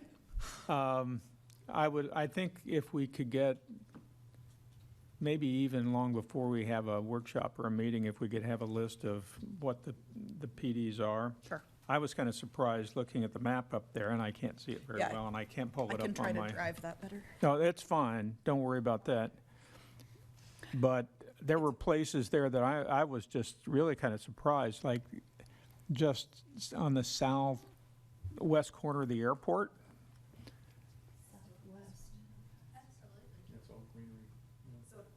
And this is, I'll show you how this is such a useful tool. So you can zoom in and then you can, well, not on here. On your computer, you'll be able to right click where it says PD and it'll bring you the ordinance for that particular plan development. It'll tell you the year that the PD was created and it'll take you to a link to the PDF of that ordinance. So this is probably the best tool to use so that you can see all, but. And this interactive map It's is, on our website, and I'll send council a link to that map. but its name, It's just the interactive map. okay. Yep. So it's just of all the zoning throughout the city, or? So the interactive map actually has here. Yeah, sorry. Has this, will give you all the different layers, so you can see the FEMA flood zones, you can see your future land use, annexations, that'll tell you what year each property was annexed into the city. We have the zoning layer turned on currently. If you take that off.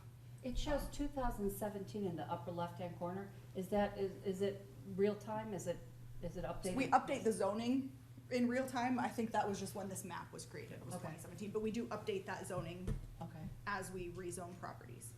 But the only reason I was mentioning the one that's along the Greenway there, well, it's on the southwest corner of the airport. There's a big, long yellow PD right there. Right there. Didn't that say PD? Yeah. Oh, So, look. I think it's kind of curious that that's a PD. Yeah, me too. But I don't know, but I don't really want to get into explanations on all these things because it looks like there are little PDs all over the place that I had no idea that there were PDs. Yeah, so There. it'll pop up in a small window on your computer. Oh, okay. This is what it'll give you. So it'll tell you the name of the plan development. Yeah. And then the year, and then if you click on, there will be a link provided. If you click on the link, it'll give you, well, this just clicks to PD, but it'll give you the actual plan development. But I can Okay. also provide a list so you have that. Yeah, maybe, I guess, I think just a simple list would be helpful so we can, but I don't want to have a bunch of detail since the detail, we can go on the map and look at it. I'm pretty sure we can export this, this file into a list format into an Excel. Yeah, and I can just give this with just the plan developments highlighted, so you can see what. I thought somewhere when it was posted around your department online, it shows a list of all the PDs. We do. So you can get a list. Okay, well, On that's, the I don't want you, planning I don't want to page. create work for you to do. So if there's something really simple that I can that's- pull up myself, just tell me where it is, and I don't want She'll to send create a the lot link. of work. I will send a link after the meeting. But nevertheless, it's, as I'm looking at these PDs on there, without knowing anything about most of them, they seem, a lot of, I'm trying to see what's common about, what they have in common with each other, and a lot of them don't seem to have anything in common with each other. So we just need to make sure before we start doing away with stuff that we know what we're doing away with. Yeah. Thank you. That's it. So in this whole part of plan development, I think there's some areas such as under standards, if you look at 4 or 5, you know, streets, utilities, drainage facilities, all the way to vehicular parking and loading facilities shall be appropriate. Now, how does someone reviewing determine whether it's appropriate or not, loading facilities? I mean, I'll just use something that's already been approved. Whose interpretation of that is that? So often, when a plan development comes in, assuming we'll say it's a mixed-use development, that's a very common, I don't want to say deviation, but that's a very common development standard for them to be different from what is in your code, because they will say we have residential units, we have commercial units, but we expect that the people who live here are also going to be eating in our restaurants, so they'll, account for that differently. Is it appropriate? They'll generally do a study. They'll have, an engineer, a traffic engineer, a parking, or, streets engineer will come in and do a study. And then it's, city staff will review it, and it's ultimately up to council to determine whether you agree that what they're proposing is appropriate for that parcel. So what if they have a PD that's approved and they don't develop on it for 5 years, and there's been development around that? Who has the opportunity to review what's already been granted, or can you? Well, that's the problem. If they've established a parking ratio within that plan development and that has not expired, they have the right to develop under that standard. Oh, Yep. that's a concern. So I would say if we do keep PDs, can you tighten that up? So our code requires, provides time limitations that are shorter. So the time limitation in the code is either, it depends on the size, but it's construction shall commence within 24 months if the PD encompasses less than 5 acres. So that really wouldn't happen anymore. And 36 months if it's more. So we do a 3-year. However, it has not been uncommon in recent plan developments, and I say recent meaning in the last, 8 years, for developers to ask that time limitation be extended to, 8 to 10 years, and that's been approved. So By council? By council. And it's required to be approved by council? Oh, it's not required at all. Nope. You're not required to approve any of the development standards that they are proposing. You're not required to approve the plan development. No, I meant. You can. It's required for the 3 years. 3 years is required by code, but they have the ability to request something different. And would council have the ability to make it less? I don't think you can make it less. Because the code says 3. Because the code says 3, but you certainly are not compelled to make it more. And. But you can. But you could. You could. Thank you. And, appropriate and adequate, number 7, open space shall be adequate for the type of development. I don't see any, I can name 2 PDs, adequate open space isn't even It's not there. And it can go away if the PD is not, you get 10 acres or 5 acres or 3 acres and you say, okay, you can rezone it, but you can come back and rezone within that plan development. So it's still a free-for-all. You really don't know what it could eventually look like. Well, every time you rezone, you have to show compliance with these standards. And every time a PD is rezoned, council has to determine whether what they're proposing is consistent with these standards. Every time. You may know that, but I'm not sure in the past that's been quite clear to other council. And then the other one that concerns me is 8, the areas proposed for common ownership. Where do those documents go as far as maintenance and guarantee? And who's responsible for that? It's a private agreement. They just have to show that they have entered into that private agreement. It's not, the city's not a party to that. It's not an agreement with the city. But do we have that agreement on file? They do provide that with, yeah. Yeah, if they provide it. Well, they provide it at the time that the plan development is created, but it's a private agreement, so the life of that document, they just have to prove to us that that is an existing document when they create this plan development. And in my experience, that has not been a detail that has been discussed with council. Like, who is going to maintain the flowers that are on such and such a road or interiors of that? If we're allowing this to be created and it's a private agreement, we really should know who's responsible for what. I mean, eventually, who's really going to know that Third was... Well, that's ours. Right. They actually But dedicated. who's going to know that Third is our street? Who's going to know that it was gifted to us and we accepted it? Right?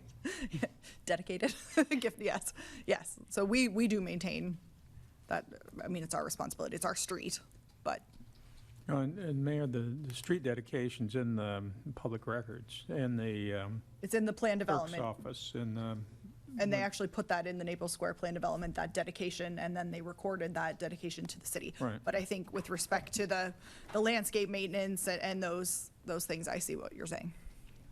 I mean, I don't want to get in the weeds, but I also want to know who's responsible for what. And it's probably more so not when it's dedicated to us as much as what we don't know in these areas. And once the owner is complete, who's responsible? Do we know that? Once the developer is done developing and it is turned over to the owners. These interlocal agreements for this Right, plan so usually development. what you'll see is that the developer will create an HOA, and then that HOA takes over responsibility for maintaining. And then the developer is no longer, the developer's responsible for, developing the property, and then once the property is done and is sold off, an HOA is created and it becomes the responsibility of the HOA, so they'll have the condominium documents. I just think that if the language were clearer or stronger for future councils, if we do keep a PD, I think that's really important. I think, and changing that language just to say that they have to provide proof of that. And adequate, again.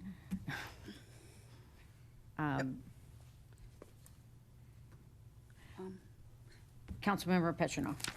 In the process piece of it,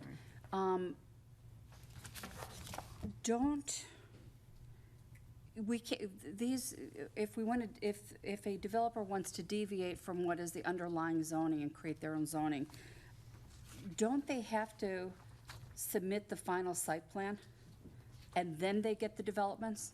Nope, so the zoning has nothing to do with the physical building. Like, you could rezone from R175 to R110 and not build a house for 30 years.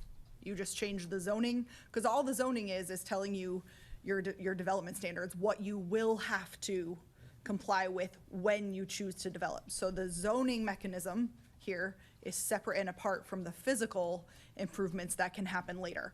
Often you see them together, so a lot of the times, because this is a small city and people change their zoning because they know exactly what they want to build, oftentimes you do see them together. However, the standard rezoning process, like think about it, if this was happening in the county, someone bought 200 acres out in the middle of nowhere, they're gonna secure those zoning rights before any dirt is even touched. So you won't see a site plan. You'll just see, this is what we'd like to do. But wouldn't the city need to, in order to grant those entitlements, there's a quid pro quo? Wouldn't they want to know what's in it for them? Yeah, and you can see that in terms of, if you give me this setback, I'll give you, 30,000 square feet of park or something, but you're not necessarily gonna physically see that because they're not developing that parcel currently. We don't often see the give and take, we often just see, Okay, this is what I want. okay, so, I mean, why would we ever grant something that is more dense when we don't know what we're gonna get? And can we restrict it? Why would? Well, you know what you're gonna get in the sense of it's gonna be, 12 units per acre, it's gonna be, but you just don't know what it's going to look like specifically, if that makes sense. In the same way that when you buy a parcel of land, you don't know what that house is gonna, when you buy a lot, you don't know what the house is gonna look like that you're gonna build, but you know what it's, you know it can only be this tall, it has to be set back this far. But I put it under, say I put it under PD and say, I want 20 units per acre, and I'm gonna sit on it for a decade, is that, to me, that is an intensity that's increased, it's a density that's increased. You would wanna get, or the city, I would imagine, would wanna get something in return for that. Yeah, you can't increase so your future land use designation will prescribe your density. So you can't increase that through a PD, but what we've seen is that aggregation of density. Does that make sense? Yes, so Where you you used to have aggregate 4 over here and parcels. open over here. Where you used to have, say, 4 parcels, and you could only do 12 units here, 12 units here, 12 units here, and 12 units here. Now you combined all of those into one PD, and you're gonna put all 48 of those units right here. Does that make sense? So that's what we're seeing. It's not that you're actually increasing the density per acre, because you can't do that through the zoning mechanism, but you can aggregate it. You just hope you're an adjacent neighbor just hope on you're the, over on the there, left side. not here. And not an adjacent neighbor on the right side. Exactly. Thank you. McCabe? Yeah, just because a PD is an existing zoning district in our code. So for us to say to do away with PDs means we would have to vote to eliminate a zoning district within our code. Right? Otherwise, it's there. I don't think that's what we're asking to do. We're not asking to eliminate a zoning district within our code. What we're asking to do, well, if you're doing that, and as I said and a couple of people were saying earlier, is there a purpose or a reason for a PD? And let me even back up.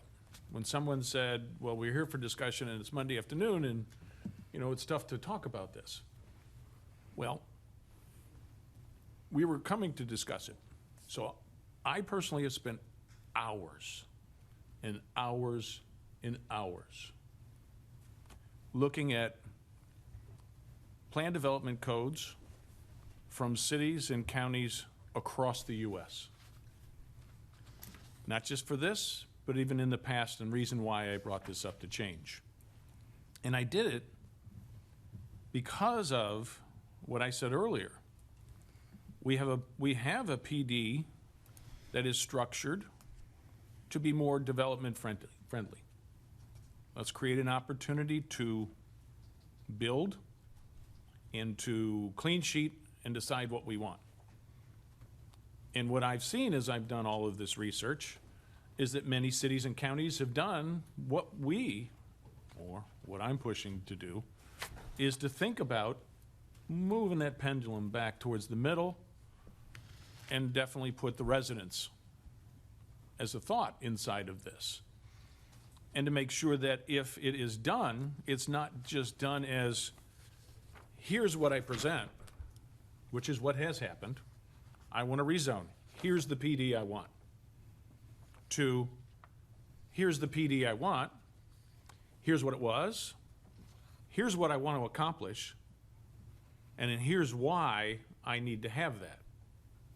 So you're seeing not what we've done in PDs before, which is we got to take it or leave it, and we really don't even know what it was. We just know what it is and that they really want it. So now let's vote on it. To, this is what our underlying zoning was, and this is what they'd like, and here's the reasoning why it needs to take place. Much more involved, much more representative of an informed decision that we can make. And then adding in some of the other elements to make sure that the neighborhoods are considered really takes this and rounds it out. And like I said earlier in the things that I was reading off of, it's not what I've thought up. It's what other cities and counties in our shoes have thought up. And it really does tighten it, doesn't eliminate it. It still offers it as an opportunity to be creative and to afford a development that, as Mr. Blankenship said, in the best interest of the community, but it makes sure that we as a deliberative body have much more information that we can base our decisions and our approach off of. So I look at it, I don't think we really want to do away with it because it has a purpose. We want to make sure that when it is used, we or any future council has a much better insight of what is happening when it's being asked to occur, why it's being asked to occur, and make sure that there is, like what the conversations were on the variance and the criteria, to make sure there's enough criteria to balance everything versus just, well, they wanted it, they think they need it, and it looks good, so let's do it. To make sure that we've got the residents really squarely in this thought process. And what I think several people have said, and Councilman Blankenship even said, because when we've done a PD to a new PD, it's always been presented to us as an amended PD. There's no such thing. There's not an amended PD. When you have a PD and you want to change it, it's a whole new PD. Restated. Yep. It is the beginning. It means everything that's in this could change to everything that they want. And I, for one, have sat through these amended PDs and never understood that. I thought, well, this is what it is, and they're just amending it. So bolting on this little bitty here and this little bitty thing here. It's like, no, it should be reviewed in its entirety as if it was new. That's what our code says, but that's not what everybody understood. So, and long-winded to say, I've done a lot of work in here to make sure that what we're trying to accomplish isn't blowing it up or eliminating it or saying, let's make it so hard nobody could ever use it. What I'm trying to say is what we're trying, or at least I am trying to do in pushing in some of this, is to put this balance back in square so that the residents are more in line and that this body or any future body has a better shot of understanding what's really happening every time one is presented to us. Mm-hmm. And that way we can make a much better decision for what you were saying that's in the best interest of. That's what I think we really are trying to accomplish here.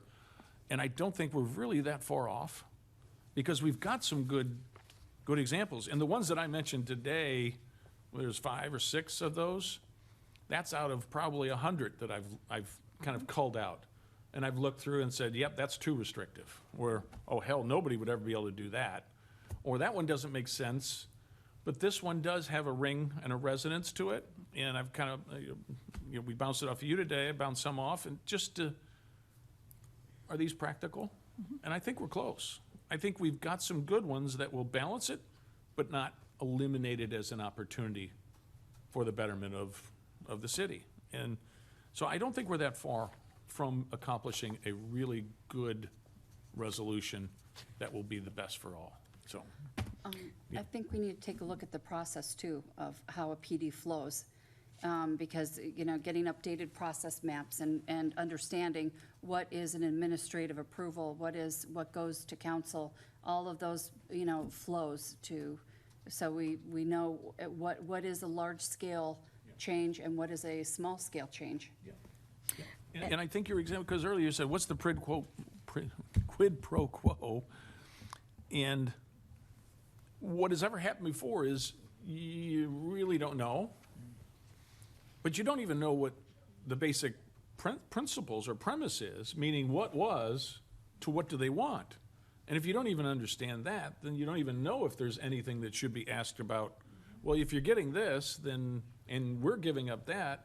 And I think with what I was talking about, we really understand the lay of the land better to be able to make a decision to say, well, this is happening, but what about this? And it really helps with the dialogue and conversation to get to a very intelligent decision to get to the best for the city. And I think you need to amend the language if that's the goal, because the way this is worded now doesn't really ask for the quid pro, it doesn't ask for. Yeah, mean, I it's just used that as an example. No, but I'm saying, I agree that if that's what we want to see, one-sided. then that, it needs to be straight, that language needs to go into this code, because this code was definitely written to accommodate, to, you know, this was written not to ask for that. And we do want to find that balance, but, you know, we are representing the silent voice of the community. Oftentimes they're silent, and so, you know, the developer's going to take care of the developer. They're going to come in with lawyers, and they're going to come in with, they are going to, they will be fine. Outgunned. We are seated here to represent the community and make sure that it's balanced. And I would just say also to add to that, this 5-page ordinance for a plan development,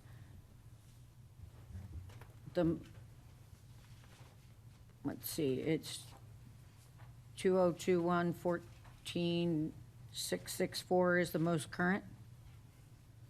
Oh wait, that's building heights, procedures. Yeah, that was just the change that said that all residential buildings in a PD are subject to the height limitation. Well, some of the language that from '08 though, that was removed, I think should be looked at. Like the fact that an applicant to rezone lands to the PD district shall make submittals as required under the provisions of Chapter 46 relating to a general development and site plan review.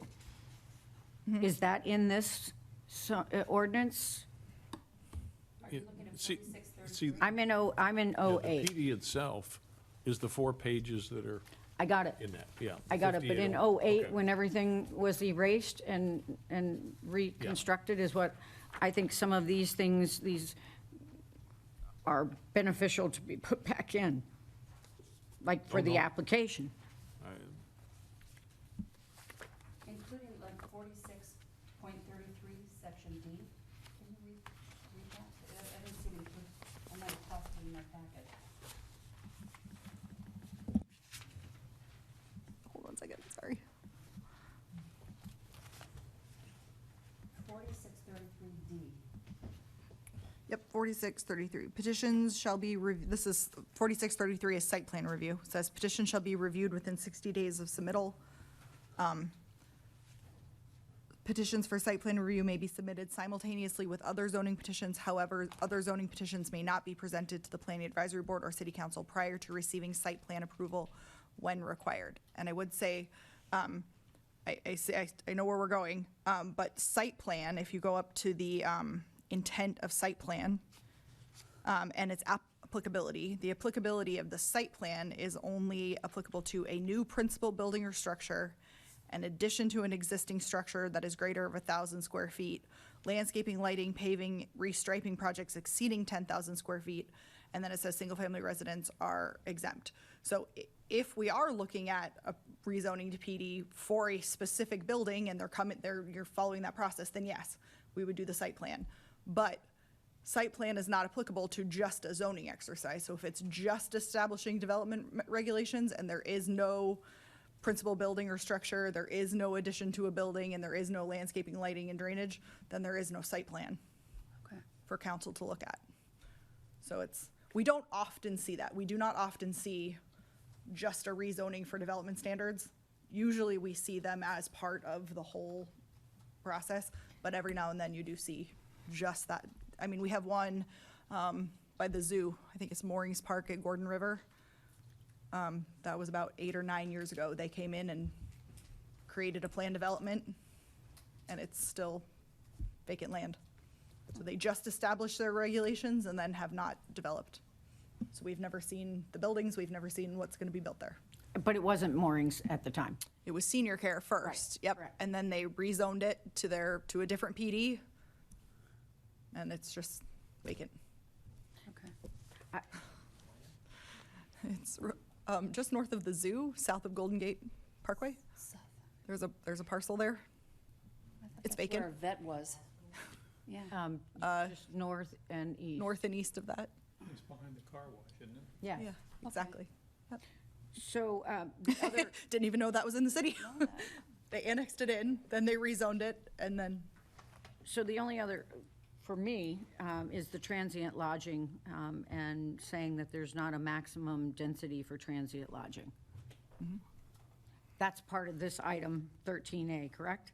Yes, Plan Development District was one of the districts that it was determined should not have a density limitation on transient lodging.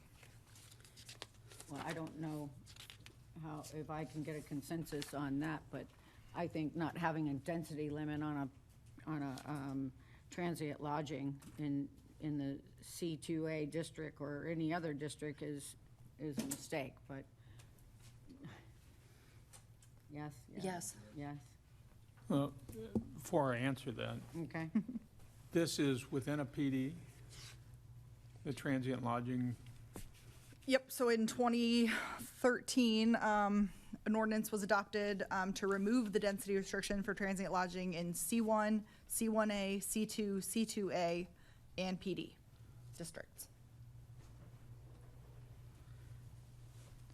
So I mean, if we're talking about removing that completely without thinking about how that would be applicable to each of these zoning districts, I'm not prepared to opine on that, so. I will mention I did 2 weeks ago, 3 weeks ago, recently, I was in front of council. Yeah, May 31st. We did workshop this issue of transient lodging density. So I'm still working on that and preparing to come back to council with more information for all of those districts. All of those districts. All of those Okay. districts, so we can have that conversation. But yes, PD is included in that. So as far as direction, are you clear? I mean, I appreciate Vice Mayor for the work he did. I think that, I came prepared to discuss this. I certainly didn't do the extensive work that he did. But I think that we could definitely workshop it and move forward with a new procedures for this code. Yeah, let me see if I correctly understood my direction. I will come back to council in a workshop format, maybe with some more developed proposed language here based on the conversation we've had today and some of Mr. McCabe's suggested language, and also a list of the plan developments that are in the city, a link to both the interactive map and the plan development tab on our website. Is there any other backup information that was necessary? Missed it. Hutchison. Yep, thank you. If possible, if you could find out why the density was removed related to transient lodging? Mhm. If It was you an could- incentive. So It was an what? incentive It was an incentive? to encourage redevelopment. Yes, okay, thank you. We kept it in highway commercial. Highway commercial still has a 26 unit per acre density cap for transient lodging, but the other commercial districts it was Well, removed. there you go. And this was Yes. in 2013? Because we weren't really in a recession in 2013. We thought we were. I didn't think I was. Some might have known the development that was ahead. You were on council then, weren't you, Mayor? Yes, and I could give you the minutes, but, or I could tell you why it happened, but you could look at the minutes. Not the answer you wanted. Sorry. Careful what you wish for. Yeah. And ask for. Right? Thank you. Thank you for that. Thank you, Mayor. Mayor, I'd like to add to Ms. Martin's list number one, perhaps this goes without saying, but I'll say it anyway, that obviously any of the rest of us who want to offer ideas to you should do so. Absolutely. And in terms of ideas. Number two, it would be, as part of this, the materials prepared for this workshop that we're talking about, I would like to see what, and the Vice Mayor's obviously already done a lot of research in this area, and you can draw on that, but I think it'd be great to have 5 or 6 examples of cities that are models for us in one way or another. Nobody's ever a perfect and complete model, but some places that have, in our judgment, gotten their hands around this issue. That would be important. And finally, although every workshop's a public meeting and so on, to really do some legwork ahead of time with HOAs and the representatives of the developer community, to have folks here who could make public comment and offer views and perspectives on this. It may happen if it could potentially happen of its own kind of natural way, but if we're going to have this in the fall, it may require some specific outreach, is what I'm saying. Sure. I agree. And if we are going to make sure that our zoning and our codes fit the vision of the community, there are just certain things that have to be reviewed and looked at because it never support it. I'm sorry, say that. Some of our zoning and our development codes really allow for the density intensity and for it to go out of scale. So whatever protection mechanisms we need to put in our code to protect that from happening, maybe it's an option, but it's not mandatory, I think is what we need to do if that's really what we're committed to, and that's making sure that our comp plan and our codes are a reflection of our vision. That's just, okay. So any further direction do you need, Ms. Martin, from this item? Nope. Okay, that concludes 13A. Moving to 13B. Sure. And I think that was really quick. That was about an hour and a half. Well, 13B. We'll step it up. I don't know if this is going to be the one. Because now I have a discussion on parking regulations for you. Sorry, Erica Martin, Planning Director. The next item, 13B, is a discussion on parking regulations, which sounds very broad, but I will narrow down to 3 main areas of concern. The first is the fees related to parking in the D-Downtown district. So there are a couple of different provisions specific to the D-Downtown for payment in lieu of parking and on-street parking, and those are both designed to offer relief as redevelopment tools to properties in the D-Downtown. So there was some discussion from City Council on, I think, with recent redevelopment proposals in that area about what are we charging for those spaces. Specifically, why is the fee for parking in the D-Downtown so different from the fee to buy parking out of the garage on Fifth Avenue. So on Fifth Avenue, that garage, that sixth and eighth garage, resolution was passed by City Council that specifically set a parking or a fee per parking space for that garage. Benefit of the fact that the garage was newly constructed, they were able to determine what the cost was to construct per parking space, and that resolution was provided in your packet, but essentially said that the price would be $28,900 and that the price would increase January 1st of each year by the latest available data on the prior 12 months change in the Consumer Price Index, so CPI. So that gave us a metric. What's the price currently? I think the most recent approval was in 2020, so I don't know currently, but in 2020, we approved 32 spaces for a property on Fifth Avenue South. At the fee was $35,586.65. So now, yeah, I'm sure we're. Yeah, that's what I was asking, because you've got this matrix. Yeah. But it's missing. Yeah, this was the approval that was granted in 2020. So the good news with using CPI is it's available data, it's updated yearly, and we can use that as these requests come in. So that resolution was applicable only to spaces that are purchased, paid in return for allocation out of that garage at 6th and 8th. So you then have parking in the D downtown. Parking is in Appendix A of your code. The beauty of that is Appendix A can be modified by resolution. It doesn't have to be an ordinance. You're not amending your text. It's just a resolution. But it's $20,000 is the cost in the D downtown.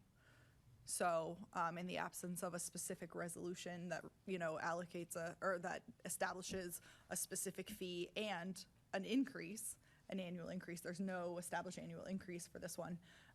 It's just $20,000. It was $20,000 in 2008. It's $20,000 now. That hasn't changed. So council had asked to discuss what that fee could be or should be and how we could amend Appendix A to better reflect what you're really getting. What's the trade-off there for parking in the D downtown? Do you want to discuss each one individually or just go through all of it? Let's go each one, because yes. To jump in, because I initiated this one as well. I'm just getting to be a bug under the saddle, or burr under the saddle. There we go. Because if you look at it and you'd say in Appendix A, Chapters 58 zoning, just right underneath the table, you have 58.920. That's establishing the $20,000 number. But then you have 58.1134, and that's establishing that other number that you had. They should be in alignment, because it's a parking space in one of our garages.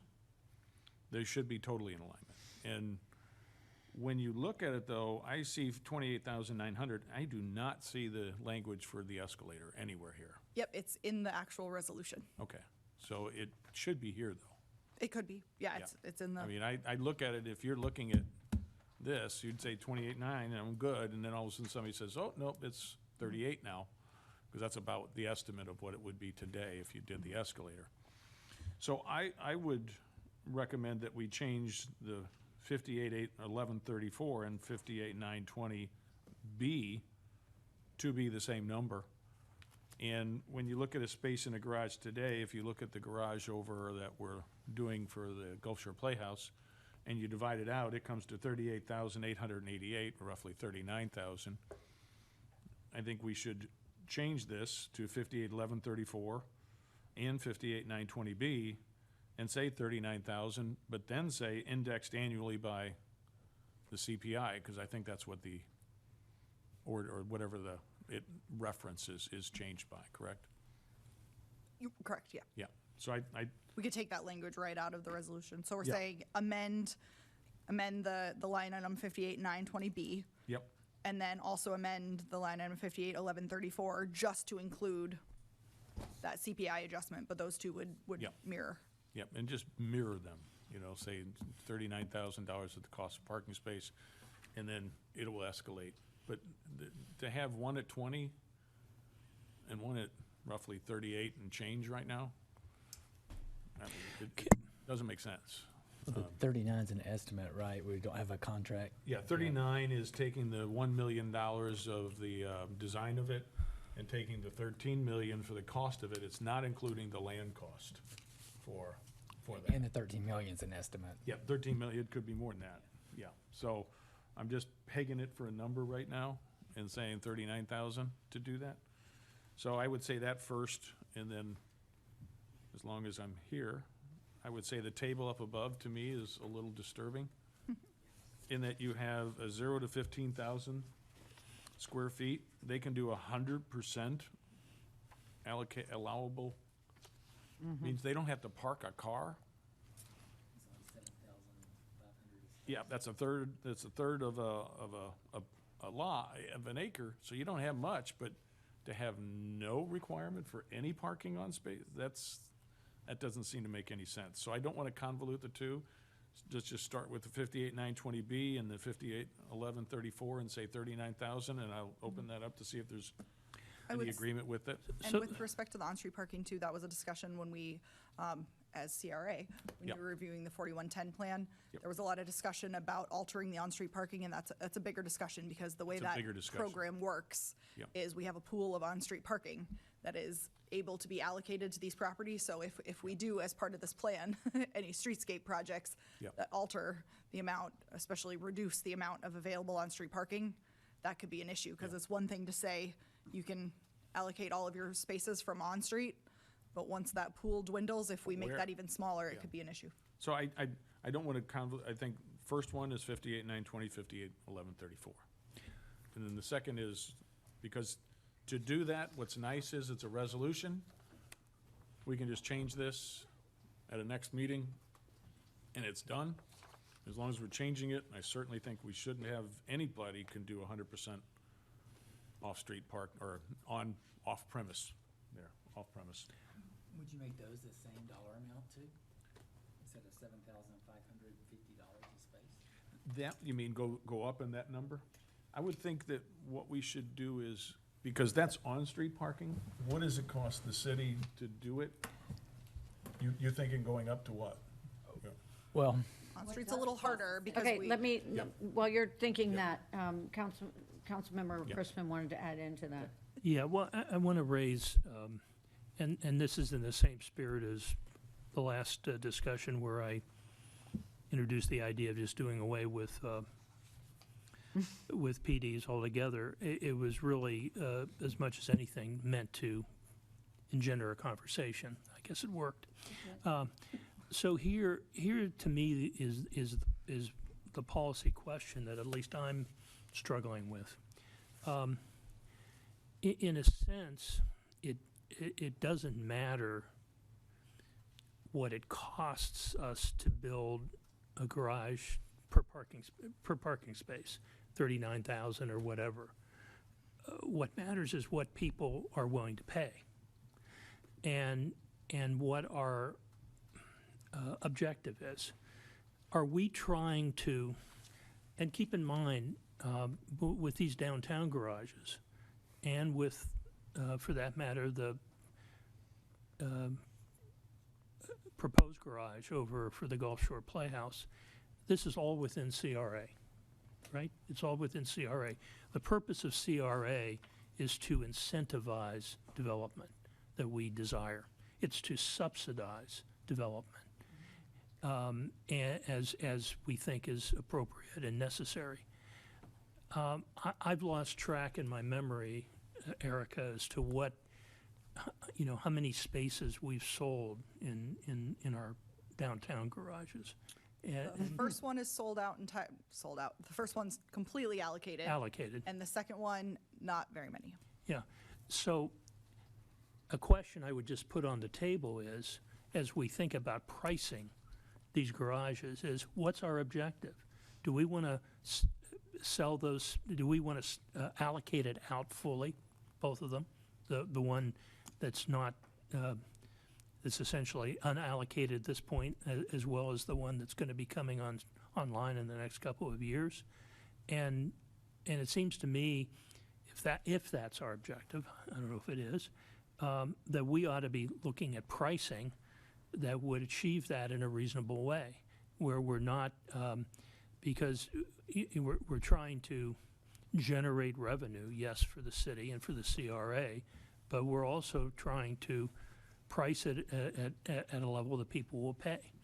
And I'm not sure that setting that price based on, the cost per parking space of building the garage and then putting an escalator in isn't necessarily going to get us to where we need to get to. If we price it at a level where nobody's buying, what have we really achieved? So I throw those thoughts out there for us to consider as part of this whole discussion. Well, and also, several projects that I know of, somehow they were able to achieve the density without having to purchase even in the garage. Yes, So, we did correct that. yes.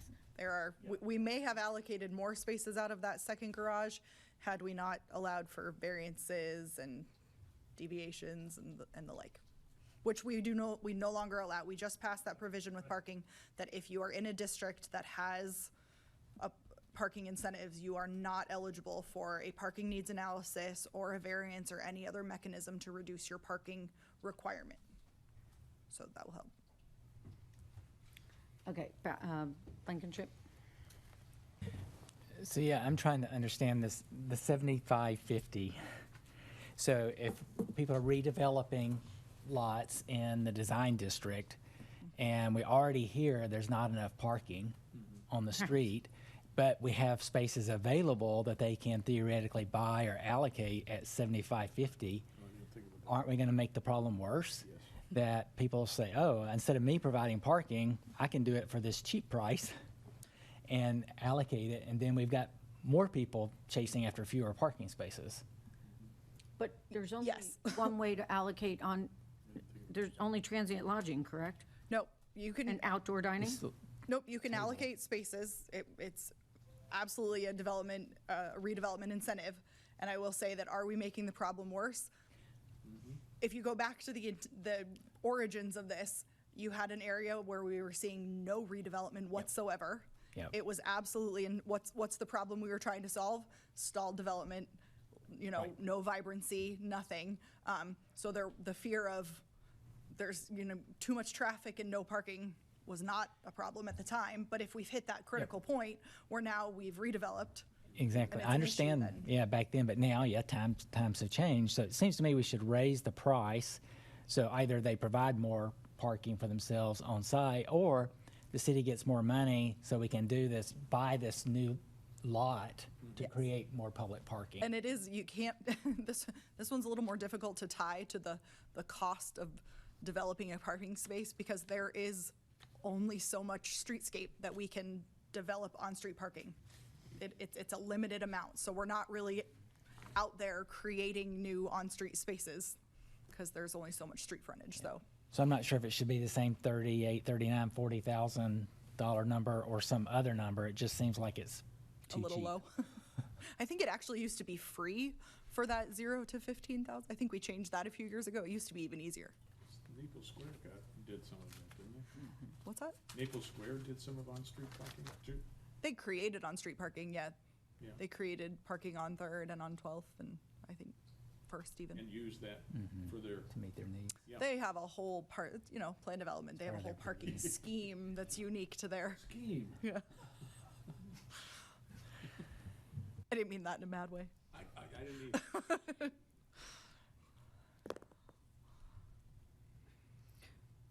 Okay, wait, so we are, any other comments on the fees? It looks like we're looking at, This is something I could bring right back to council as a resolution. We could do it Wednesday. What? No, I've advertised nothing. She doesn't know, no. oh. Okay, so I got myself in trouble. Uh-huh. I'm used to it. Yes, sir. Councilman Perry. Just a question. So the chart that's on page 2 of your memo, it ends almost 2 years ago.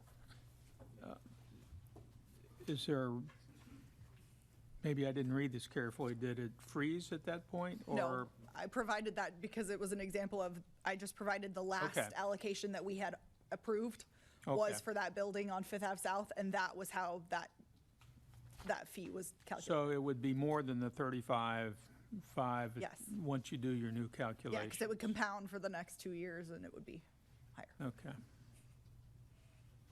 I just wanted to make sure I wasn't missing something there. Nope.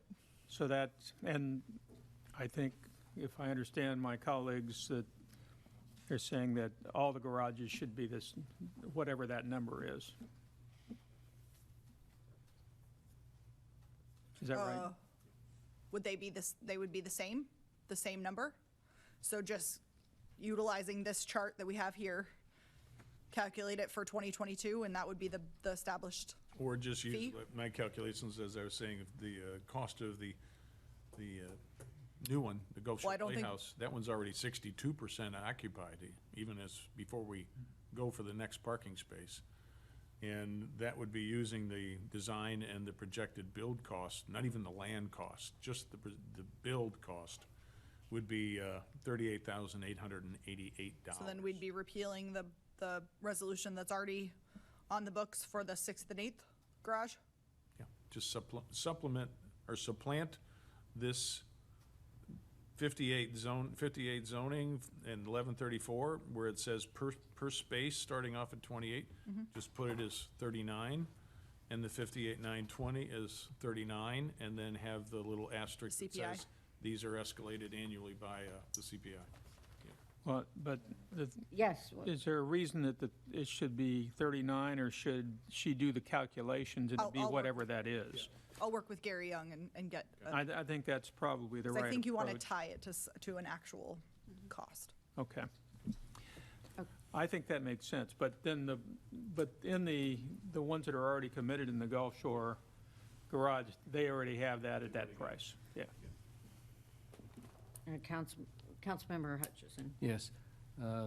Ms. Martin, is there a reason that we would just not even recognize the land cost?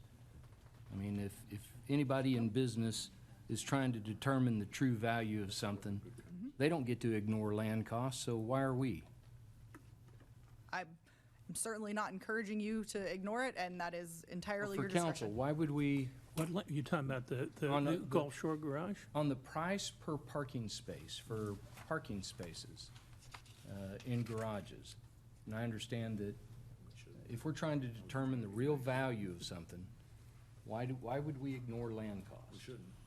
Well, we shouldn't, in my opinion. I wouldn't But support. we're Yeah. halfway. We're halfway.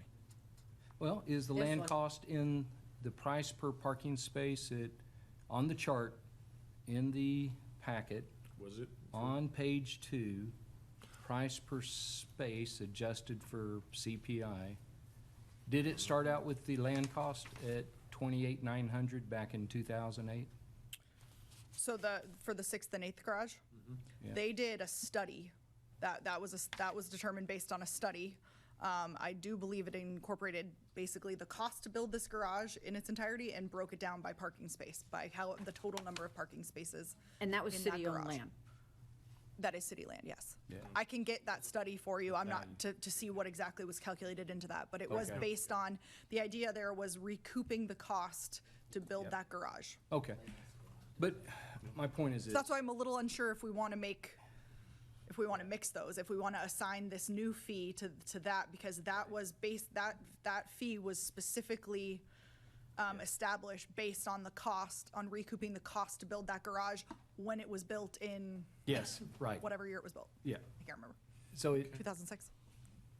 I'd just like to use realistic numbers. Mhm. What it would take to, Yeah, I'll work with Gary Young and see about the actual cost of construction for the new garage, and then the total number of parking spaces, and what that would be by parking space. I can return with that. if it's the will of council. I just want to clear this up. So 6th and 8th was city-owned property. I believe so. And then the I don't. first parking garage was another land swap. Right. Okay. And the first parking garage is completely allocated. So we don't have fees we don't have a fee established for that one because it's allocated. There's no option to allocate spaces out of that. Can I? Yep. Thank you. Councilmember A Christman. clarifying question, Ms. Martin. The most recent allocation, it says here in the memo, 445 to 457 Fifth Avenue South. That's the Colson building. Correct. And they acquired, they purchased 32 parking spaces. They did. And where are they? In the Fourth Avenue garage? No, the 6th and 8th garage. They're in the sixth, so that is an example of spaces in the 6th and 8th garage that have been purchased? Yes. Have been allocated? Yes. But you're saying other than that, there's very little, There have been if very any, few. spaces in that garage that have been allocated? Correct. All the spaces in, and I know we've talked about this before, I apologize, it's just hard to remember all these details when it's separated by many months. In the 4th Avenue and 8th Street garage, of the total number of spaces there, 370 roughly, right? How many of them have been allocated? All of them. So all 370 spaces? Every one of them. That's what I was getting at. So it wasn't a matter of holding back any Nope. from allocation? Nope. So presumably, our goal as a city, as a council, is to allocate the 370 spaces in the 6th Avenue garage as well? Is that what you would consider to be, over time, would be the goal that we're working toward? I think the goal was redevelopment. The garage was a tool to encourage that redevelopment, but the goal was to recoup the money. The goal was to recoup the money Yep, for constructing that garage. in full, and to so allocating those spaces. There's not shall we say, a tension between that goal and having parking available for residents and visitors to use when they come to shop and eat and so forth in the area? I mean, that would be the residents. Is there tension? I don't know. Do we find that there's not enough parking on Fifth Avenue by the numbers? I would say no, but that doesn't give you a picture of in real life when someone comes down to eat at a restaurant, can they find a place to park? Numbers wise, no, that garage was designed to cover, the parking demand for the redevelopment of, the requirement of 370 spaces. Whether that is felt, I can't attest to. And to add on to that, we just made a decision to allow someone to use for valet parking 2 spaces out of a private parking lot that may be developed one day. So, that's a factor that we need to look at. People can get around their parking if they present or have valet. Well, what happens if that goes away? I mean, we don't want to create a problem with, for the future if we've met our goals in incentivizing development. And my final question on this, if I may, remind me again, remind us, where does the money go when people pay for these allocated parking spaces? There's a fund Yeah, established. I know there's a fund, and has To Gary? I don't know.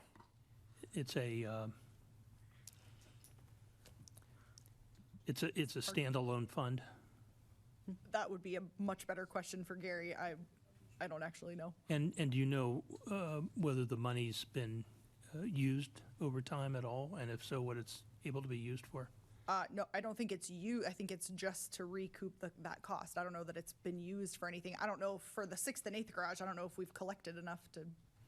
You mean to purchase new land for the purpose of building more garages? I have no idea. Well, let's just use the 4th and 8th garage, since it's fully allocated, as a better example. Where does that money go, and That was and a how little can it be different. used, and Is it returned to the CRA? I don't know that we charged for the allocation for all of those spaces. I think a lot of it was to cover existing development. You were also allowed to allocate residential parking out of that garage. The fourth and eighth garage was a much different animal than this garage. Yeah. So I don't know that we collected money for that allocation. Well, it can be a future question for Mr. Young then. Yeah, thank you. Okay. Because I just did some rough numbers on this table that shows 35,586. If you just use the escalators of 1.4% for January of '21 and 7.5% was January of 2022, it takes a parking space in the sixth and eighth garage to $38,791.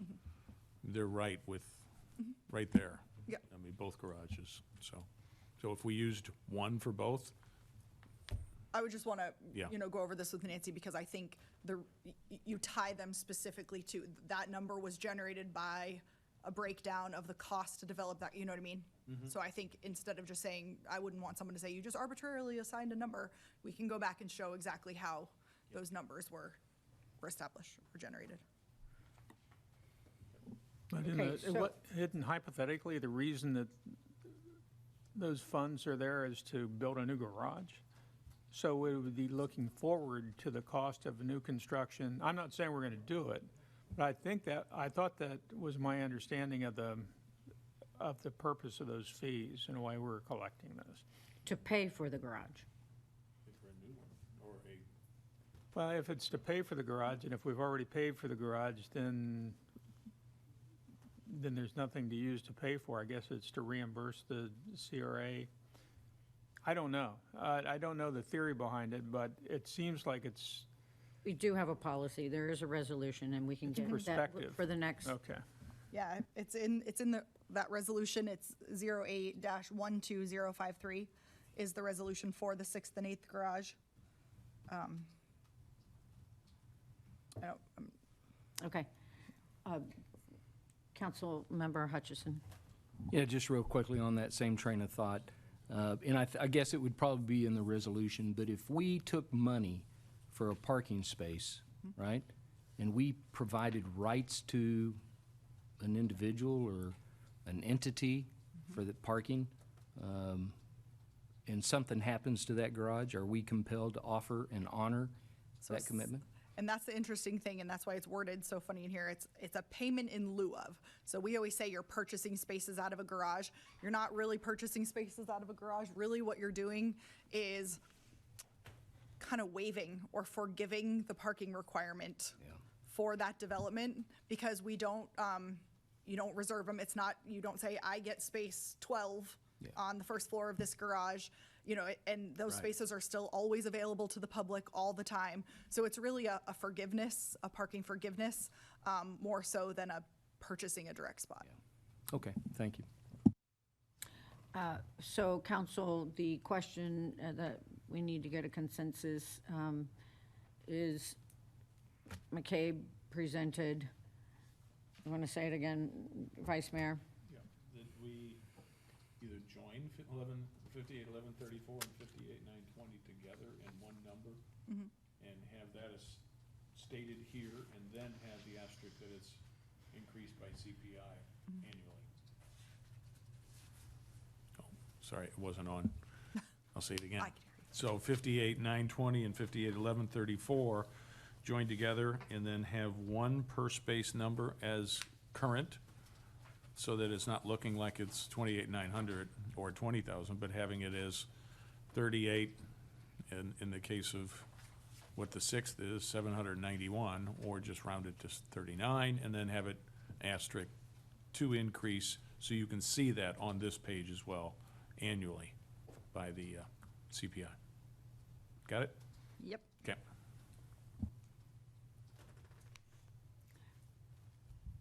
Council, do I have a consensus for moving forward with that? We've discussed it, yes. Councilman Perry, Councilman Petronoff, Chrisman Hutchison. I noticed that the finance director, I'd just like to see if he has any. Thank you for coming.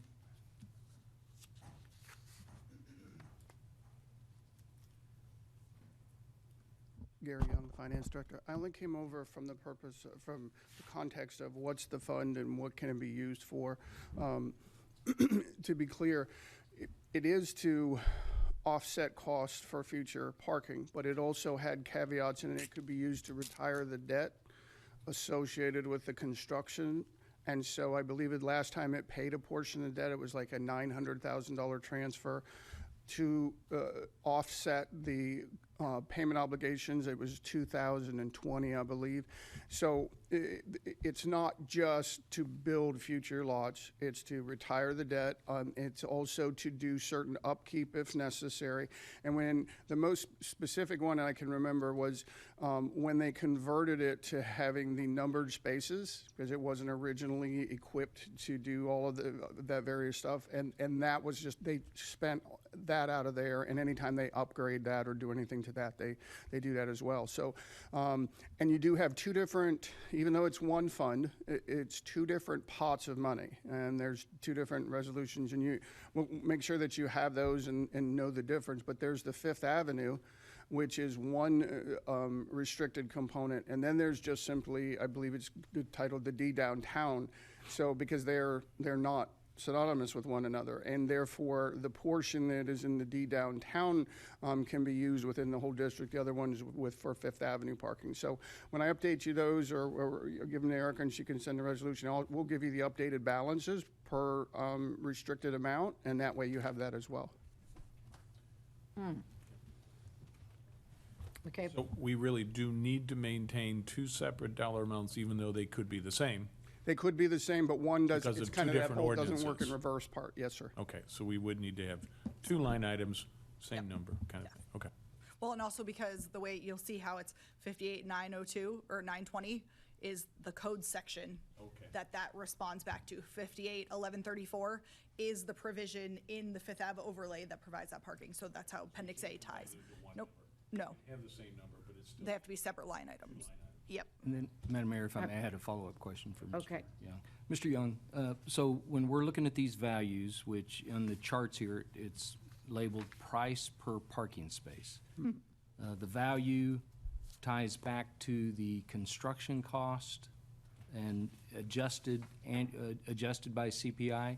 Yeah, I know Erica touched on that. I wasn't here when that was done as well, so I'd be interested in reading that study. I think the methodology would make sense that you would want to include it. I think when it would come down to the new garage, you would want to incorporate, if that's the way the study was done, or that's the way that this council wants it, I think it's reasonable to incorporate. It does go back to the question is, what are you trying to do? Are you trying to recover all of it? Are you trying to do so you can keep building?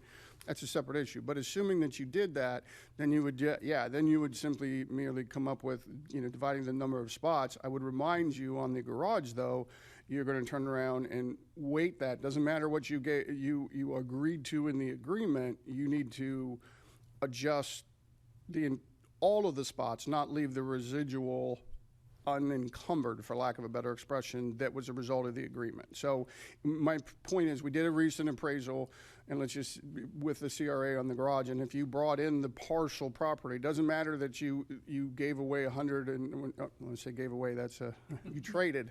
I don't want to anger anybody at the moment, but you gave an offset for a certain number of spaces. But I think if you were going to do that, I would incorporate the value that you have when you acquire the property, which it wouldn't be the quantification of those spaces. I would use the real number by an appraiser if I brought that into the equation. And to be clear, I want that in plain speak. Are you saying that the true value of the garage, including the cost of the land, should be incorporated into the I think as a business price? person, you know yourself, you couldn't build that. That's right. You can't build that 7-Eleven if you don't have the ground that That's right. sits on. So Thank you for that. I think it needs to be equated in it. Now, then at least you have a good starting number for you to quantify. Yeah. Now, if you make a decision, and let's just say you discount said, I'm not saying you should. Right. I'm just I saying, understand. If you make a decision and say that they're not going to pay that, what are we trying to get out of it? But at least you start with that first number, and then you decide what is the fair value Then that you have a want real to try value. to do. That's right. Thank you, Madam Mayor. Okay, thank you. So Councilmember Perry, and then Councilmember Blinken. Mr. Young, I have one other question. So on the Fifth Avenue garages, I heard what you said a few minutes ago, and it really made me think. Have we not already paid off the debt on those garages? Last one was actually 200,000 was the last payment this year. That's what I was thinking. Yeah. So if there's either money in that fund, or we get more money into that fund, and if we can't pay the debt off because the debt's already paid off, we're not going to build a new garage. We could use it for maintenance for that garage. What else practically can we use it for? Any other type of parking. It's a parking trust fund. It doesn't say it has to be a garage. It can, I would say that it's open as long as it's for the establishment of additional parking or the retainage of the parking. I think those are your parameters. So among other things, one of our CIP items was money for maintenance of that garage, right? So we could use those funds for that? Yes, I believe so. And that's sitting there, and that won't be coming out of the general city revenue, and it won't come out of the CRA. So it seems like that's where that should come from. Do you have any idea what the balance is in? We just got a payment right 1st of October, wasn't it? 800. Was that the? It was 708,000 at the end of last year. That's why I want to get you the actual numbers. But I believe there was a substantial payment at the first 2 months of 2022. So because again, I had the CAFR numbers. I looked it up. It's 708,000 at the end of last fiscal year, but there was a substantial payment this year as well, which is a project that began 2 years ago, I believe. So I'll get you those numbers. Just for purpose of discussion, let's say it was $1.5 million. Yes. And but we also, in the meantime, have paid that debt service out of that, correct? Mm-hmm. Not all of it, but whenever there was sufficient funds to make a debt payment, it was done. But I mean, as of, so. Oh, yes, all the debt's retired. If you were to look at it, a line today, where are we? The debt's been paid. Yes. There's $1 million plus $1.3 million or something in there. Let's say if we spend $350 or whatever you were asking for the CIP, for the garage repairs, we still have $1 million or so there. And I understand it has to be something to do with parking, but I'm trying to, in my mind, trying to come up with what we do with $1 million for parking on Fifth Avenue. Well, Does it have to be at Fifth Avenue overlay? Well, that's why I was going to interrupt you. Just when we talk about fund balance, I'm doing it in the aggregate, but there's two restricted amounts, and that's why I preface, let me send you the exact fund balance by restricted total, because they don't work. The other one can ostensibly be to assist with any parking in the D downtown, and the Fifth Avenue is the Fifth Avenue. But anywhere in, you were talking about D downtown, but the two garages off of 8th Street aren't in D downtown, are they? I don't think they are. No, they're not. They're not within the D downtown. They're within the Fifth Avenue overlay.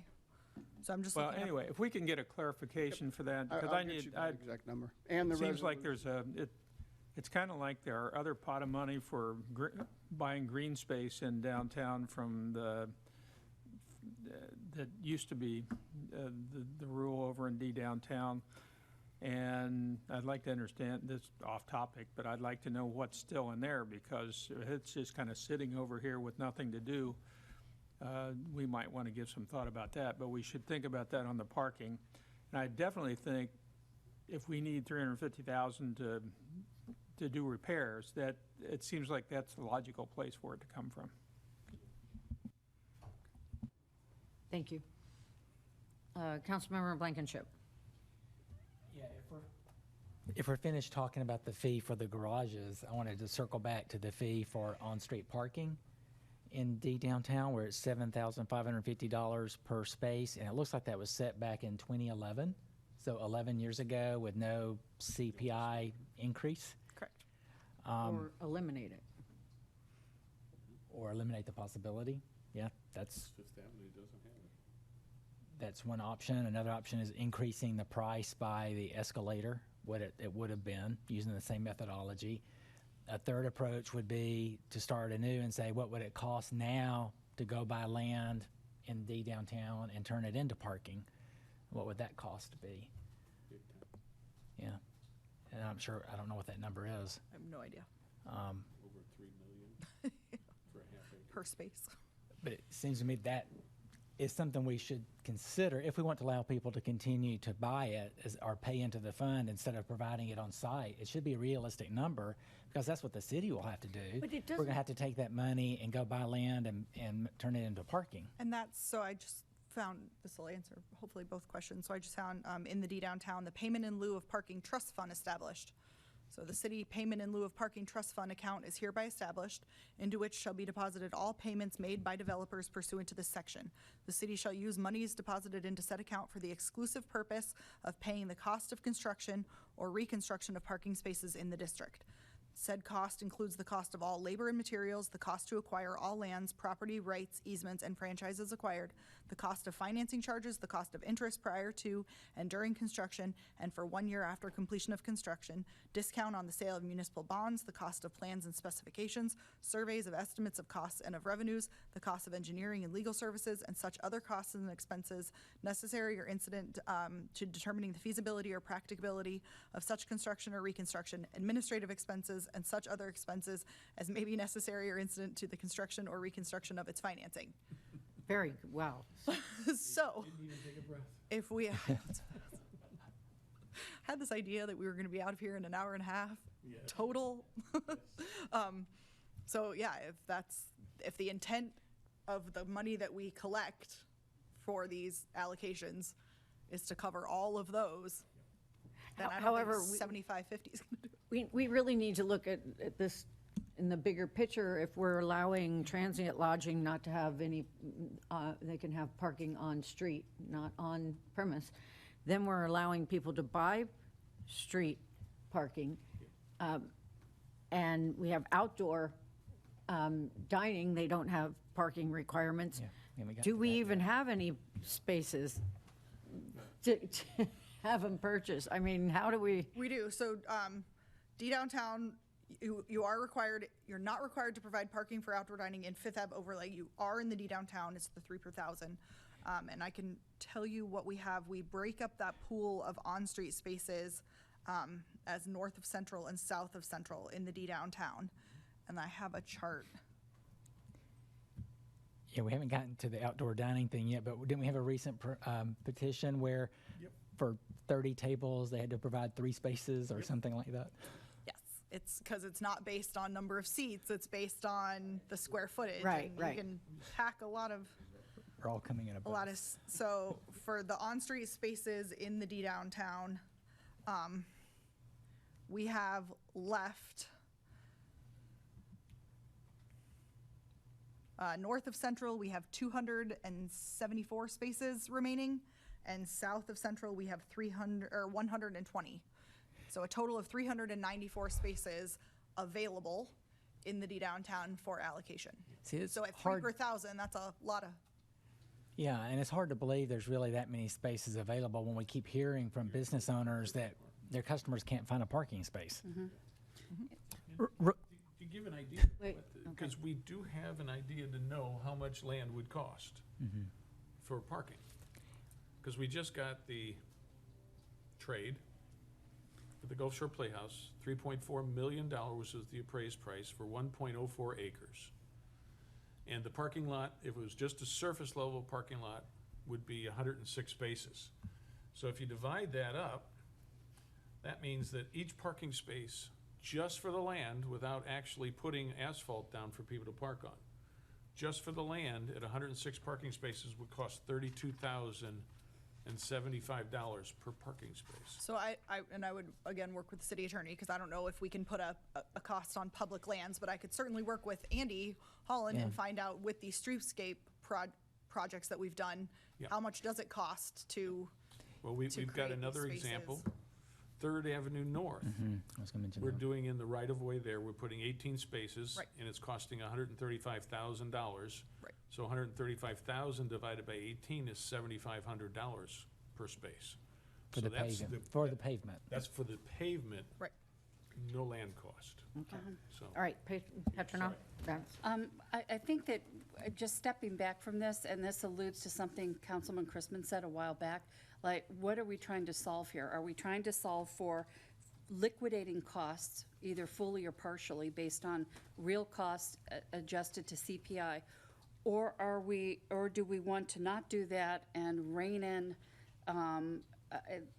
the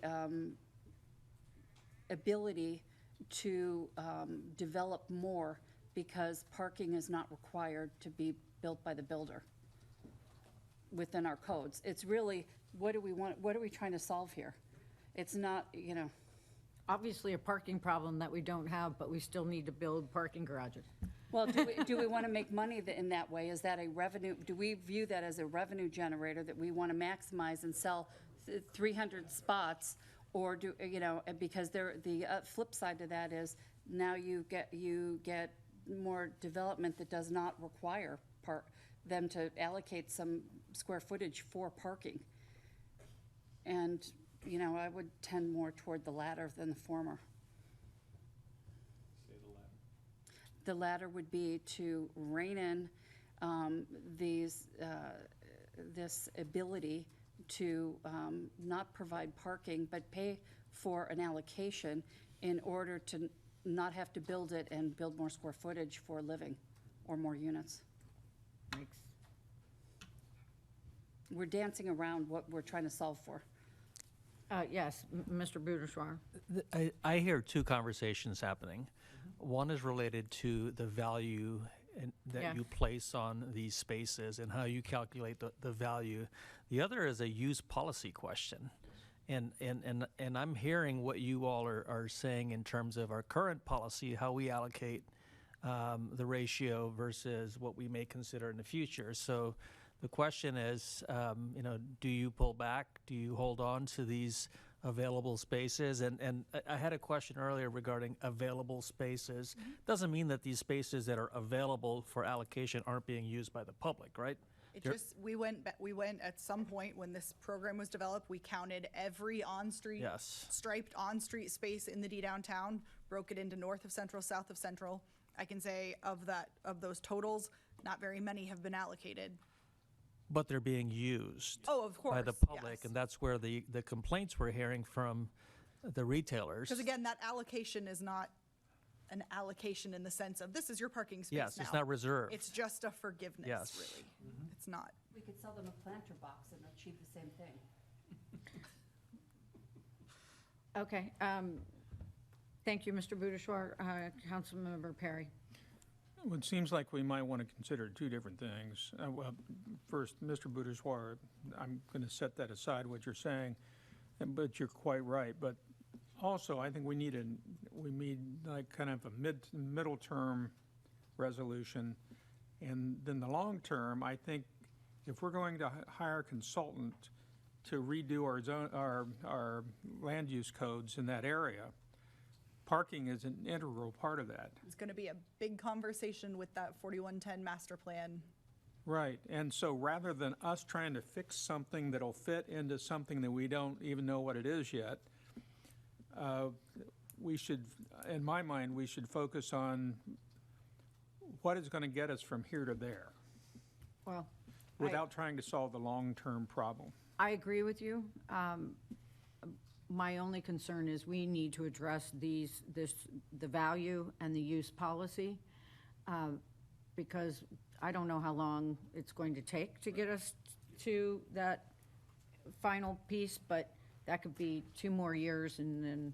Well, that's what I said. We need an interim Yeah. term policy, and I think that divides up into different pieces. I'm fine with what we already We already have the value. agreed on the value. On the on-street spaces, I'm not sure where we are. Yeah. Did we agree that that was going to be the same as for the garage parking? I didn't get that we did. Wait, one you second. can set the number wherever you want. I don't know what the legal requirement is of how you tie So, that, because I yes. don't know that you could assign It has to private be property reasonably value vague. to public right-of-way. Yes, I think That's Erica is iffy. correct, and it's causing her a lot of distress, I It can is. tell. Yeah, you need to have some kind of basis that you come up with that number from, and generally it's an appraisal, but there could be other reliable sources of information on which to base it. Okay, Councilmember Hutchison, and then let's Yep, wrap I- this up. Look, we're seeing some of the mistakes made by, and it's, many of you may know and have read this in corporate life, but in some regards, our city government has been telling time instead of building the clock. We react to things, and we get ourselves in situations where we lease public right-of-way property for $1 a year. Or we take certain actions because the economy isn't doing good. And by the way, if you read the stock market news today, and you wanted to react to that, you might be tempted to make some decisions on this matter that really don't stand the test of time. So I encourage us to build the clock, do what's good long-term for our community, do what's right, and I understand that's up for interpretation. But let's deal with it, and let's understand what our costs are on items of discussion. And when we're assigning a value, someone said the appraised value. Well, there's a nice idea, because that's reflective in a lot of ways of where we're going in our community and property values overall. But I'm not a big fan of the telling time and reacting quickly to what's going on here locally and making some decisions that don't long-term reflect the real value. Thank you, Madam Mayor. So we can look at what day and time it is now. We can also reflect back to see really the impact of development that happened when we had our big recession in 08, 09, and what that actually did to our property values. So I think we should, address what's at hand, and that's that parking fee for the D downtown. I hate to throw this in there, but D downtown just, now we've changed it to design district, but there's areas in the design district that's on 8th and surrounding off of 5th. So do we ever discuss what the boundaries are with that 4110? Yeah, so the D downtown is slightly larger than the 4110 master, what do we call it now? Design district master plan? Design district. Sorry. So there are areas of the D downtown that are not within that Right. design district overlay. All of the design district is, well, no, because there are some things that are zoned differently within that geographical area. You have some planned developments in there. So yeah, they're not, the boundaries of the master plan area and the boundaries of the D downtown are not So that needs exactly to the same. be cleaned up, because that's already been established by council by majority, that there would be a design district. So separating the design district out from that D downtown parcel. Yeah, there are very few parcels to the north and to the south of that area that would remain D downtown and not be within that boundary. Right, okay.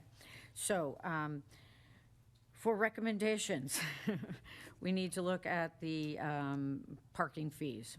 And there was a recommendation, Councilman Blankenship? Yeah, my recommendation was to ask staff to come back with a CPI formula, like tell us what it would be doing the CPI just like you do for the parking garage. And another way is a cost estimate of what it would take to acquire land and build parking spaces.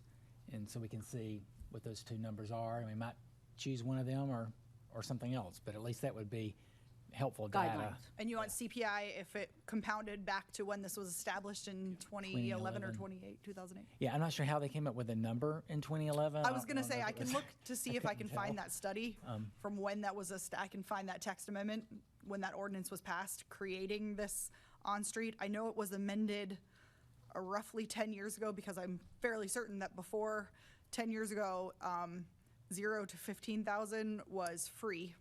You can Yeah. allocate 100% for free. So I know that was amended, but I can look at, see when this was created and what the rationale was, how that number was established. So those are my two suggestions. And if staff has another option of the way they think we should consider, please provide it too.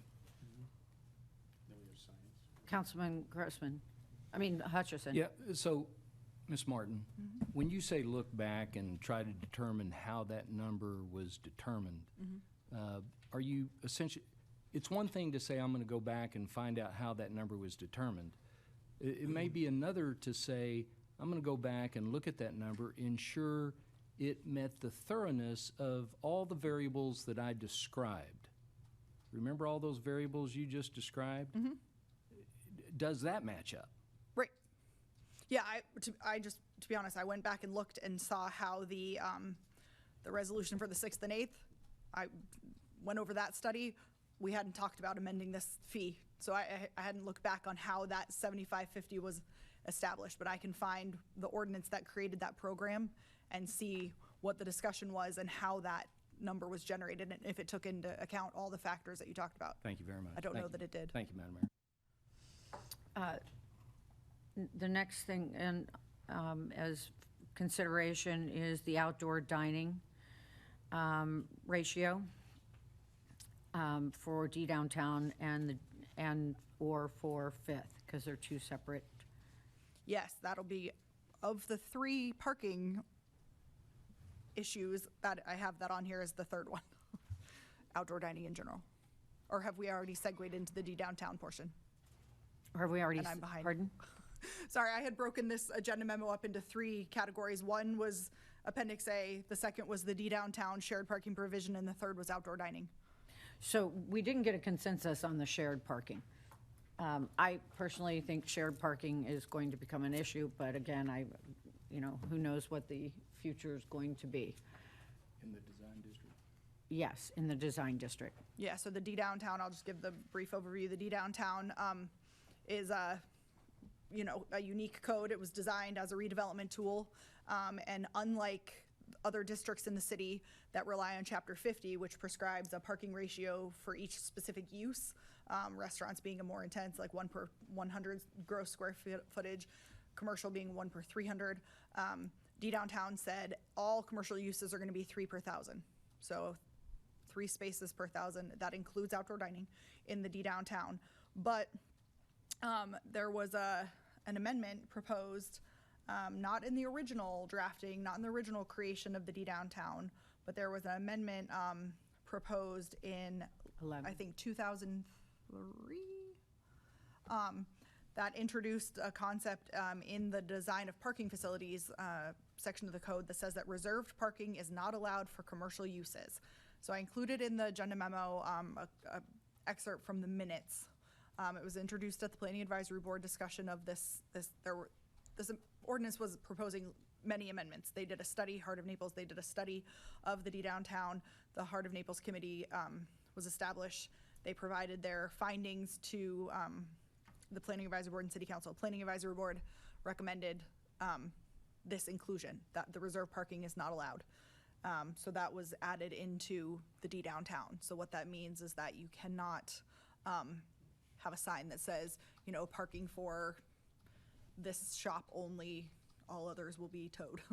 Of course, we see that all over the place. So that was. Because you can be grandfathered in. So yeah, it was determined that the provision is applicable only to properties that were developed after the adoption of that ordinance, which was June 18th, 2003. So if your property was developed prior to that, June 18th, 2003, that code wasn't applicable to you and you could continue to reserve your parking. However, all those properties developed after the adoption of that ordinance, that has been enforced. So code enforcement has recently done an inventory of properties. They've done a sweep. They've been working really hard to enforce that ordinance. Of course, it's a very difficult one to enforce. So as part of the 4110 master plan process, that was a big community engagement process, that concerns about that provision have come up a lot. And whether that's something City Council wants to continue, whether that's something you want to amend in the downtown.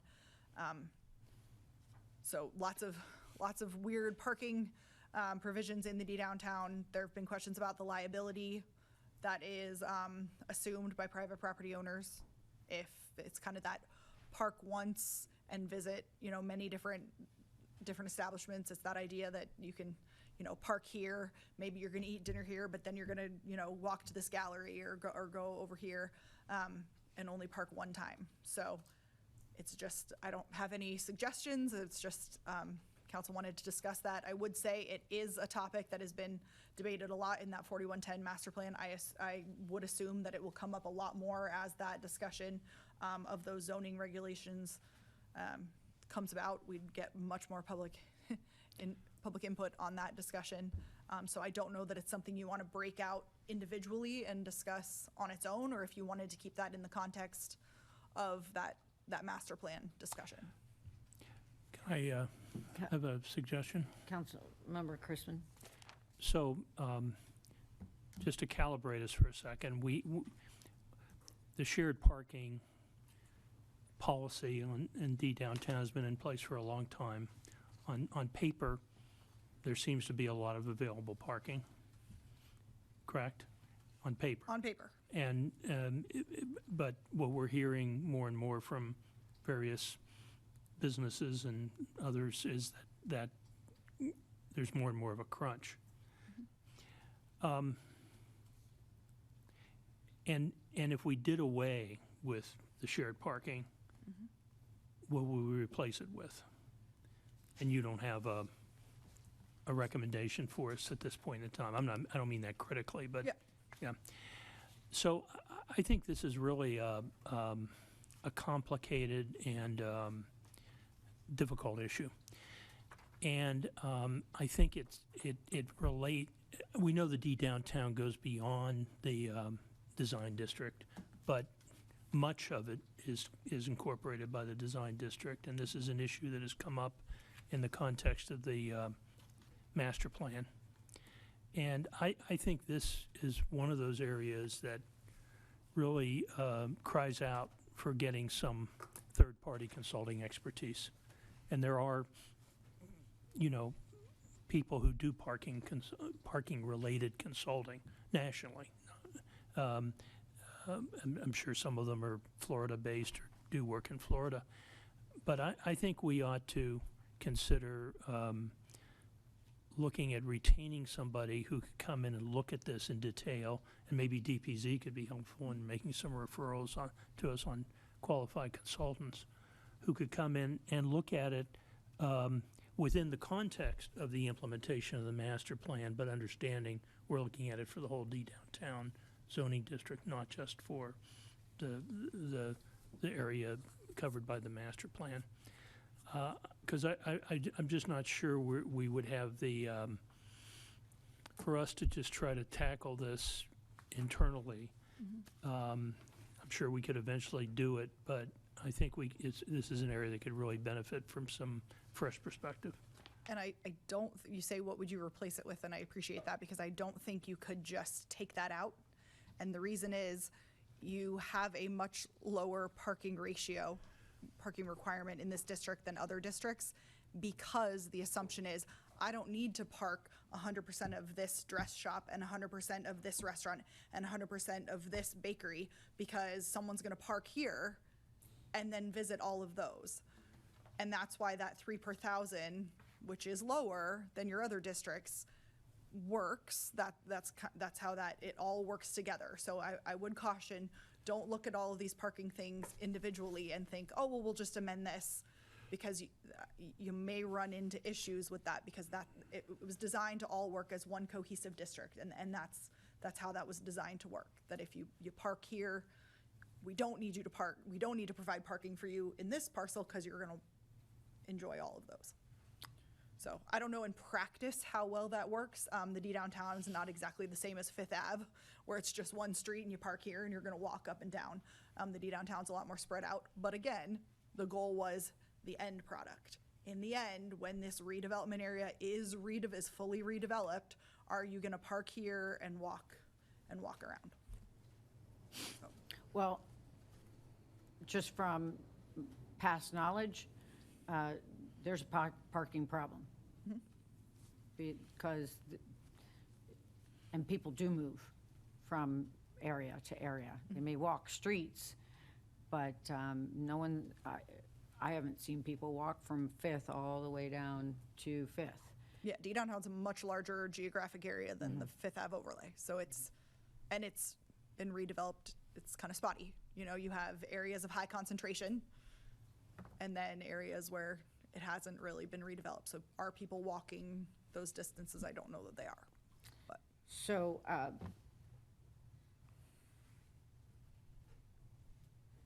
I don't know, I'm ambivalent on kicking the can down the road unless we have a real plan to hire someone and get moving. I mean, if I can have a report back on what we think the estimated time is that we're actually going to be able to look at this design district and put into place the final, but not final, draft that we approved the other day, and what that time frame would be.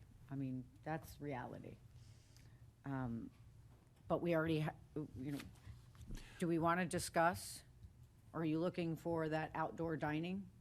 Or are you saying, or Chrisman, I should say, are you saying, let's wait and see? What I'm thinking is, to your point, Mayor, is that, at the CRA meeting the other day, we agreed that we needed to, we tasked staff with coming back to us at our next meeting with recommendations on implementation plan priorities, correct? And I think this could be added, it could be part of that short-term list. And that our planning director, working with our CRA director, could come back with a recommendation on perhaps, if they think it makes sense, retaining a third party, an outside independent consultant to help us think through what kind of a parking plan we want for the D downtown district, which would include, of course, the design district. Okay, and then we have the Fifth Avenue Special Overlay District, which we really covered slightly. We don't think we completed that conversation. Yeah, I have outdoor dining as my next topic is part of this discussion. Okay, and then if we have the D downtown prices that's coming back to us for the cost of parking, what about C2A Waterfront Commercial District? We haven't even touched that. Mayor, if I could, we're about, I think we're over 2.5 hours now. Yes, I know, but I want to get a wrap-up of where we are and Okay. what we have left to accomplish with 13B. Somehow we're a little bit blending them. I think of the three, so we talked about Appendix A, I've got good direction on that. I think as part of the D downtown shared parking, you want to discuss that as part of the 4110 master plan, but make this one of the short list. Design district. Sorry, design district Just master for the plan. record. Yep. But you want to make this one of the top priorities, the short list priorities, as part of that discussion. And then I did have, in the agenda memo, I did provide background information on outdoor dining, just, and how it's applied in the different districts in the city. Because most recently we had this discussion with respect to Fifth Avenue. Outdoor dining does require the provision of parking in most of your zoning districts. The exceptions are Fifth. well, yeah, so D downtown requires the outdoor dining at 3 per thousand, just like all other commercial uses. And Fifth Avenue South Special Overlay District does not require the provision of parking for outdoor dining. I will say that all outdoor dining I have absolutely no idea where I was going with that. Oh, sorry, the the parking ratio for outdoor dining is based on the square footage of the seating area, not the number of tables and chairs. So you saw one recently where you can increase the outdoor dining by 30 seats and potentially not increase the parking demand because your tables are more compacted in. They are regulated by life safety requirements, so we do require now that you provide a life safety plan, which does dictate how close those tables and chairs can be to each, so you can't pack them in, but you can get as many as you can within that life safety plan regulation. So before we take a break, right now we have the outdoor dining on Fifth to discuss, the D downtown, and whether we want to look at that now or wait for the design district discussion. Yes, because part of that design district master plan did encourage a lot more outdoor dining.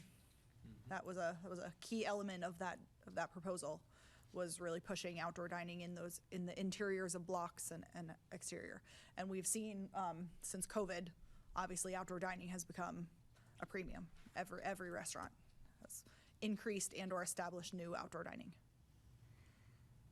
Did we address the provision for off-site parking? Related to? Oh, that was Fifth. Yes, we did. And then the only other thing that was left on your consideration part was, I think the only one I haven't gotten direction is just the outdoor dining discussion. Okay, so as Councilman Chrisman has pointed out, we're due for a break, so it's 3:41. We'll be back at 3:51 for a 10-minute break.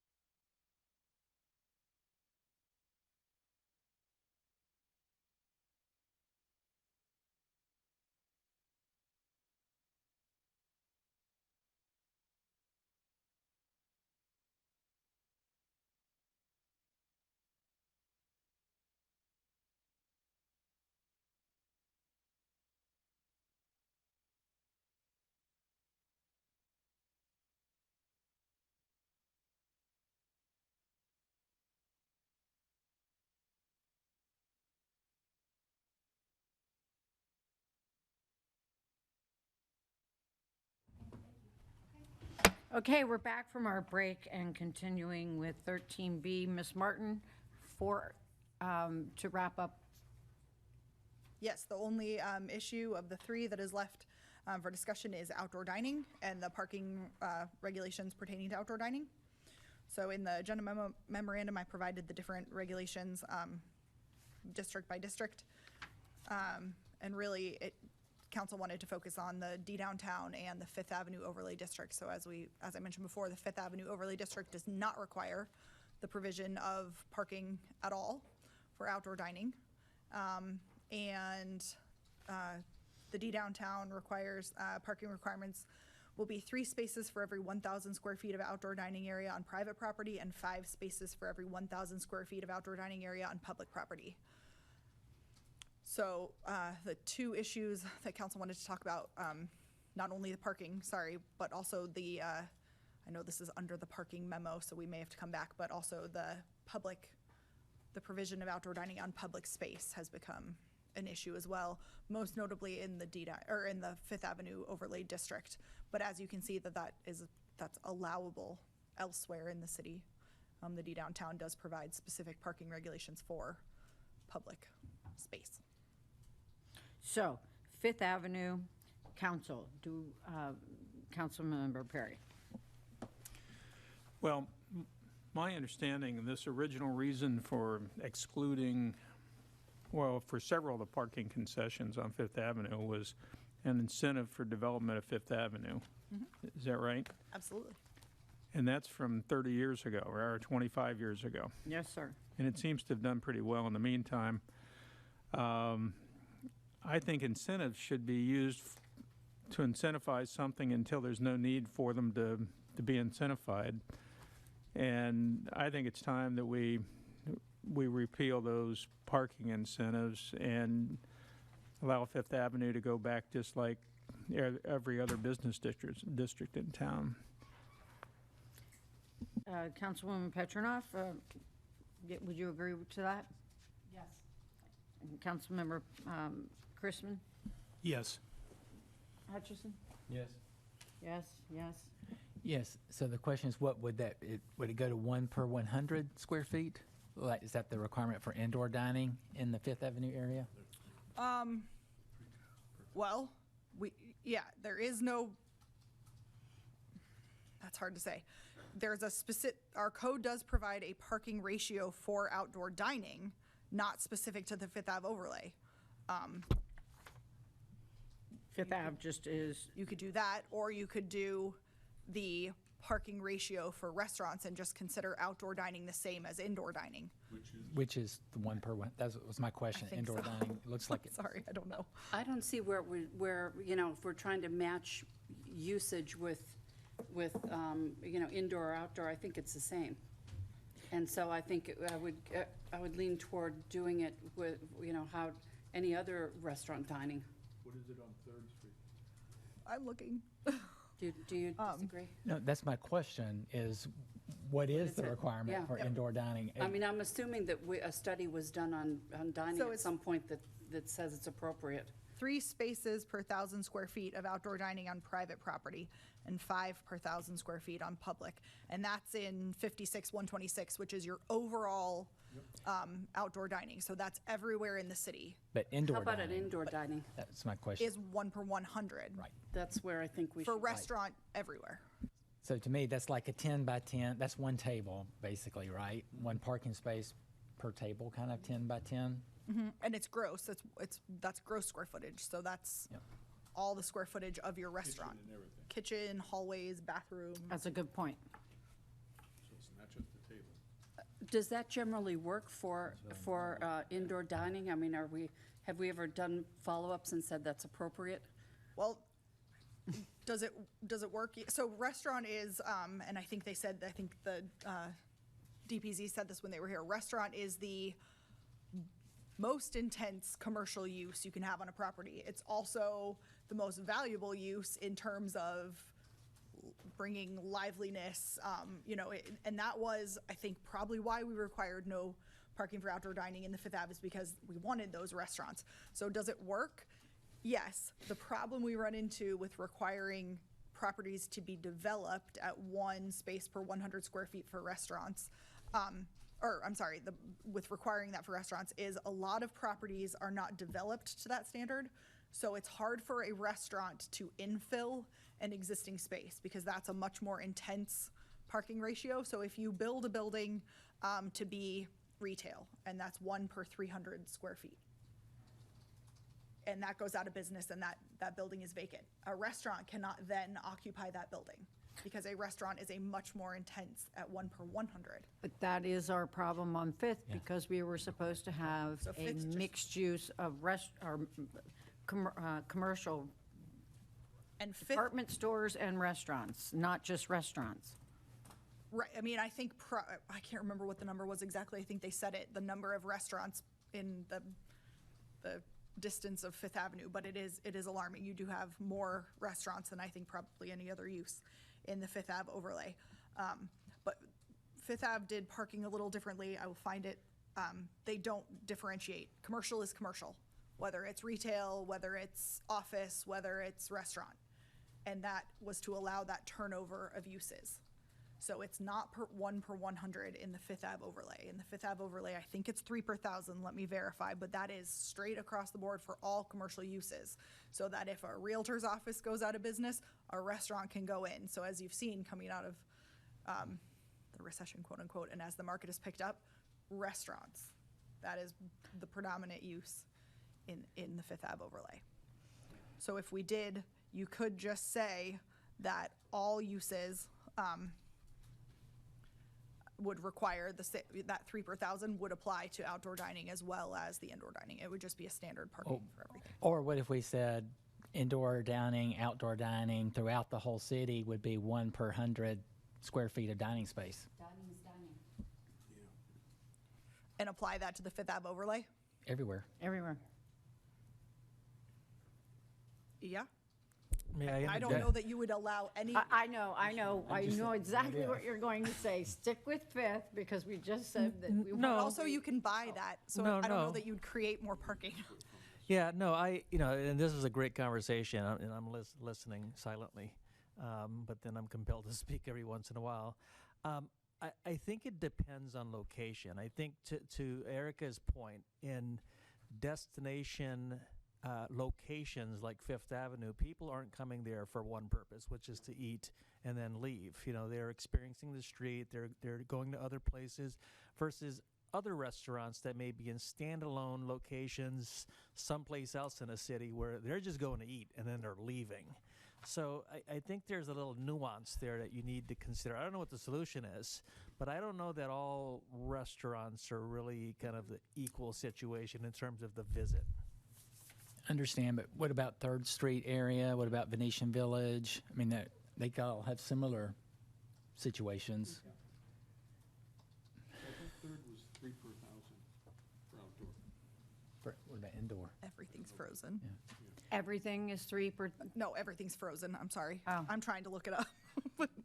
I don't know I how guess- we ever got to making a different allocation of parking for indoor dining versus outdoor dining. I think it was incentives, trying to incentivize more outdoor dining, making it easier. Okay. But I think we've done that. it worked. Yeah. it worked. Yep. So- Fifth Ave overlay is 3 per 1,000 for all commercial uses, except 0 for outdoor dining, Inclusive of restaurants.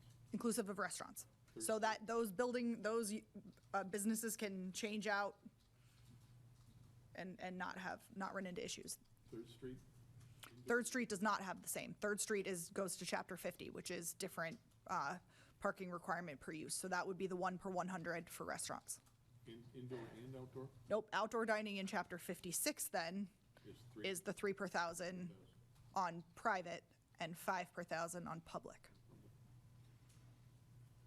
So you have to go to 9 different places to find out. I have a question. When you Let's clean up the code. if you had simplify it. if you had a store or something else, a realtor, and it was a 3 per 1,000 or whatever it is, and it closes, and now a restaurant goes in, or the property is redeveloped, does it then have to go and buy the allocation of parking, or is it grandfathered in with what the building was? When uses change out, no, they don't have to provide additional parking. So if you redevelop, that's different, but if a use goes out of business and a new use goes in, you're not required to provide additional parking. That's the problem. Is it the same outside of Fifth Avenue?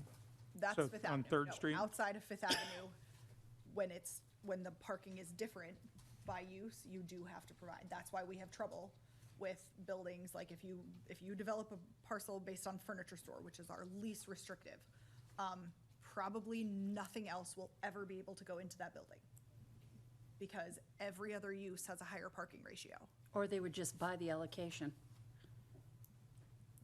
which is not available. Like if we're talking about highway commercial, there is no allocation. Okay. So that's why you had a rooms to go building that sat vacant for years and years and years. But if you had What something else? like the one that is downtown on Third, the Bayside or the furniture store, they would, and it change into a restaurant. If they're not in the overlay or D downtown or one of those with a parking incentive, no. Okay. They'd have to figure out, I don't know, probably nothing. Okay, so let's just address Fifth Avenue.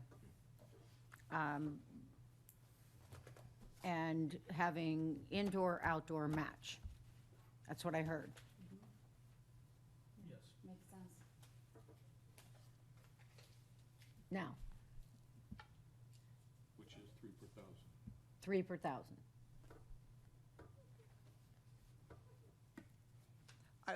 That's gross. Yeah, 3 per 1,000 would match indoor and outdoor. I will say, I just want to manage expectations.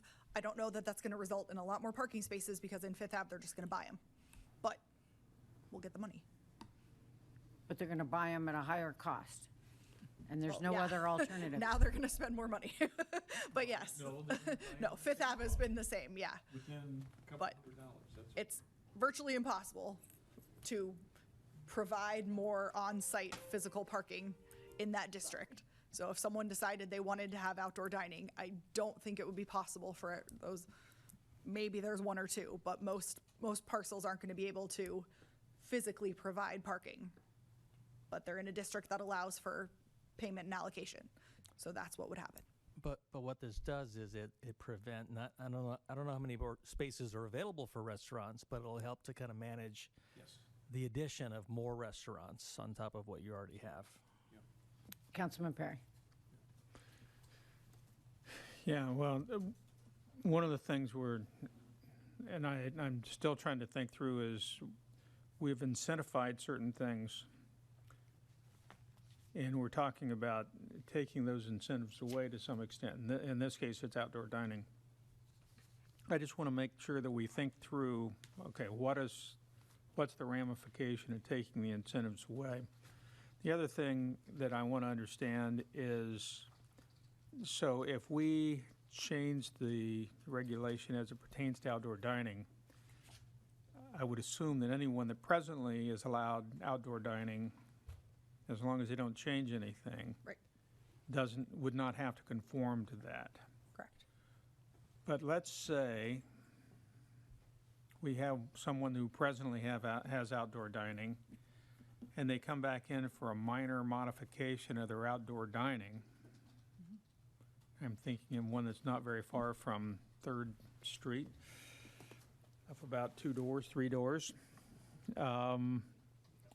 that they've been talking about. I don't know if they've ever taken any progress, but they were complaining because when they reconfigured some of their chairs and tables that they didn't conform. And if they now go back through the process and request a different outdoor dining configuration, would they then have to comply? I would say no, because they wouldn't be if they were increasing their square footage, then yes, these new regulations would apply. But as long as they're maintaining that square footage, which is what their parking ratio was based on prior, they would be okay. But if they were increasing it, then yes, they'd have to. So if they're I'm going to take 2 different places and that it doesn't really directly apply, but let's say one that's going to be coming before us, I think, Wednesday. where they already have outdoor dining, but they're going to add outdoor dining. Let's say if that were on Fifth Avenue. I think the problem is no, because they're maintaining the same square footage. They're rearranging the tables, but it's the exact It same looked square like they footage. were, I thought they were putting tables on essentially what I call their front porch. But they're taking them away from an area in the back of the building. So they're subtracting square footage in the back and adding square footage in the front, but net, it's the same square footage. So as long as it's the same square footage and not the same location, Because your parking requirement is based on the square footage of outdoor dining. So that's another thing to look at. Do you want to do square footage or do you want to do tables and chairs? Because square footage can be not always the best representation of how many people. I'm inclined to keep going with the square footage because that's kind of customarily how we've been doing it. And I'm afraid that if we start changing up, I'm gonna get confused. I don't know. I'm guessing if the restaurateurs can't even keep their chairs and tables in the right place, then I'm sure that would be confusing. Okay, thank you. Councilman Hutchison? Yeah, typically when we get into these matters, it's always good for us to hear from the stakeholders, the various business entities, associations that do business in the area. I'm thinking of the bid. I'm thinking of the 10th Street Association, et cetera. So absent actually hearing from them, I hesitate to weigh in and support any kind of moves that just changes some of the fundamentals, although I understand why we're looking at this. Councilman Perry just brought up an example of a restaurant, and Ms. Martin said, yeah, well, that wouldn't trigger it unless they did X, Y, and Z. So for me, I want to know, okay, what does trigger the new, what we're discussing as the new measurement criteria, the new ratio, if you would.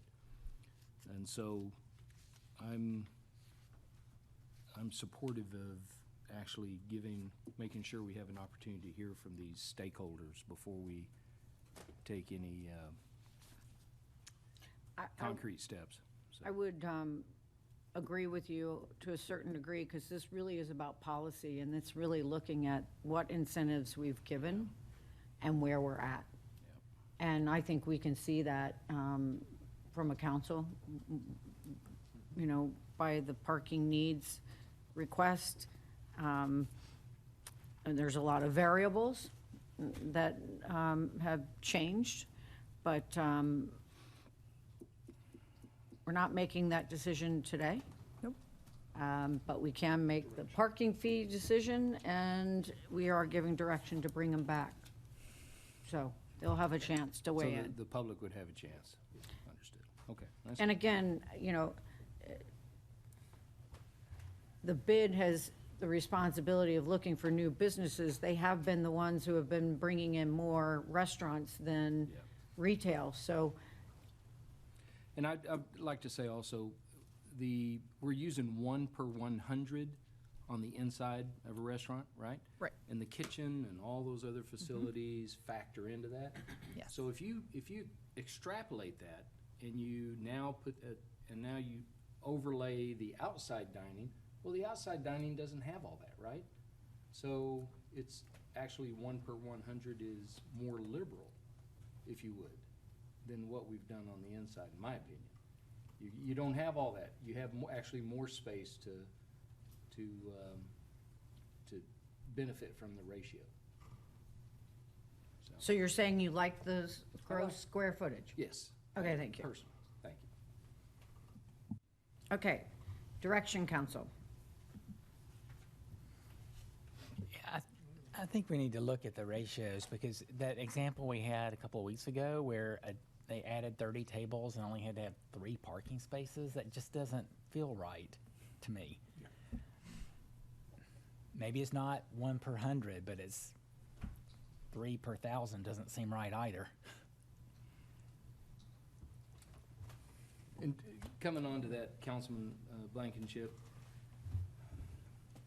especially in the design district area where we're now looking at some real fundamental changes. Okay, but We're not real sure what's gonna happen on parking, right? Even with making a move. So I'm not sure. But what we're on comes- Fifth. You guys went to the Oh. design district. We're on Fifth. Okay, we're just on Fifth? I thought we Mhm. were talking about this example on Third Street. Is that spot, this wouldn't be considered spot zoning either, would it? No, I don't think so, but we do have to be very careful of creating more nonconformities and any entitlements that might be there. So there's a consensus to have Fifth Avenue inside and out be the same ratio? Yes? Yes. For discussion. Yes. Councilman Chrisman? Oh, yes. I'm sorry. Yes. Okay. Next. All right. Are we moving on to the next? Oh, right. As long as you're okay. I am happy to do so. The next, naturally, everything froze. The next is 13C, which is a discussion related to building height. Little Oh, different. wait, okay, that's all you needed for 13B? I think so. Or Okay. did we want to I just wanted more? two things that are on, that aren't really on the table for discussion that I was discussing with Ms. Martin. We need clarification on this is, under parking requirements, under E, the reimbursement for developments that provide dedicated public parking spaces over and above the required minimum, the developer will be reimbursed from the payment in lieu of parking trust fund money equal to the product. That can't be what it reads like. It is. Because when the D downtown was put into place, we didn't have these big streetscape plans, streetscape programs. So what it says is that if a developer, creates on-street parking where there is none in front of their property, and they agree to dedicate that back to the city, so they don't keep it, it's not theirs, they agree to dedicate it back to the city, we would reimburse them for that. So E. Generally, how that's been applied is they create the space and then ask to have it allocated back to themselves.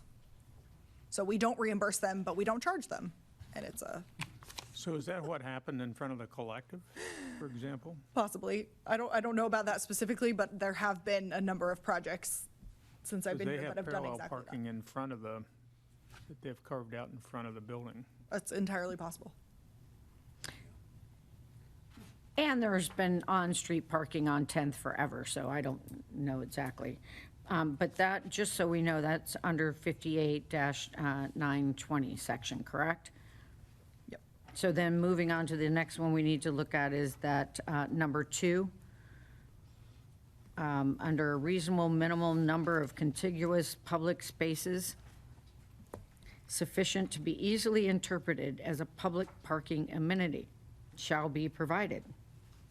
The reimbursement is not intended for the odd one or two excess spaces that may result in a particular development layout, but rather is intended to reimburse a concerted effort to add to the public parking pool.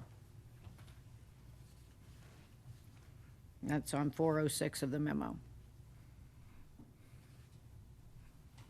Yep.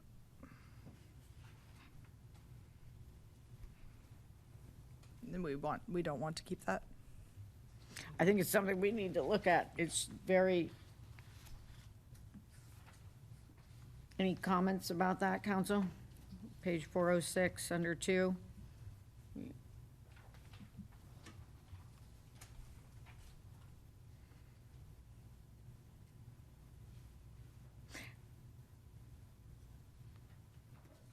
How? That's just bizarre.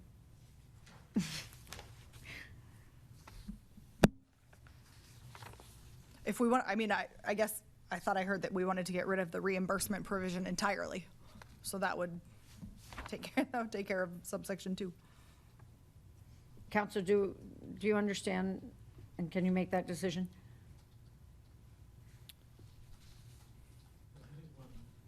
Anyone used that provision lately?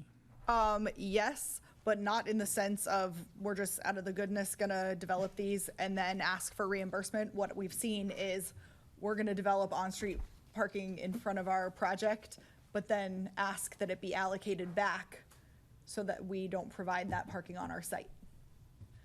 So it's kind of been, they've used that in combination with the on-street allocation and said that we'll just go ahead and develop this ourselves, but then we want you to. So it's, we don't reimburse them, but we also don't charge them that $75.50. Does that end up being, is that, are those public spaces at that point? They are always public spaces, yes. So those are in the right, in our right of way? And they are required to dedicate it, yeah, they dedicate it, it remains our public right-of-way. They just pay to improve them, if you will. It's only an option where there currently is not on-street parking, if it's just, you know, roadway. So if we were to take this provision out in its entirety, would those developers be able to still do that? The ones that have already been done are done. No, But- I understand. But new developers, no, what that does, and I don't know what impact this would be, I'd have to talk to Andy Holland, but what that would mean is that then the burden of developing new on-street spaces would be on the city. We would no longer have private developers doing that for us. Not that it's a gift because they get something back, but it, you know, on streets where we don't have a plan to improve them. It seems to me before we just, again, take a meat axe to this, that let's study that carefully to make sure that we're not doing something that we don't intend to do. So I guess in answer to your question, I'm not in favor of that, Mayor. Okay. Scratch the other one. Let's just look at this one longer.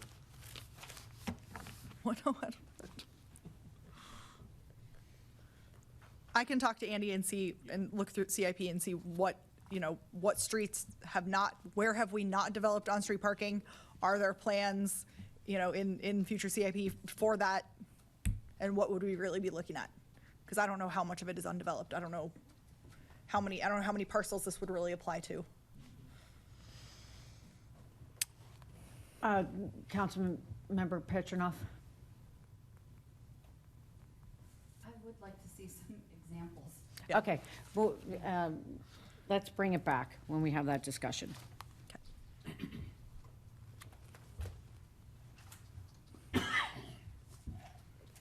Okay.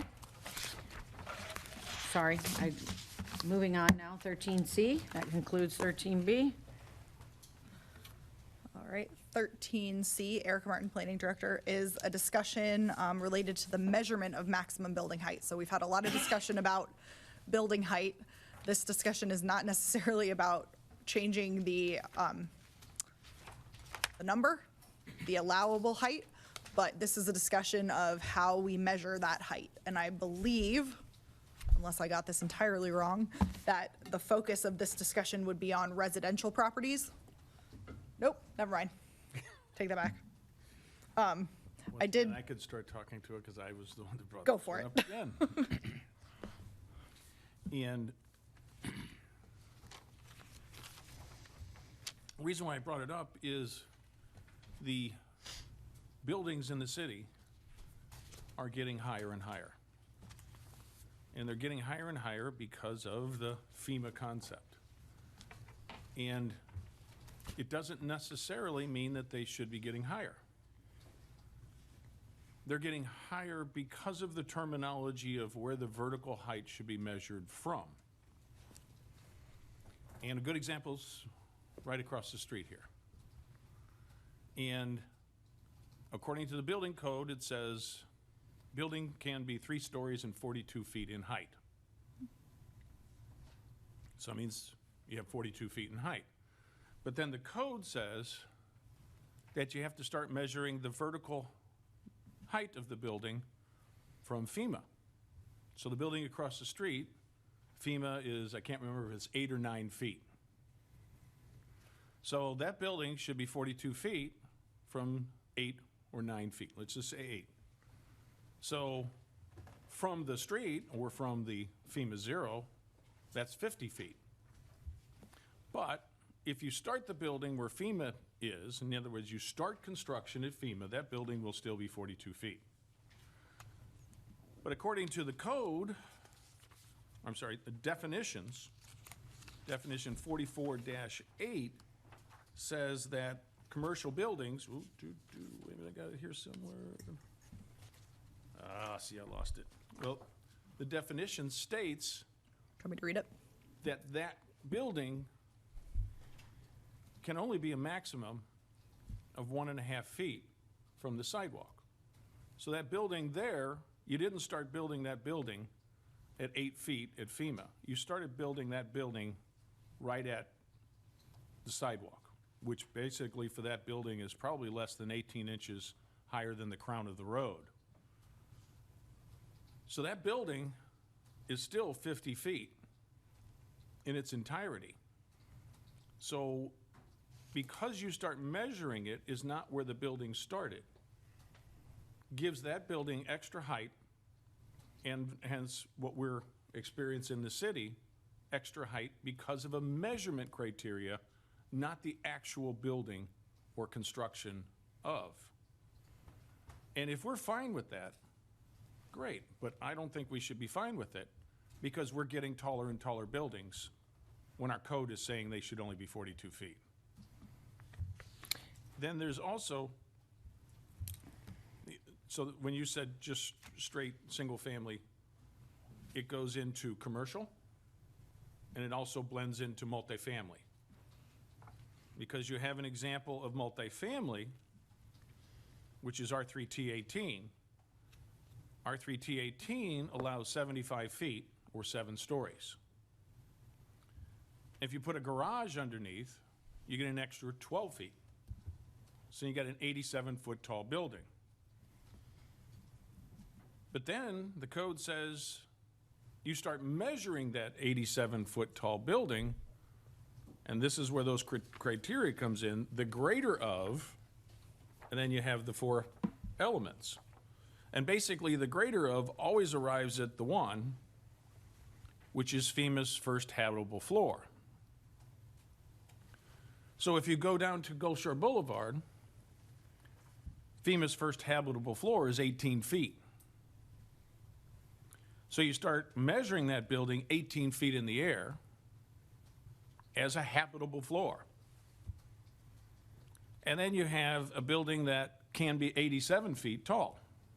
So you have 18 feet plus 87. But here's the peculiarity to it. 12 feet of that is not habitable. That 12 additional feet that you get because you have a garage underneath that takes you from 75 to 87, you're starting to measure that uninhabitable at the habitable. And then you're putting the uninhabitable underneath it, so you're getting an additional 18 feet to a building that should already be comprehending the 12 feet of uninhabitable below FEMA's habitable. I know that might not have made sense. That's a chess game waiting Yes. to happen. Okay.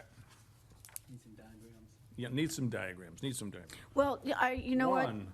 Yeah, I bet Krista Carrera can explain to us these, Oh, I'm running out of space. Well, this is 5. So here, you've got an example. Let's say it's 7, okay? 7 stories, habitable stories. That's what you get, 75 feet. Then you say, I'm going to put a garage underneath, so I'm getting 87. The garage is not habitable, and therefore you're getting the 12. So you have 87 feet for this building. Then FEMA says, though, you got to start measuring the height at FEMA's first habitable. So that means I have to start this building you're seeing here 18 feet in the air. This 18 feet is not habitable. And you have 12 feet that isn't habitable. Why are you giving this builder 12 feet of uninhabitable, starting to measure at habitable? Wait, I'm not. But that's what the code says. So this 12 feet of habitable or uninhabitable should be part of the uninhabitable, and you should be measuring FEMA's habitable for only habitable floors.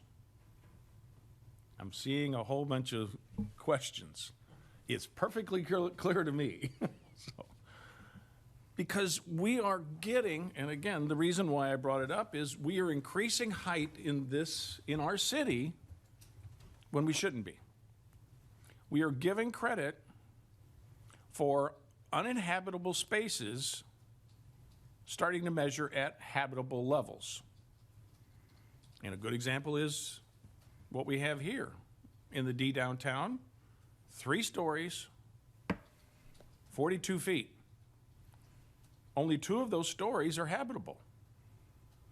But we're measuring the 3 at habitable versus this one that's not habitable. We should be measuring it from habitable. That's a lot of habitables, I know. I'll just pause. Does it make sense to anybody but me? Krista Carrera. Okay, my name is Krista Carrera. I'm the floodplain coordinator for the city of Naples, and my credentials are on file if that's required. But so I think there's a couple of different things we need to first separate them from. You have residential buildings, and then you have what we consider a lot downtown and see is mixed-use buildings, yes, which have commercial on the ground floor and residential above. So let's separate the two. The residential one is going to be very simple. FEMA requires the first living lowest floor elevation. See, the word habitable is not a FEMA term. That is what we use in our code, our standard code of ordinances. Okay.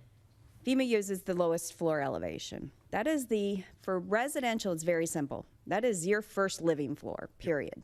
Anything below that is going to be parking, storage, or access into the structure. There is a required minimum elevation throughout the city, whether it's in an X zone or a special flood hazard area, or it's on the coast and seaward of the CCCL, which then has even higher requirements. What you also have to remember is ground is not zero. Ground in the city of Naples fluctuates anywhere between 3 and 4 up to 13, 14, 15, actually.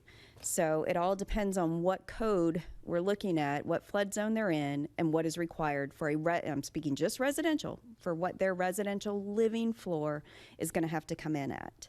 There's no give or take on that. And the way we measure, Erica can verify this, is we take what FEMA requires based on the Florida Building Code, which in this case, in 2017, it went from base flood elevation, which is what we originally measured from, to base flood elevation plus 1 foot.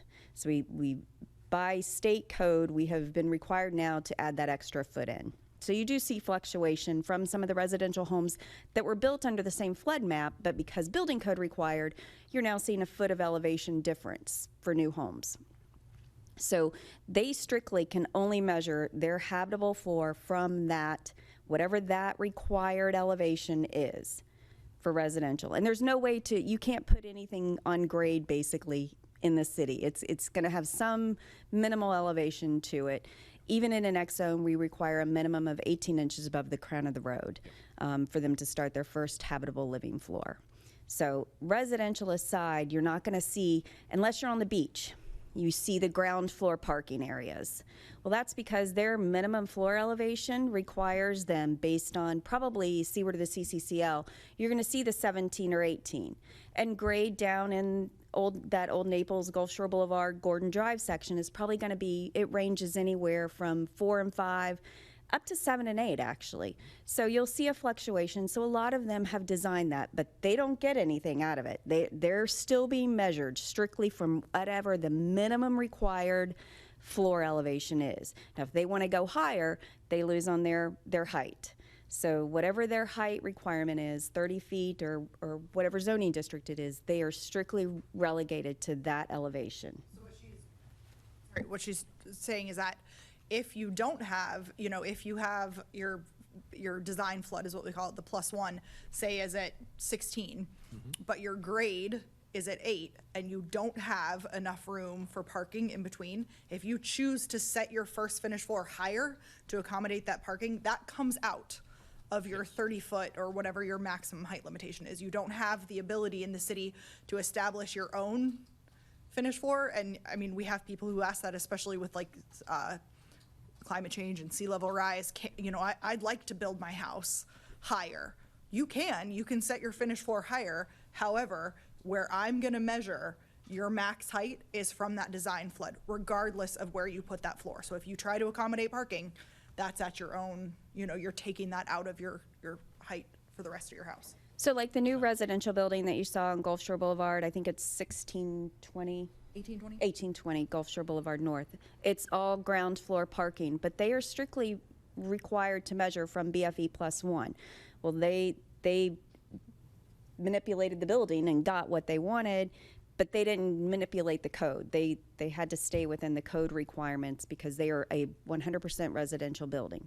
Now, residential buildings, like I said, are easy. It's when you get into the mixed use. And parking's not considered habitable, so I will say that.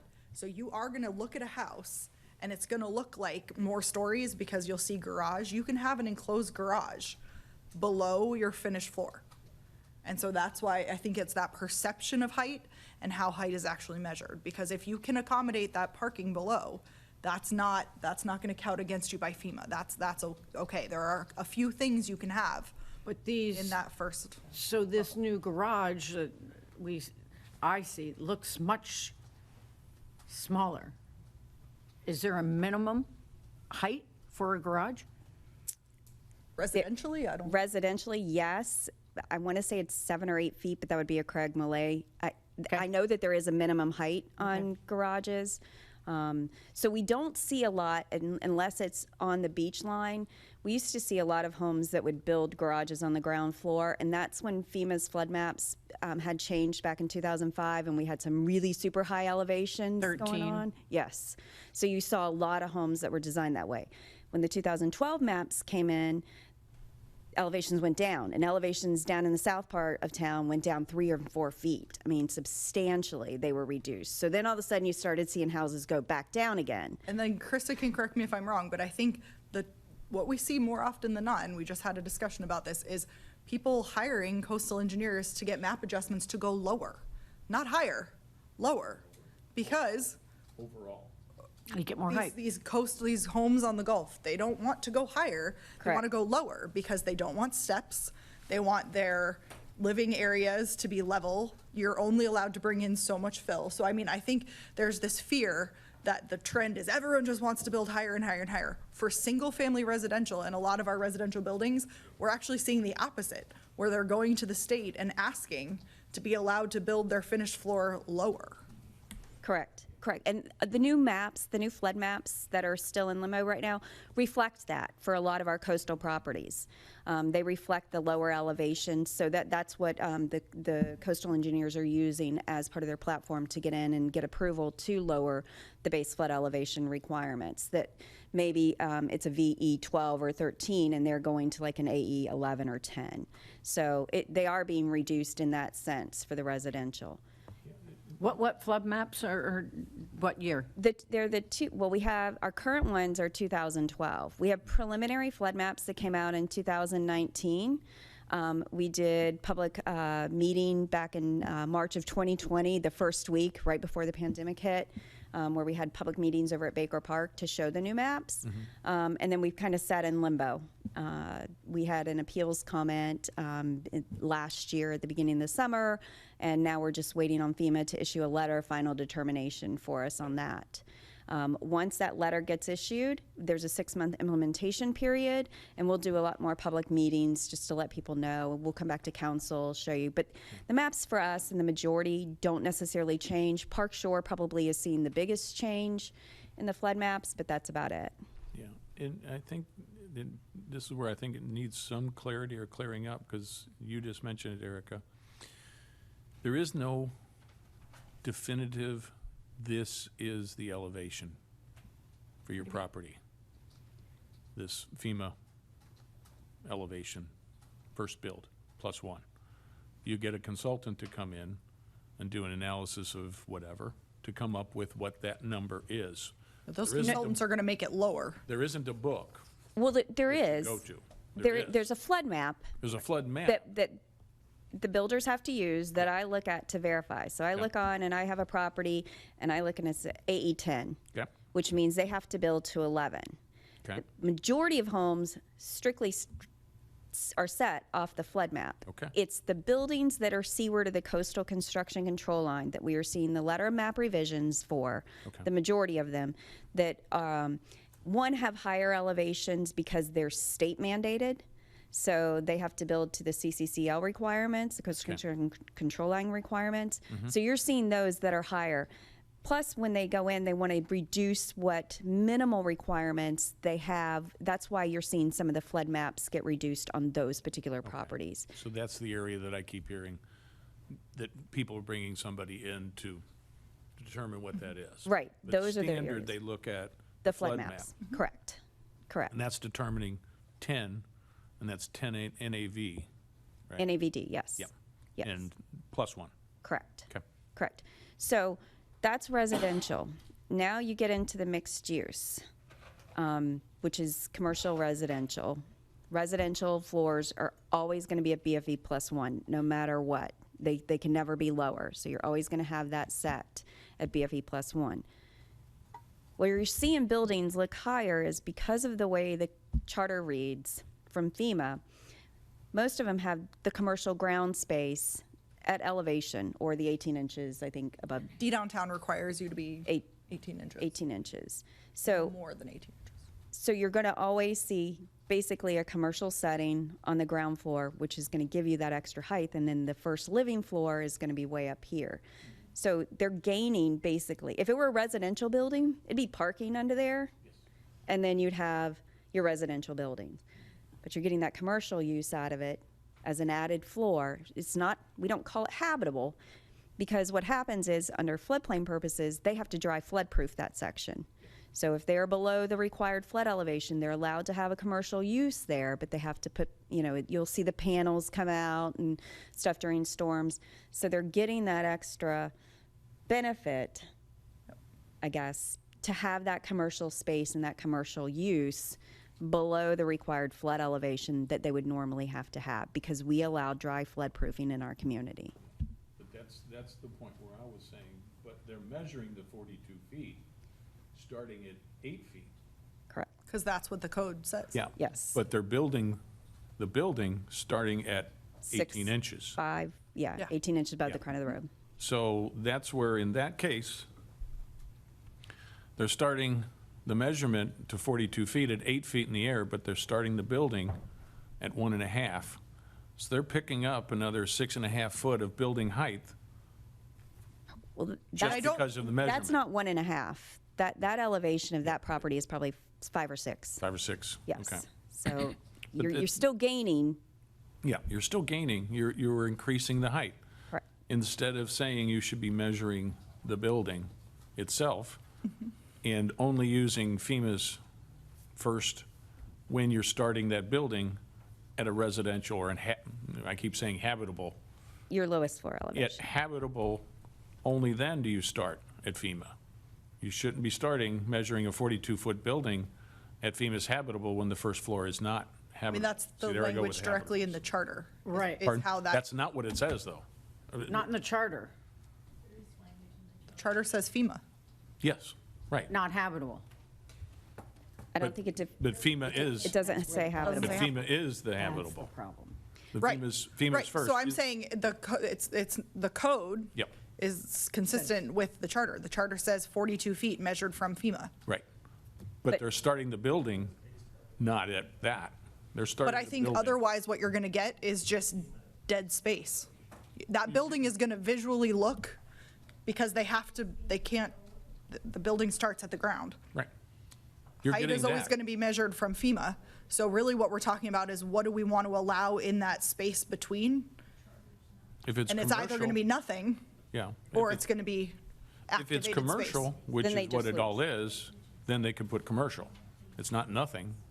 And that's what's happening in the D downtown. I'm confused. Regardless of what use you have on the ground floor. Yep. Your 42 feet is going to be measured from the charter says FEMA.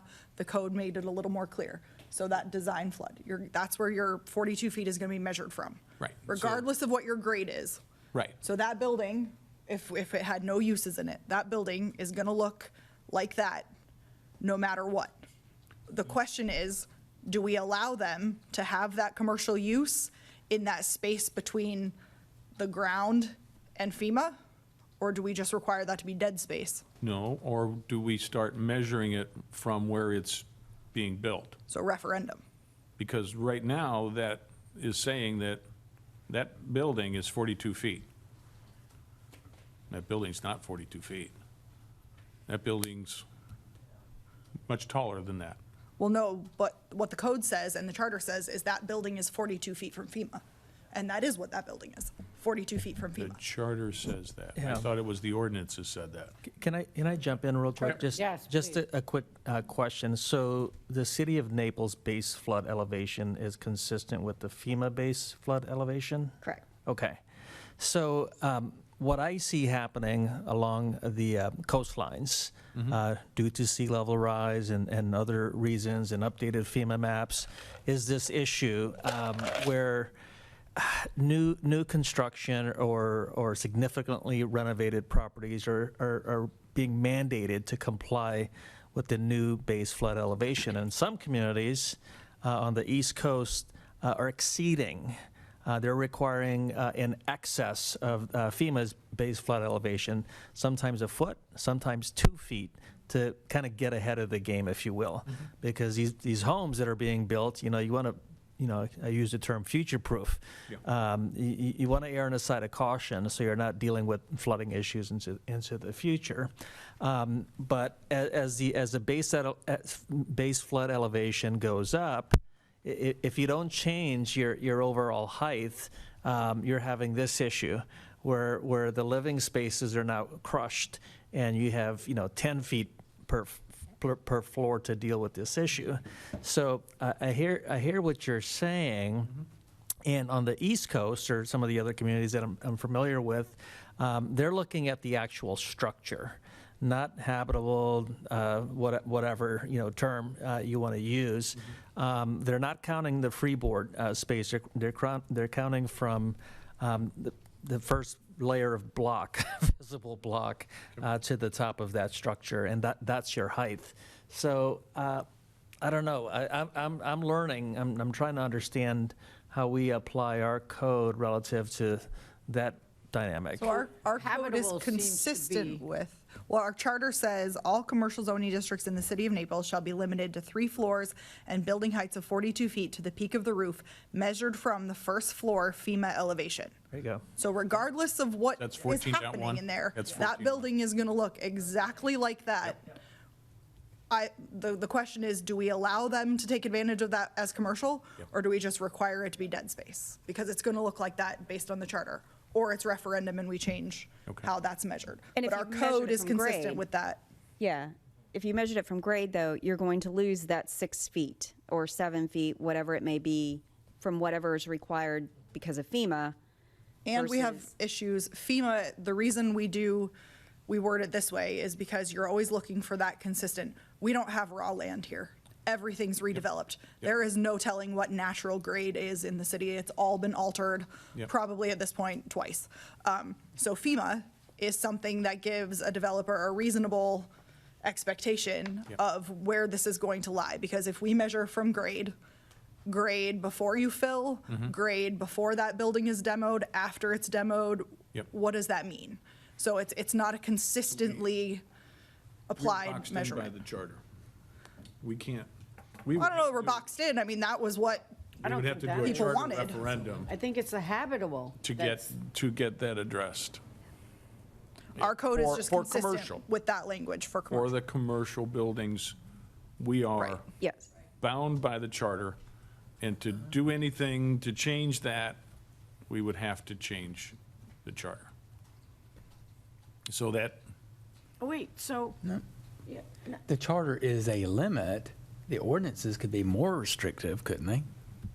It's not, the charter's not an yeah, entitlement. the charter literally says you gotta start measuring it, basically that building from 8 feet in the air. Yeah, but it says you can't go over 42 feet from there. Yeah. But you could say, well, we decided because of this other element, we're going to change it to you can't go more than 30 feet above that, or pick some No, number. we need to change the charter again. I mean, the charter includes medical, Charter's and a medical's upper limited to limit, not 30. an But it's, entitlement. the problem is really at mixed use. Correct. Commercial buildings with Right, 2 so or if 3 you've got floors. commercial on the bottom, you're measuring at, Well, it doesn't matter. If that was a residential building, they would have to still measure from 42 feet. They're still going to measure Where from they get 42. the advantage is that they can have commercial space below FEMA. You can't have residential. If that were purely residential, couldn't. there would would be be parking. nothing. You'd have a garage under. You'd have a garage. And But then you would only have 2 floors of residential because you can only have 3 floors. Correct. Right. So, Correct. So, but this is in our downtown mixed-use future land use, which encourages that mix of uses. So it's a way to allow both. so it sounds like for the conversation, we really can't adjust or take on this in terms of commercial without doing a referendum to the charter. The residential portions of it make sense, and I don't think needs to be adjusted. So the only thing left is multifamily. Because then you've got the issue that I was talking about, you get additional. Multifamily is still considered residential, and it's still measured the same way as a single-family residential structure. Yeah.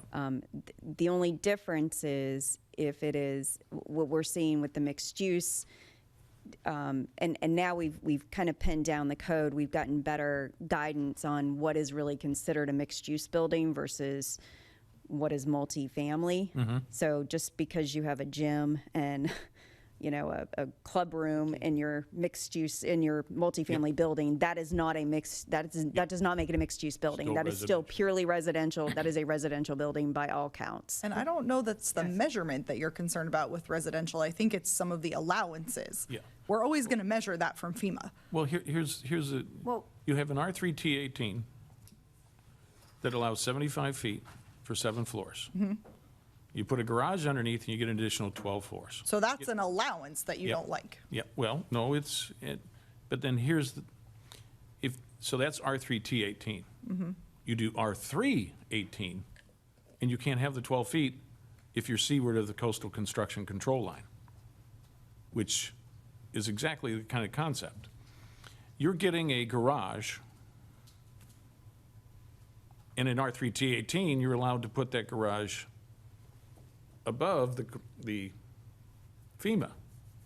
No, that garage is going to be on grade. You're getting the 12 feet. Let's just say you're getting 12 additional feet. Yeah. That you're no longer using as a garage, you're using as habitable. Right. For an allowance for uninhabitable 12 feet. It's to encourage that parking be incorporated into the building instead of standalone. The difference between R3T18 and R318 is transient lodging. Okay. So it's an encouragement that Is that you the T? provide. I That's didn't the T. understand the T. Okay. It's the conditional use for Yep. transient lodging. Yeah. So it's But an encouragement that you would put your parking incorporated into your building instead of a standalone parking structure. And it And makes, if you do that, we'll let you go a little taller. right, That's it's the purpose. saying that we're going to allow you to maintain 7 floors of habitable space, 75 feet. You put the 12 feet underneath, you still get your 7 floors and 75 feet. Yeah, the Sancerre is a It's perfect when, example. it's when it's applied surreptitiously that you're getting an additional 12 feet. I don't think it's a trick. This has been thought out. It's clear that this is what the code allows you to do. I think 18 is probably the highest. I don't know that all R3T18 properties would have a finished floor. And also, keep in mind, we have no control over what FEMA does. They could come back in 2 years and set that finished floor at 9. Yep. And then they won't, but they could.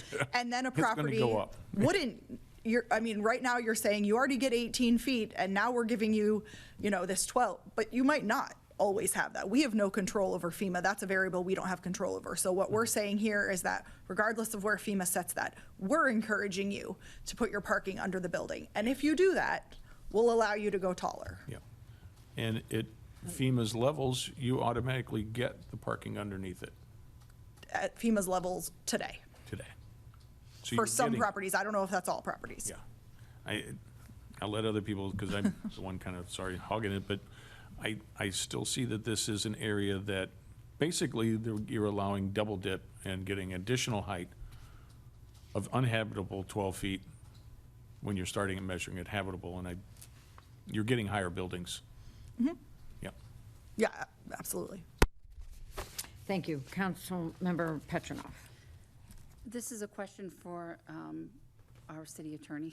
And on the height, that, if it's in the charter height that we can do this, and this is within our charter, are we able to, Councilmember Blankenship's question, would we be able to do an ordinance to make it stricter?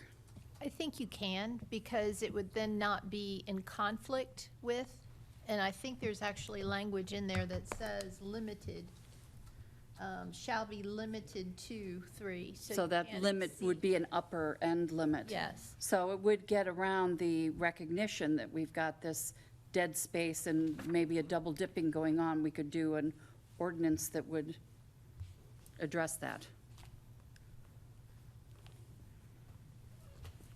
Thank you. Okay. Wait, Ms. Martin? No. Okay. Councilmember Perry?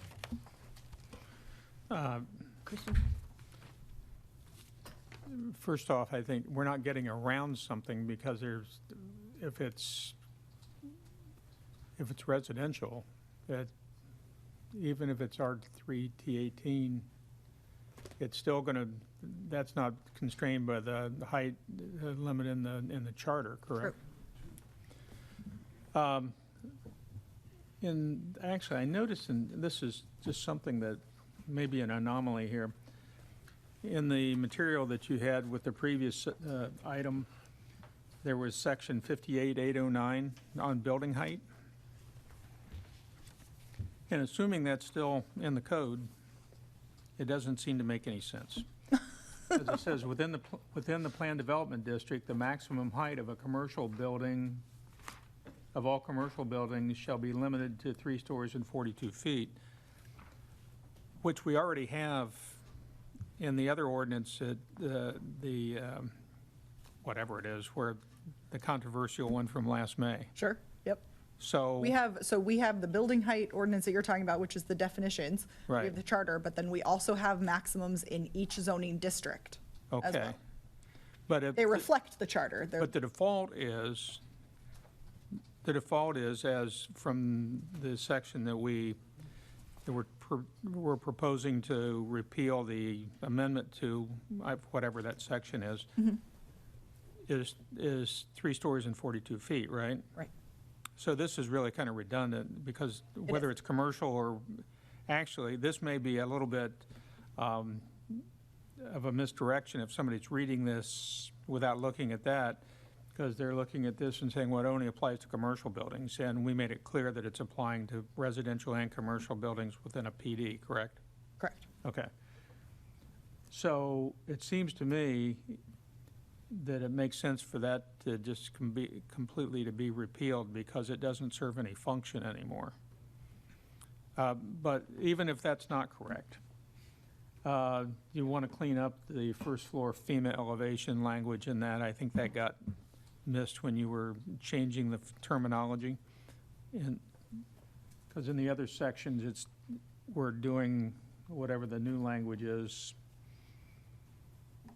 What's the new language? Well, the language, The required elevation from section 16. yeah, I can't remember exactly how it reads, but it's in a bunch of different places. You follow what I think Krista understands what I'm saying. It's base flood elevation plus 1 foot as required by the Florida Building Code.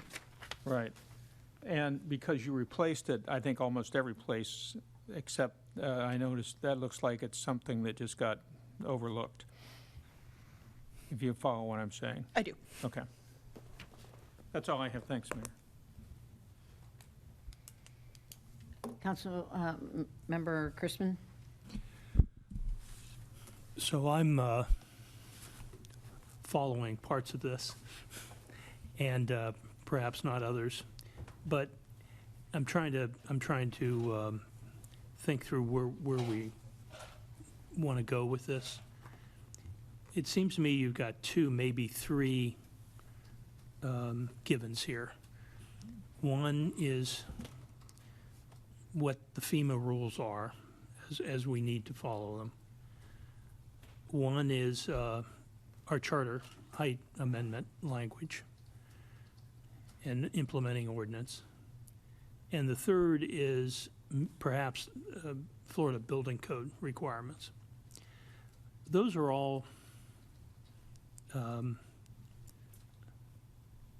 certainties, right? What my sense of the conversation is that there is, or there may be, just because of how our code is written or being implemented, or how we're definitionally handling certain things, there may be a hole as those three things come together and work together in the city of Naples that creates an opportunity for certain buildings to be built higher than would than we would intend them to be built under our code and interpretation of FEMA and all the rest.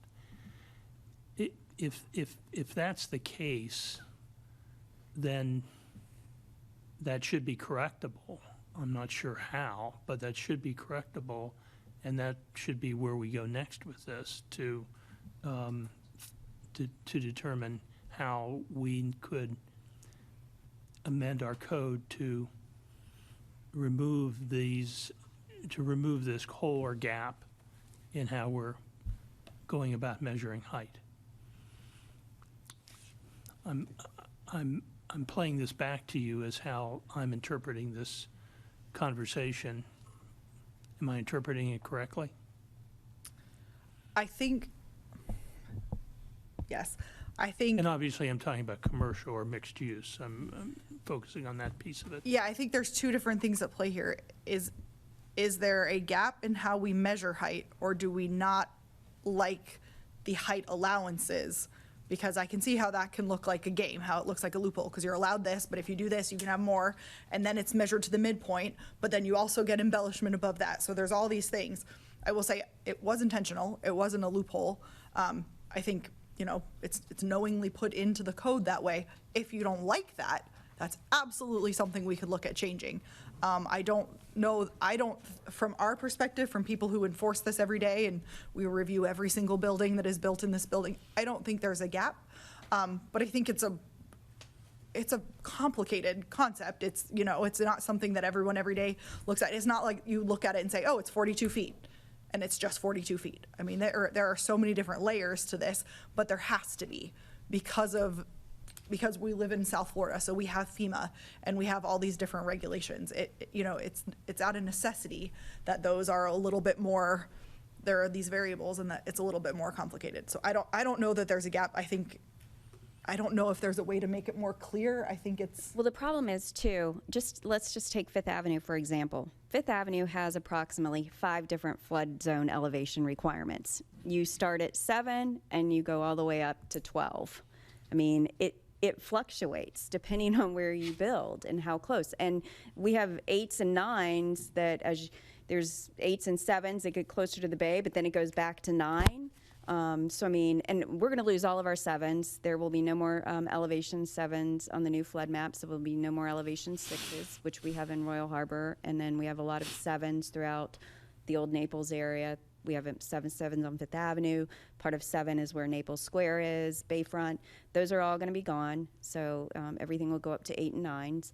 So I mean, the elevations continue to fluctuate. So, unless you make a determination, if you're looking for consistency of when you look at a streetscape and you see all the buildings at the same height elevation, the way we measure it now, you're never going to see that because our elevations over the years have continued to fluctuate. Now, the 2019 maps, hopefully they'll go effective in 2023.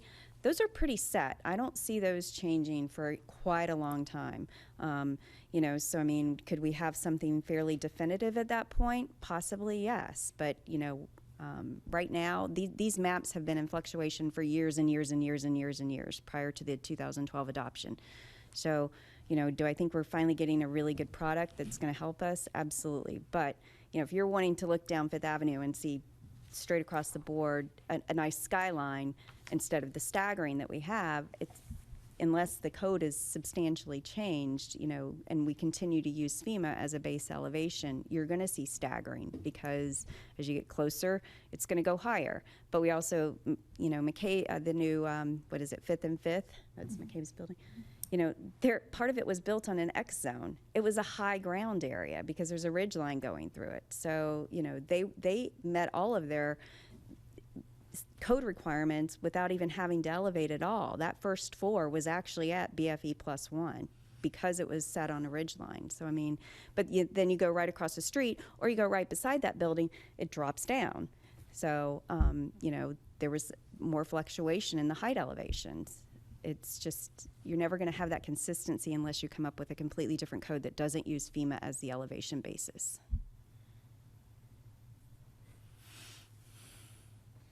And FEMA is measured from the crown of the road? FEMA is measured from its datum base, its North American Vertical Datum, NAVD. So it's loosely based off of sea level, but it's gotten very more accurate. And actually, NAVD is going to go away. They've come up with another datum that's supposed to even be more accurate in the next few years. So I'm not even sure what our new maps will be based on. And where does crown of the road measurement come in? It varies. I mean, crown of the road is, our surveyors typically put that on our surveys when we look at plan review to see, because we typically require almost everybody to build a minimum of 18 inches of the crown of the road. So that's something I always look for to see And we they're measure at least meeting that. We measure a lot of things from crown of road, your fence, you know, all your encroachments, your pool height, all of our measurements except building height are taken from the crown of the road. Well, I guess what I'm trying to get at is, what is it that we're potentially trying to prevent? Are we concerned about the fact that some number of buildings currently and potentially in the future will be able to, and I'm not using this term in a malicious way or negative way, are able to work around our charter height limit and gain additional height because of how we go about measuring FEMA? And is that something that is sort of inherent in the vagaries of FEMA and the different elevations that exist in our community, in any community, and trying to prevent that is, if not impossible, extremely difficult? Or is it something that we could prevent, if we wish to, by changing in some way how we define FEMA or define other things in our code? And so, you know, I'm trying to frame a question that we want to get an answer to, and that's where I'm trying to go here. Because you look at it and say, what was the charter height and what was the residents and what they thought they were voting? They thought they were voting for 42-foot tall buildings. That's what they thought. But what they put in there was FEMA, measured from FEMA. So if you look at it and say 42 feet measured from FEMA, but you can't do that on Fifth. Because if you did that on Fifth, you'd have the entrance to the building. Well, a good example is the 505. You have to go up a set of stairs to walk down the sidewalk that then ramps down. If you had the buildings on Fifth, 42 feet from the start of it, you would have that building across the street starting somewhere in this range. So you'd have to have stairs or sidewalk. You would ruin the entire length of Fifth Avenue and any of the other commercial districts because, as you said, the entrance to them would be not constant.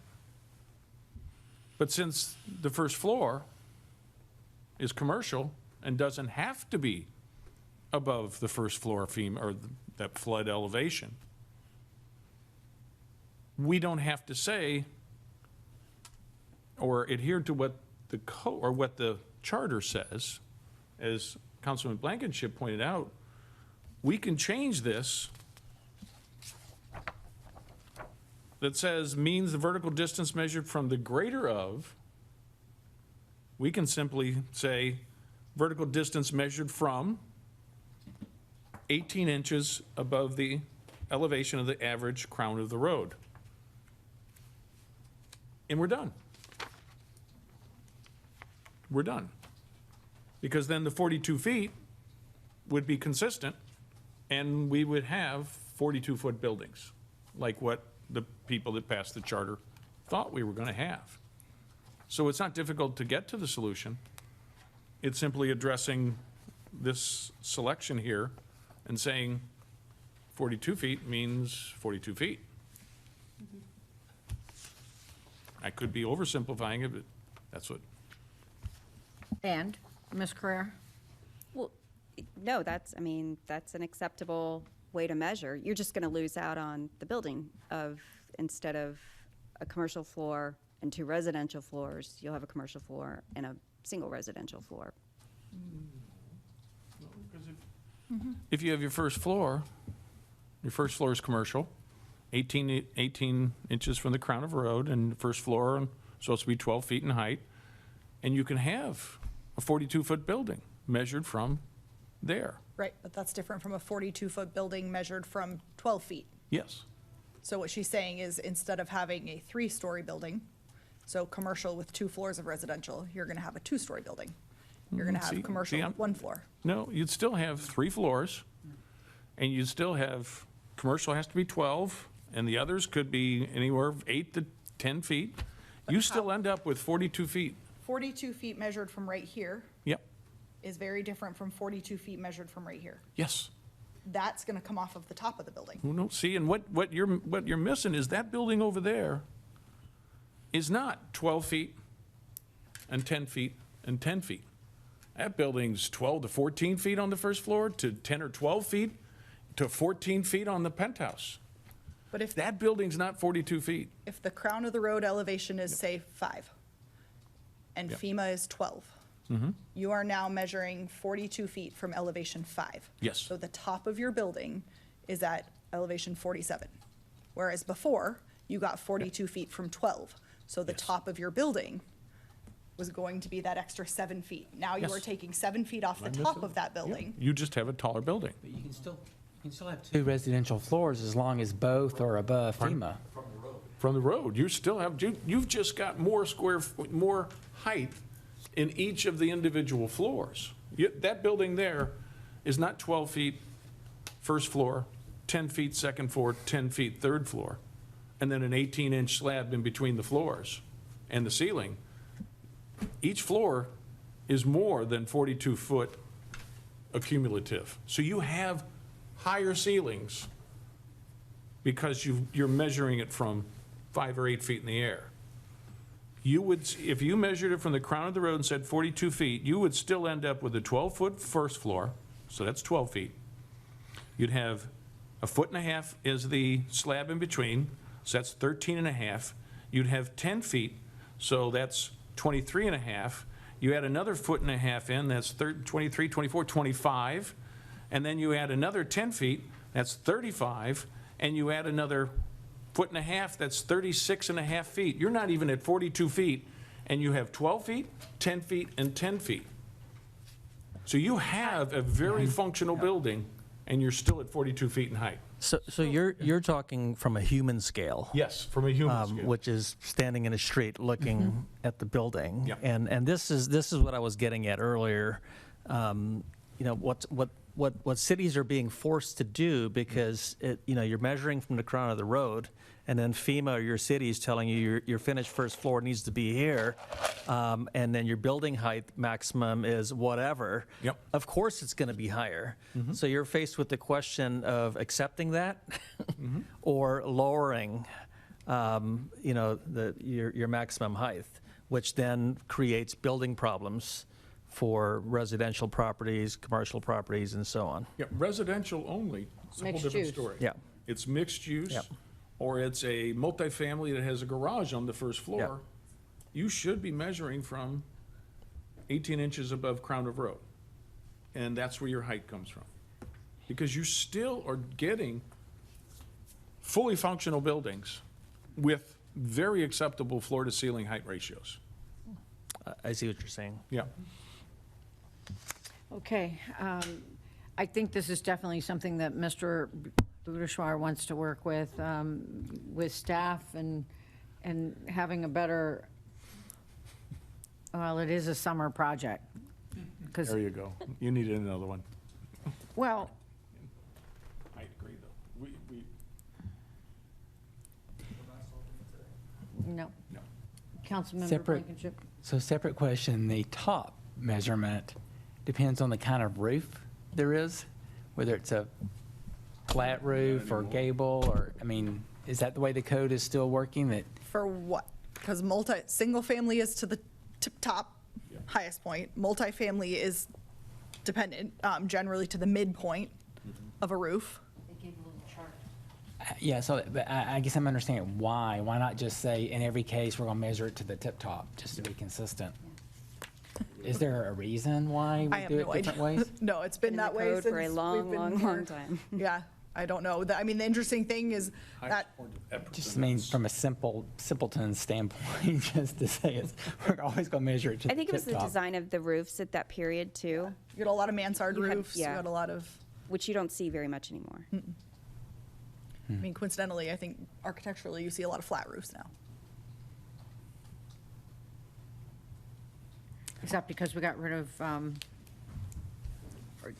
think it's a style thing, but then also, yeah. It's a you're gonna see style lot and it's more of also an them now. insurance thing. A lot of those roofs now are bad for insurance purposes, so they want the flat roofs, or, you know, you have to, they don't want to see the peaked roofs like. we And had rooftop back then. amenities. Yeah, There's another right. benefit to having the flat roof is you see a lot of pools, you see a lot of private roof decks. but I thought we eliminated the embellishments out of the code. No, but the way it's measured now, you can fit that within your 42 feet.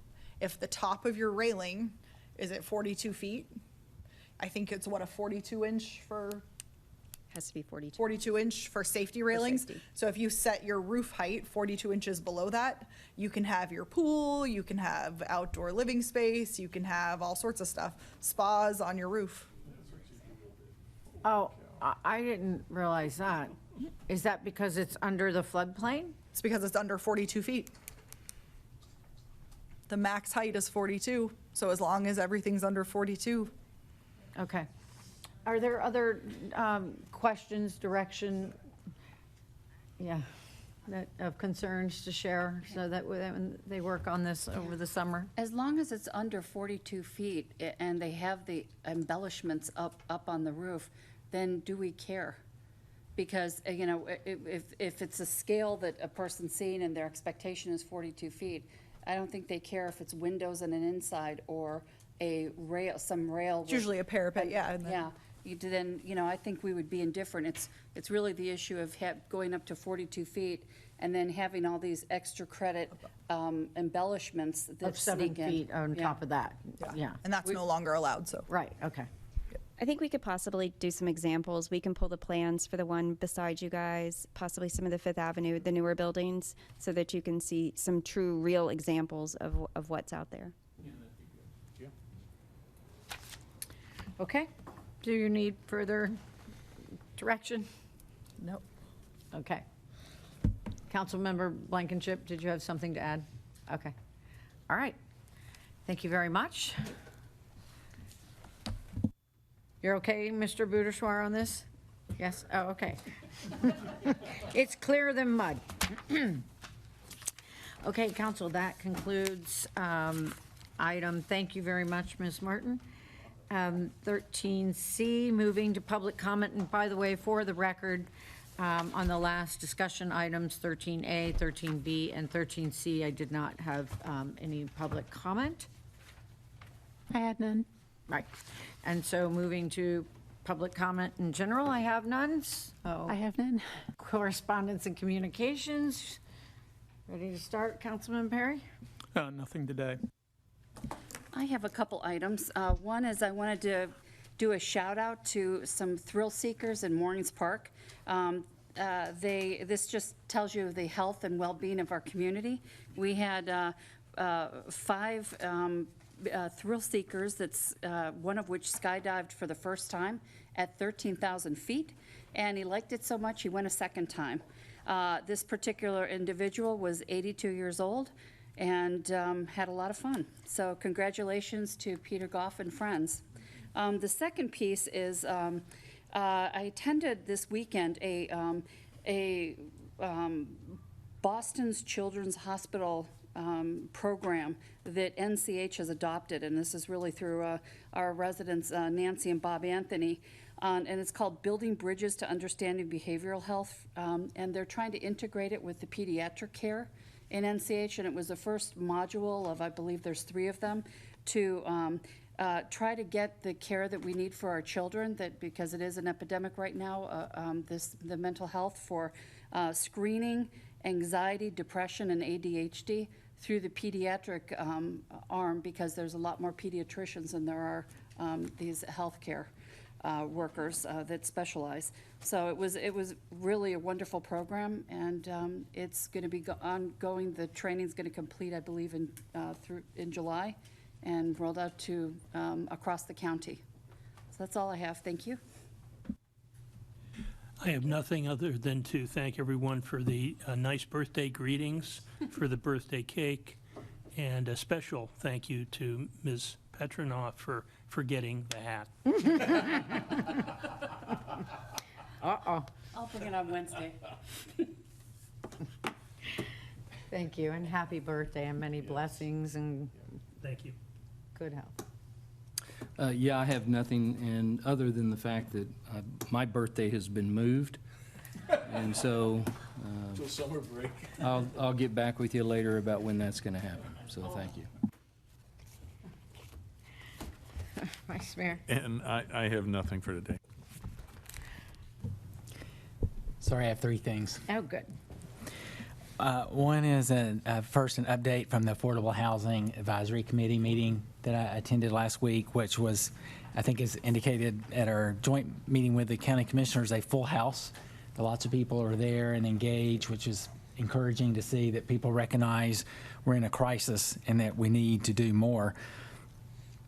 Some of the things that were mentioned, June 14th, tomorrow, the Collier School Board is meeting, and they are going to be considering ways to utilize excess school board land for workforce housing, whether that's for teachers or teacher aides or other essential personnel, particularly who work in the school system, but also outside the school system. Could be the sheriff's department or NCH or other things. So we'll see what they decide to do. Hopefully they'll be willing and able to dedicate some land to the solution.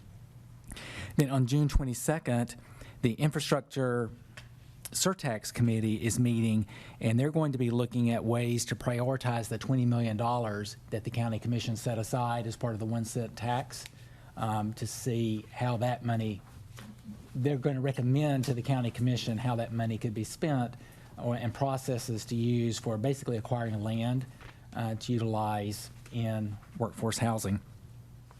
Then on June 28th, the County Commission is going to review and consider kind of the last set of proposed initiatives and incentives for promoting affordable housing and workforce housing. We'll see what they come back with.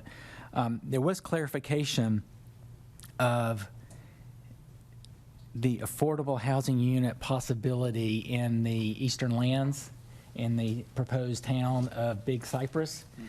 The way I understand it, if I've got it right, that the Collier Enterprise was granted entitlements for 1,500 units of affordable, to build affordable units on that land. And the way it works is that is specifically allocated to certain land parcels that the county is then able to purchase. and utilize for that 1,500 units. So it isn't necessarily that the developer has committed to build those 1,500 units. They've committed to make that amount available, whether the county commission buys it and does something with it, or the county commission finds a developer who buys it and does something with it. But that's something that also I think the infrastructure committee is going to be looking at, whether they utilize some of that $20 million to earmark towards buying that land. One of the things that came to mind from the discussion, there was a discussion in the county as part of the code changes they're looking at, is the ability to use accessory dwelling units, ADUs. And I think this came up in our own CRA report on workforce housing, that it seems to me is something we should be considering for the city, not just the CRA, whether there's a code change we want, how it would work if we wanted to allow these units, whether it's pool houses, in-law suites, garage or type apartments, whatever. If we wanted to allow those to be used for workforce type housing, I think we'd have to have code changes to allow that.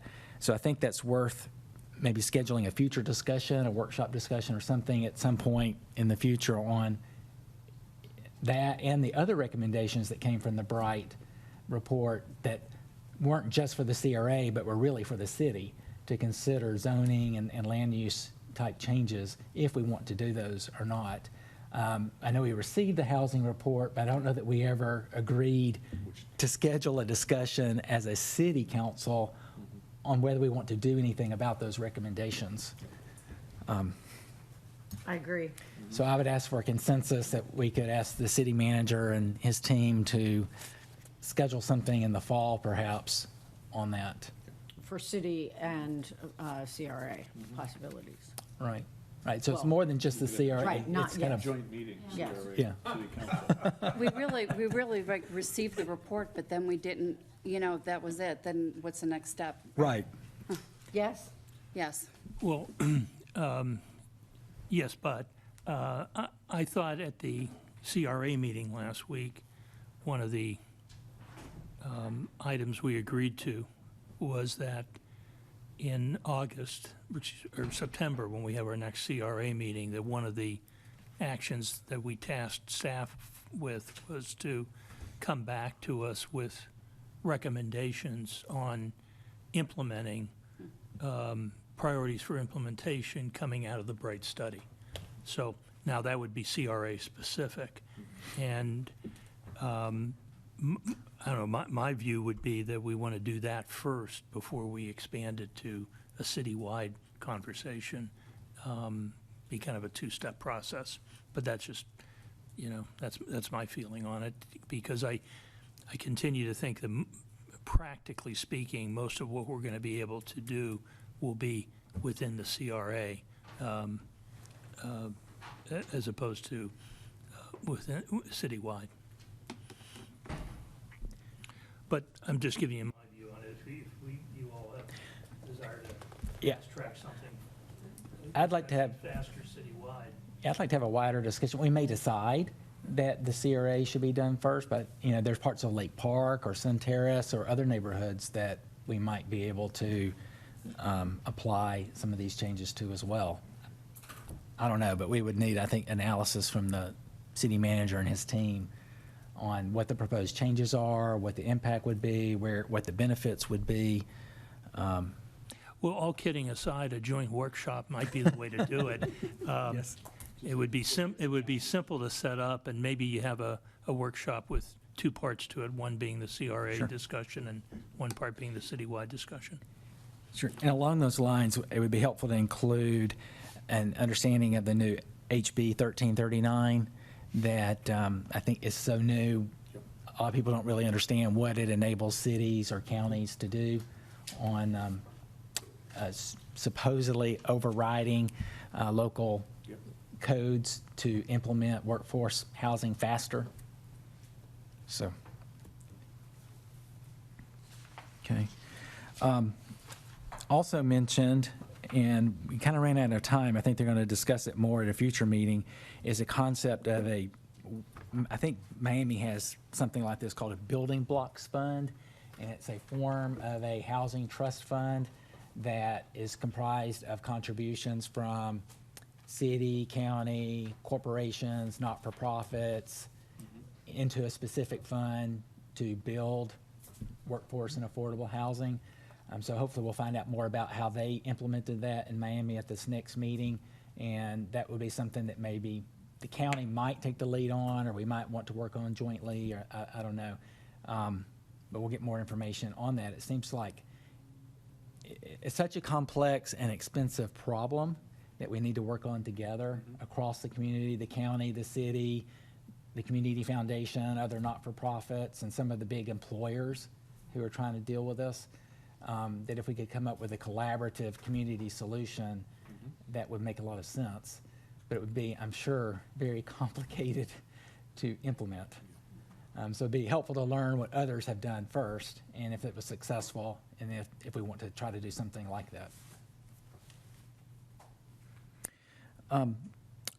One other thing that came to me from listening to and hearing about the possibilities, from a resource standpoint in the city, we have, Anita is really dedicated to the CRA. So we don't really have anybody, I don't think, currently to look at workforce housing outside the CRA. So for instance, if we knew of some parcels of land outside the CRA that were good opportunities for the city to acquire, to use for workforce housing,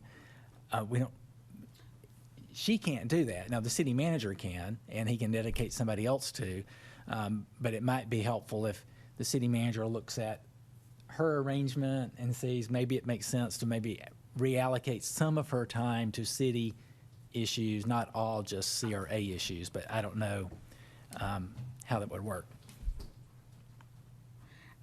And then I would also suggest that that agreement that we have with the county, and, you know, just because we used to have a designated staff member that worked on SHIP and CDBG funds, and then we gave that to the county. I haven't looked at that contract in detail to know whether that they have support for us.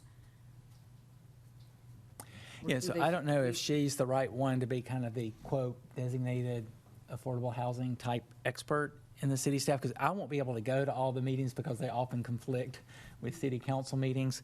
But if we had somebody else from the city staff who could be engaged and involved, that would be helpful, because I see AHAC is really getting geared up to tackle these issues, and it would be helpful to be engaged and be a part of those.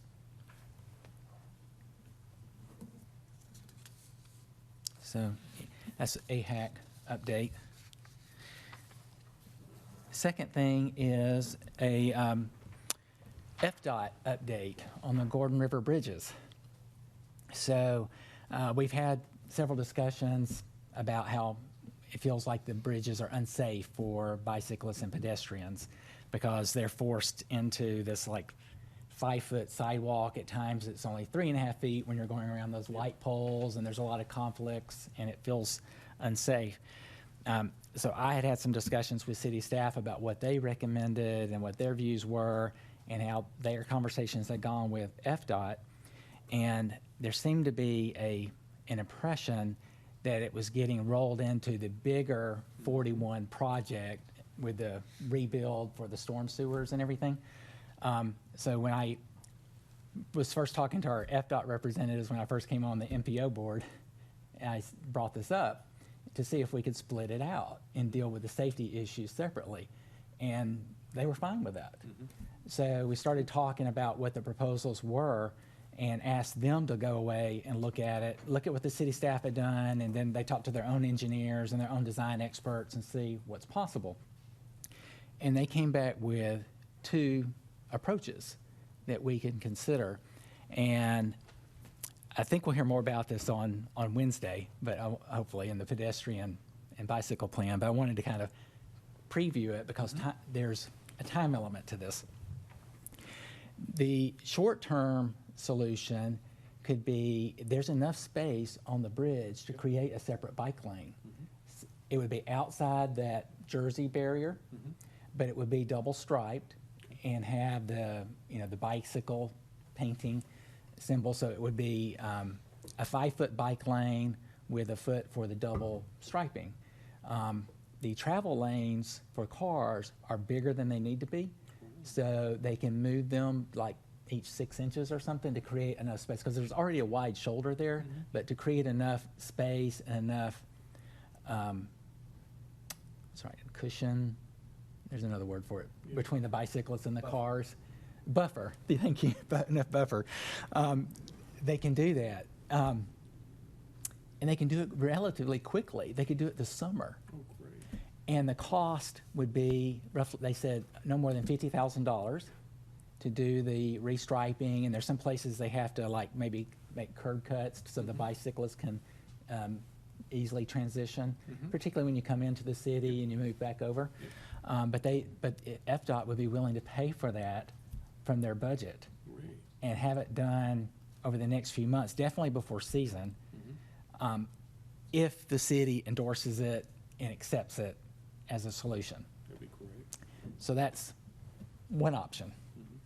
The second option is much more detailed. It involves moving the Jersey barrier over, probably taking some of the median, shrinking the median down, and moving the travel lanes over. They could be a little bit smaller, but take some of the median away, and make the sidewalk into a, they're not quite sure, like 9-foot-ish multimodal path. So it'd be a 9-foot type sidewalk and have the Jersey barrier outside that. So then within that 9 feet, you'd have pedestrians and bicyclists, but you would have a bicycle lane, but the bicyclists would be protected from cars by the Jersey barrier. That solution is a $500,000 solution is the estimate. It would require more time because they have to do more design and development and bidding and go through that process. They don't have the $500,000 for that. So if Naples is willing to pay for it, it could happen still relatively quickly. They said maybe within a year or two. But if we need to find funding from MPO or the federal or state government, other sources, it could take longer to do. So it struck me as option one was like, quick, let's get that done now. So we have something that's more safe than what we have today for people from Royal Harbor, people coming into work, to be able to have a little bit safer approach today. And then longer term, we can consider if we want to do this other option, and how it would be funded, whether that's MPO or some other mechanism. They presented it as an either-or solution, but it seems to me like it could be A and B, phase one and phase two solution. Well, I think the problem with it being an MPO project is it's not within our long-term plan, it's not within our 5-year plan. Yep. And I think to get it into that queue, it's going to take longer than it would take to build it. So I think if we want something that's, in fact, probably as a practical matter, if we were going to go through the MPO for the option 2, it's probably more efficient to wait until we redo all 41 because it's probably going to take that long anyway. But I think, but how would we, I guess the question, if we were to go with option 1, which I think there's a lot to be said for it, how does the city approve that before our summer break 2 days from now? Can we reasonably get it on our agenda for Wednesday and I assume we have to give. They told me that notice. if it was, because I told them we were due to potentially approve the updated master plan for the pedestrian and bicycle plan on Wednesday.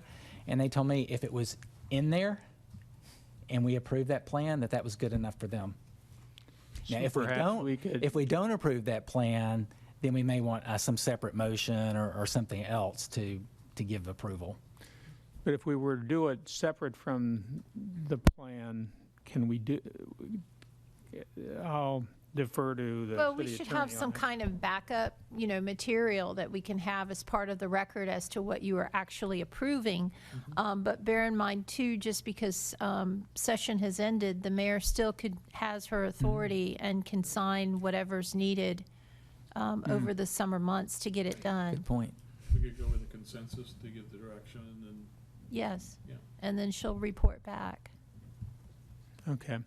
So I hadn't thought about it, and just adding it onto the master plan, that may be the quick way to do it if there's consensus. And I would certainly support either. I would support that option, however we could get that done. So for me, it sounds good, except for the fact that I'm kind of, how did this all of a sudden happen? I mean, in the last 2 years, we've been talking with FDOT about options, and like, all of a sudden now this is. I pressed the issue. I think I don't know with a former director who's not here what happened with his discussions with FDOT. Oh, what happened? With Mr. Strackalose, I don't know what the discussions were on why it didn't move forward. But when I talked to FDOT about separating it from the stormwater project, they seemed to be fine with considering it. When the vice mayor was still on the MPO, I think he had conversations with FDOT about it. Yeah, we were pushing it in the way they, which is, I like this option A, because back when we were having the conversations, you were part of those as well, Paul, it was only option B. And then they kept saying that, well, we can't do that because as soon as you move those, then there's no place for an emergency stop on the bridge. And it's like, well, I'm sorry, I've been through many bridges where there isn't an emergency stop on the bridge. And this is a very short bridge compared to many of the long bridges where there's no emergency stop. We need bike lanes, so this is great that from your conversations with them, they've come up with an option A that would be easier.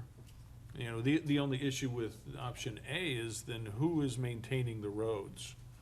Meaning, the problem with that today is if you ride a bike across the Gordon River Bridge, you're gonna get a flat tire very quickly because all of the road debris is pushed off to the side.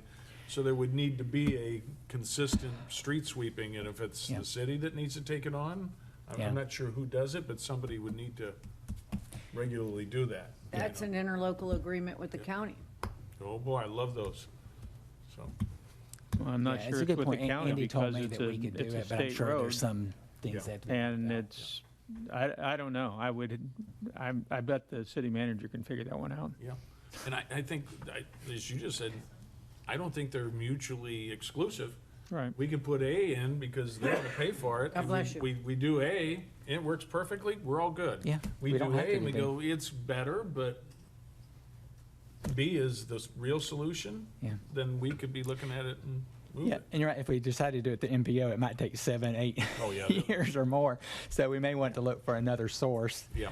With, some of the federal infrastructure improvement programs that are out there. I don't know. I'm guessing FDOT has some money sitting around that they need to burn off before the end of the federal fiscal year. Yep. Which is June 30th. So they may very well be able to encumber that. That's probably why he's calling, asking if we decided yet. Yes, that's why. Well, let's see where staff can get on this by Wednesday to tie it in to that conversation with the bike path plan, and then we can give direction. Yeah, I've shared the information with them so that hopefully they can be better prepared to address it from an expert standpoint. Okay. Excellent, good job, really good job. My last thing is also FDOT. I had mentioned to them, the secretary, when I saw him at the MPO meeting last Friday, that people on council were hopeful for an update on the stormwater project. And he said they would be prepared to do it, that they were waiting on the design district master plan to be finished and the bicycle and pedestrian master plan update to be finished, because they wanted to sync their recommendations with those plans. And that as soon as we told them that those plans were approved and here they are, then they could finish their work and meet with us and tell us what they're thinking, that they're pretty far along. But they just want to make sure their recommendations aren't out of sync with what we've decided in those other two projects. So hopefully we can get that update that, especially Mayor, I think you were asking for, soon after our break. That hopefully the city manager could schedule it with them. Hopefully. Another summer project. There you go. Got plenty of time. And that's it for now. Okay, well, then I'll start with, on Sunday, we had the 36th annual triathlon at the Naples Beach Hotel, which I really didn't believe was going to happen due to the weather, but we had our own team out there, and that was our team law. Actually, we were the force of law. Force of law. I knew that there was force of law. The good thing is they didn't come in last, and I was very proud to see them part of the event. I know Councilmember Blankenship was there and helping out, and his wife Angie participated, and there were some police officers and firefighters that were a part of this, and it was a really great community event, and I'm very happy that we were able to do that at the site. And do you have anything to add to that, Councilman Blankenship? No, I mean, that's a long-standing Naples tradition, almost 40 years, I think, running. And it was nice that the Athens group accommodated the event. They specifically planned around some of their demolition and construction activities to allow the event to take place. And afterwards, they were telling me that they really liked the event. They enjoyed it. They had people, they had teams in the triathlon as well. And of course, the Watkins family did. I think they Oh, that have was nice, yeah. every family, every year. So they said they're committed to doing it again next year, even though obviously will still be construction going on, but that they're going to work with the race organizers to figure out a way to make it happen. So Well- that's really appreciated that they're keeping that tradition alive. I agree. And thank you, Force of Law, for being present there. And I think that our city attorney did challenge council to participate next year. So I just want you to be aware of that challenge. As long as you can just do little segments, I'll be in it. But Yeah, well. We could do a relay. Okay, I'm putting that out there. Okay, so that was fun. The comprehensive plan and how we are going to tackle the comprehensive plan and our level of service. When I look at the beautiful DPZ presentation, I look at our future land use maps, our traffic impacts, and if we already have Goodlet Road that's at an E level, if we don't get onto looking at our comp plan and understanding our level of service, there might be some unintended consequences. We hear traffic is an issue. We really need to get that moving forward. And I think PAB had a conversation about, I didn't hear the whole conversation, but about hiring someone to look at the comprehensive plan, but I thought it was supposed to come to council. And we had talked about doing it part of regular council meetings, but then there was a recommendation that we possibly would have it just in 2 days so we could cover just the comprehensive plan and move that along and not maybe add 2 days especially for the comp plan, because I know we're going to come back and have a very full schedule. Are we discussing our calendar on Wednesday? I was going to touch on a couple of things and then advise you on Wednesday that I plan on quickly summarizing all of these workshop items for you and then following up with an email on this massive spreadsheet of to-dos. So I can touch on Wednesday real quick. There's just a couple of quick things, Mayor, and then if you're wanting to give some direction on this comp plan issue, I would have questions regarding when our next mandated evaluation and appraisal review is. That would be the time certainly to best use our time. But if there's something that's more of an urgent nature that you want us to address, then we'll have to prioritize this list. So if you'd like, Mayor, I can make my couple of quick comments regarding Please. Wednesday's agenda, and then I have a couple of other items for you. Regarding Wednesday, there are a couple of items that I'll deal with when we set the agenda. One item that I need to pull from consent because I need your feedback, and there's a deferral request that I also will explain to you when we set the agenda. It's for the bevy. And then we'll also be issuing a supplement tomorrow on the rent notice item that you all discussed today. And I believe Nancy's already sent you Yeah, a draft. Let me just jump in Okay. real quick. I did send you an email during lunch today, and if you have any feedback, let us know, because I'd like to consider it, incorporate it if possible, and share it with Jay before he sends the supplement out. Thank you. And then two other quick things. I sent you all an email earlier with some maps and some additional information regarding the LED lighting on Fifth Avenue. We really would like your direction and consent to move forward before the summer recess. So if you haven't had a chance to drive by at night, I'm going to jog by tonight to take a look at it in real time. But we would love to get some direction from you on Wednesday before you recess. I set my alarm and got back up and went out last night, and good to go. Perfect. Yeah. So we'll ask 4, 3 or 4. Yes. It's brighter, but it's more earth tone. The others are more white. Yeah, more daylight. Yeah, so it actually looks better. I mean, it just makes things look even better. If you're ready to give a consensus now, we don't need an official just action, me.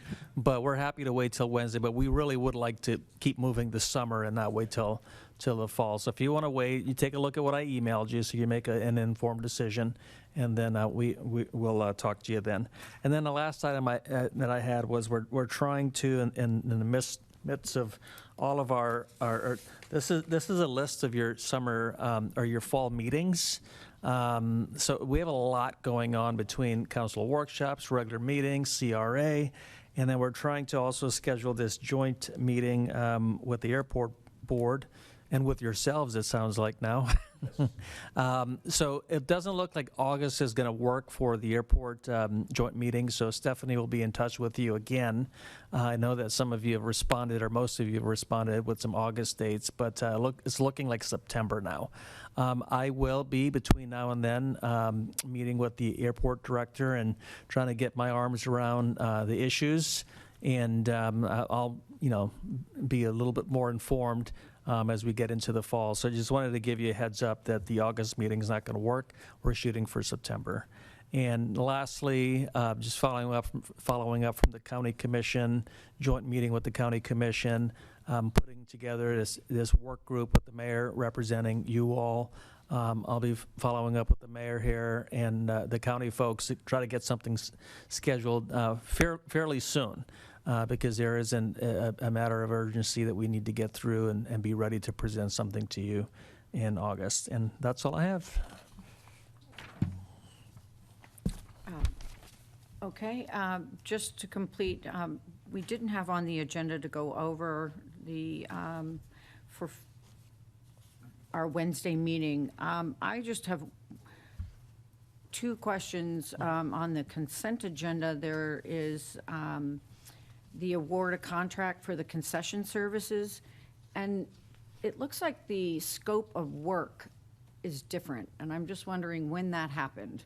I didn't realize they were selling products and offering services, but maybe I'm just missed that last contract. But Which one? well, the one for Loudermilk? Yeah, not appears the same. Appears to be the same. Yeah, The contract doesn't have a date on it of when it was last revised, so I don't know.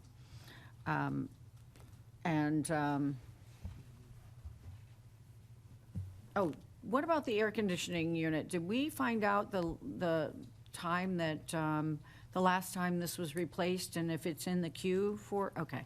That's one of the items that I'm going to be pulling. Oh.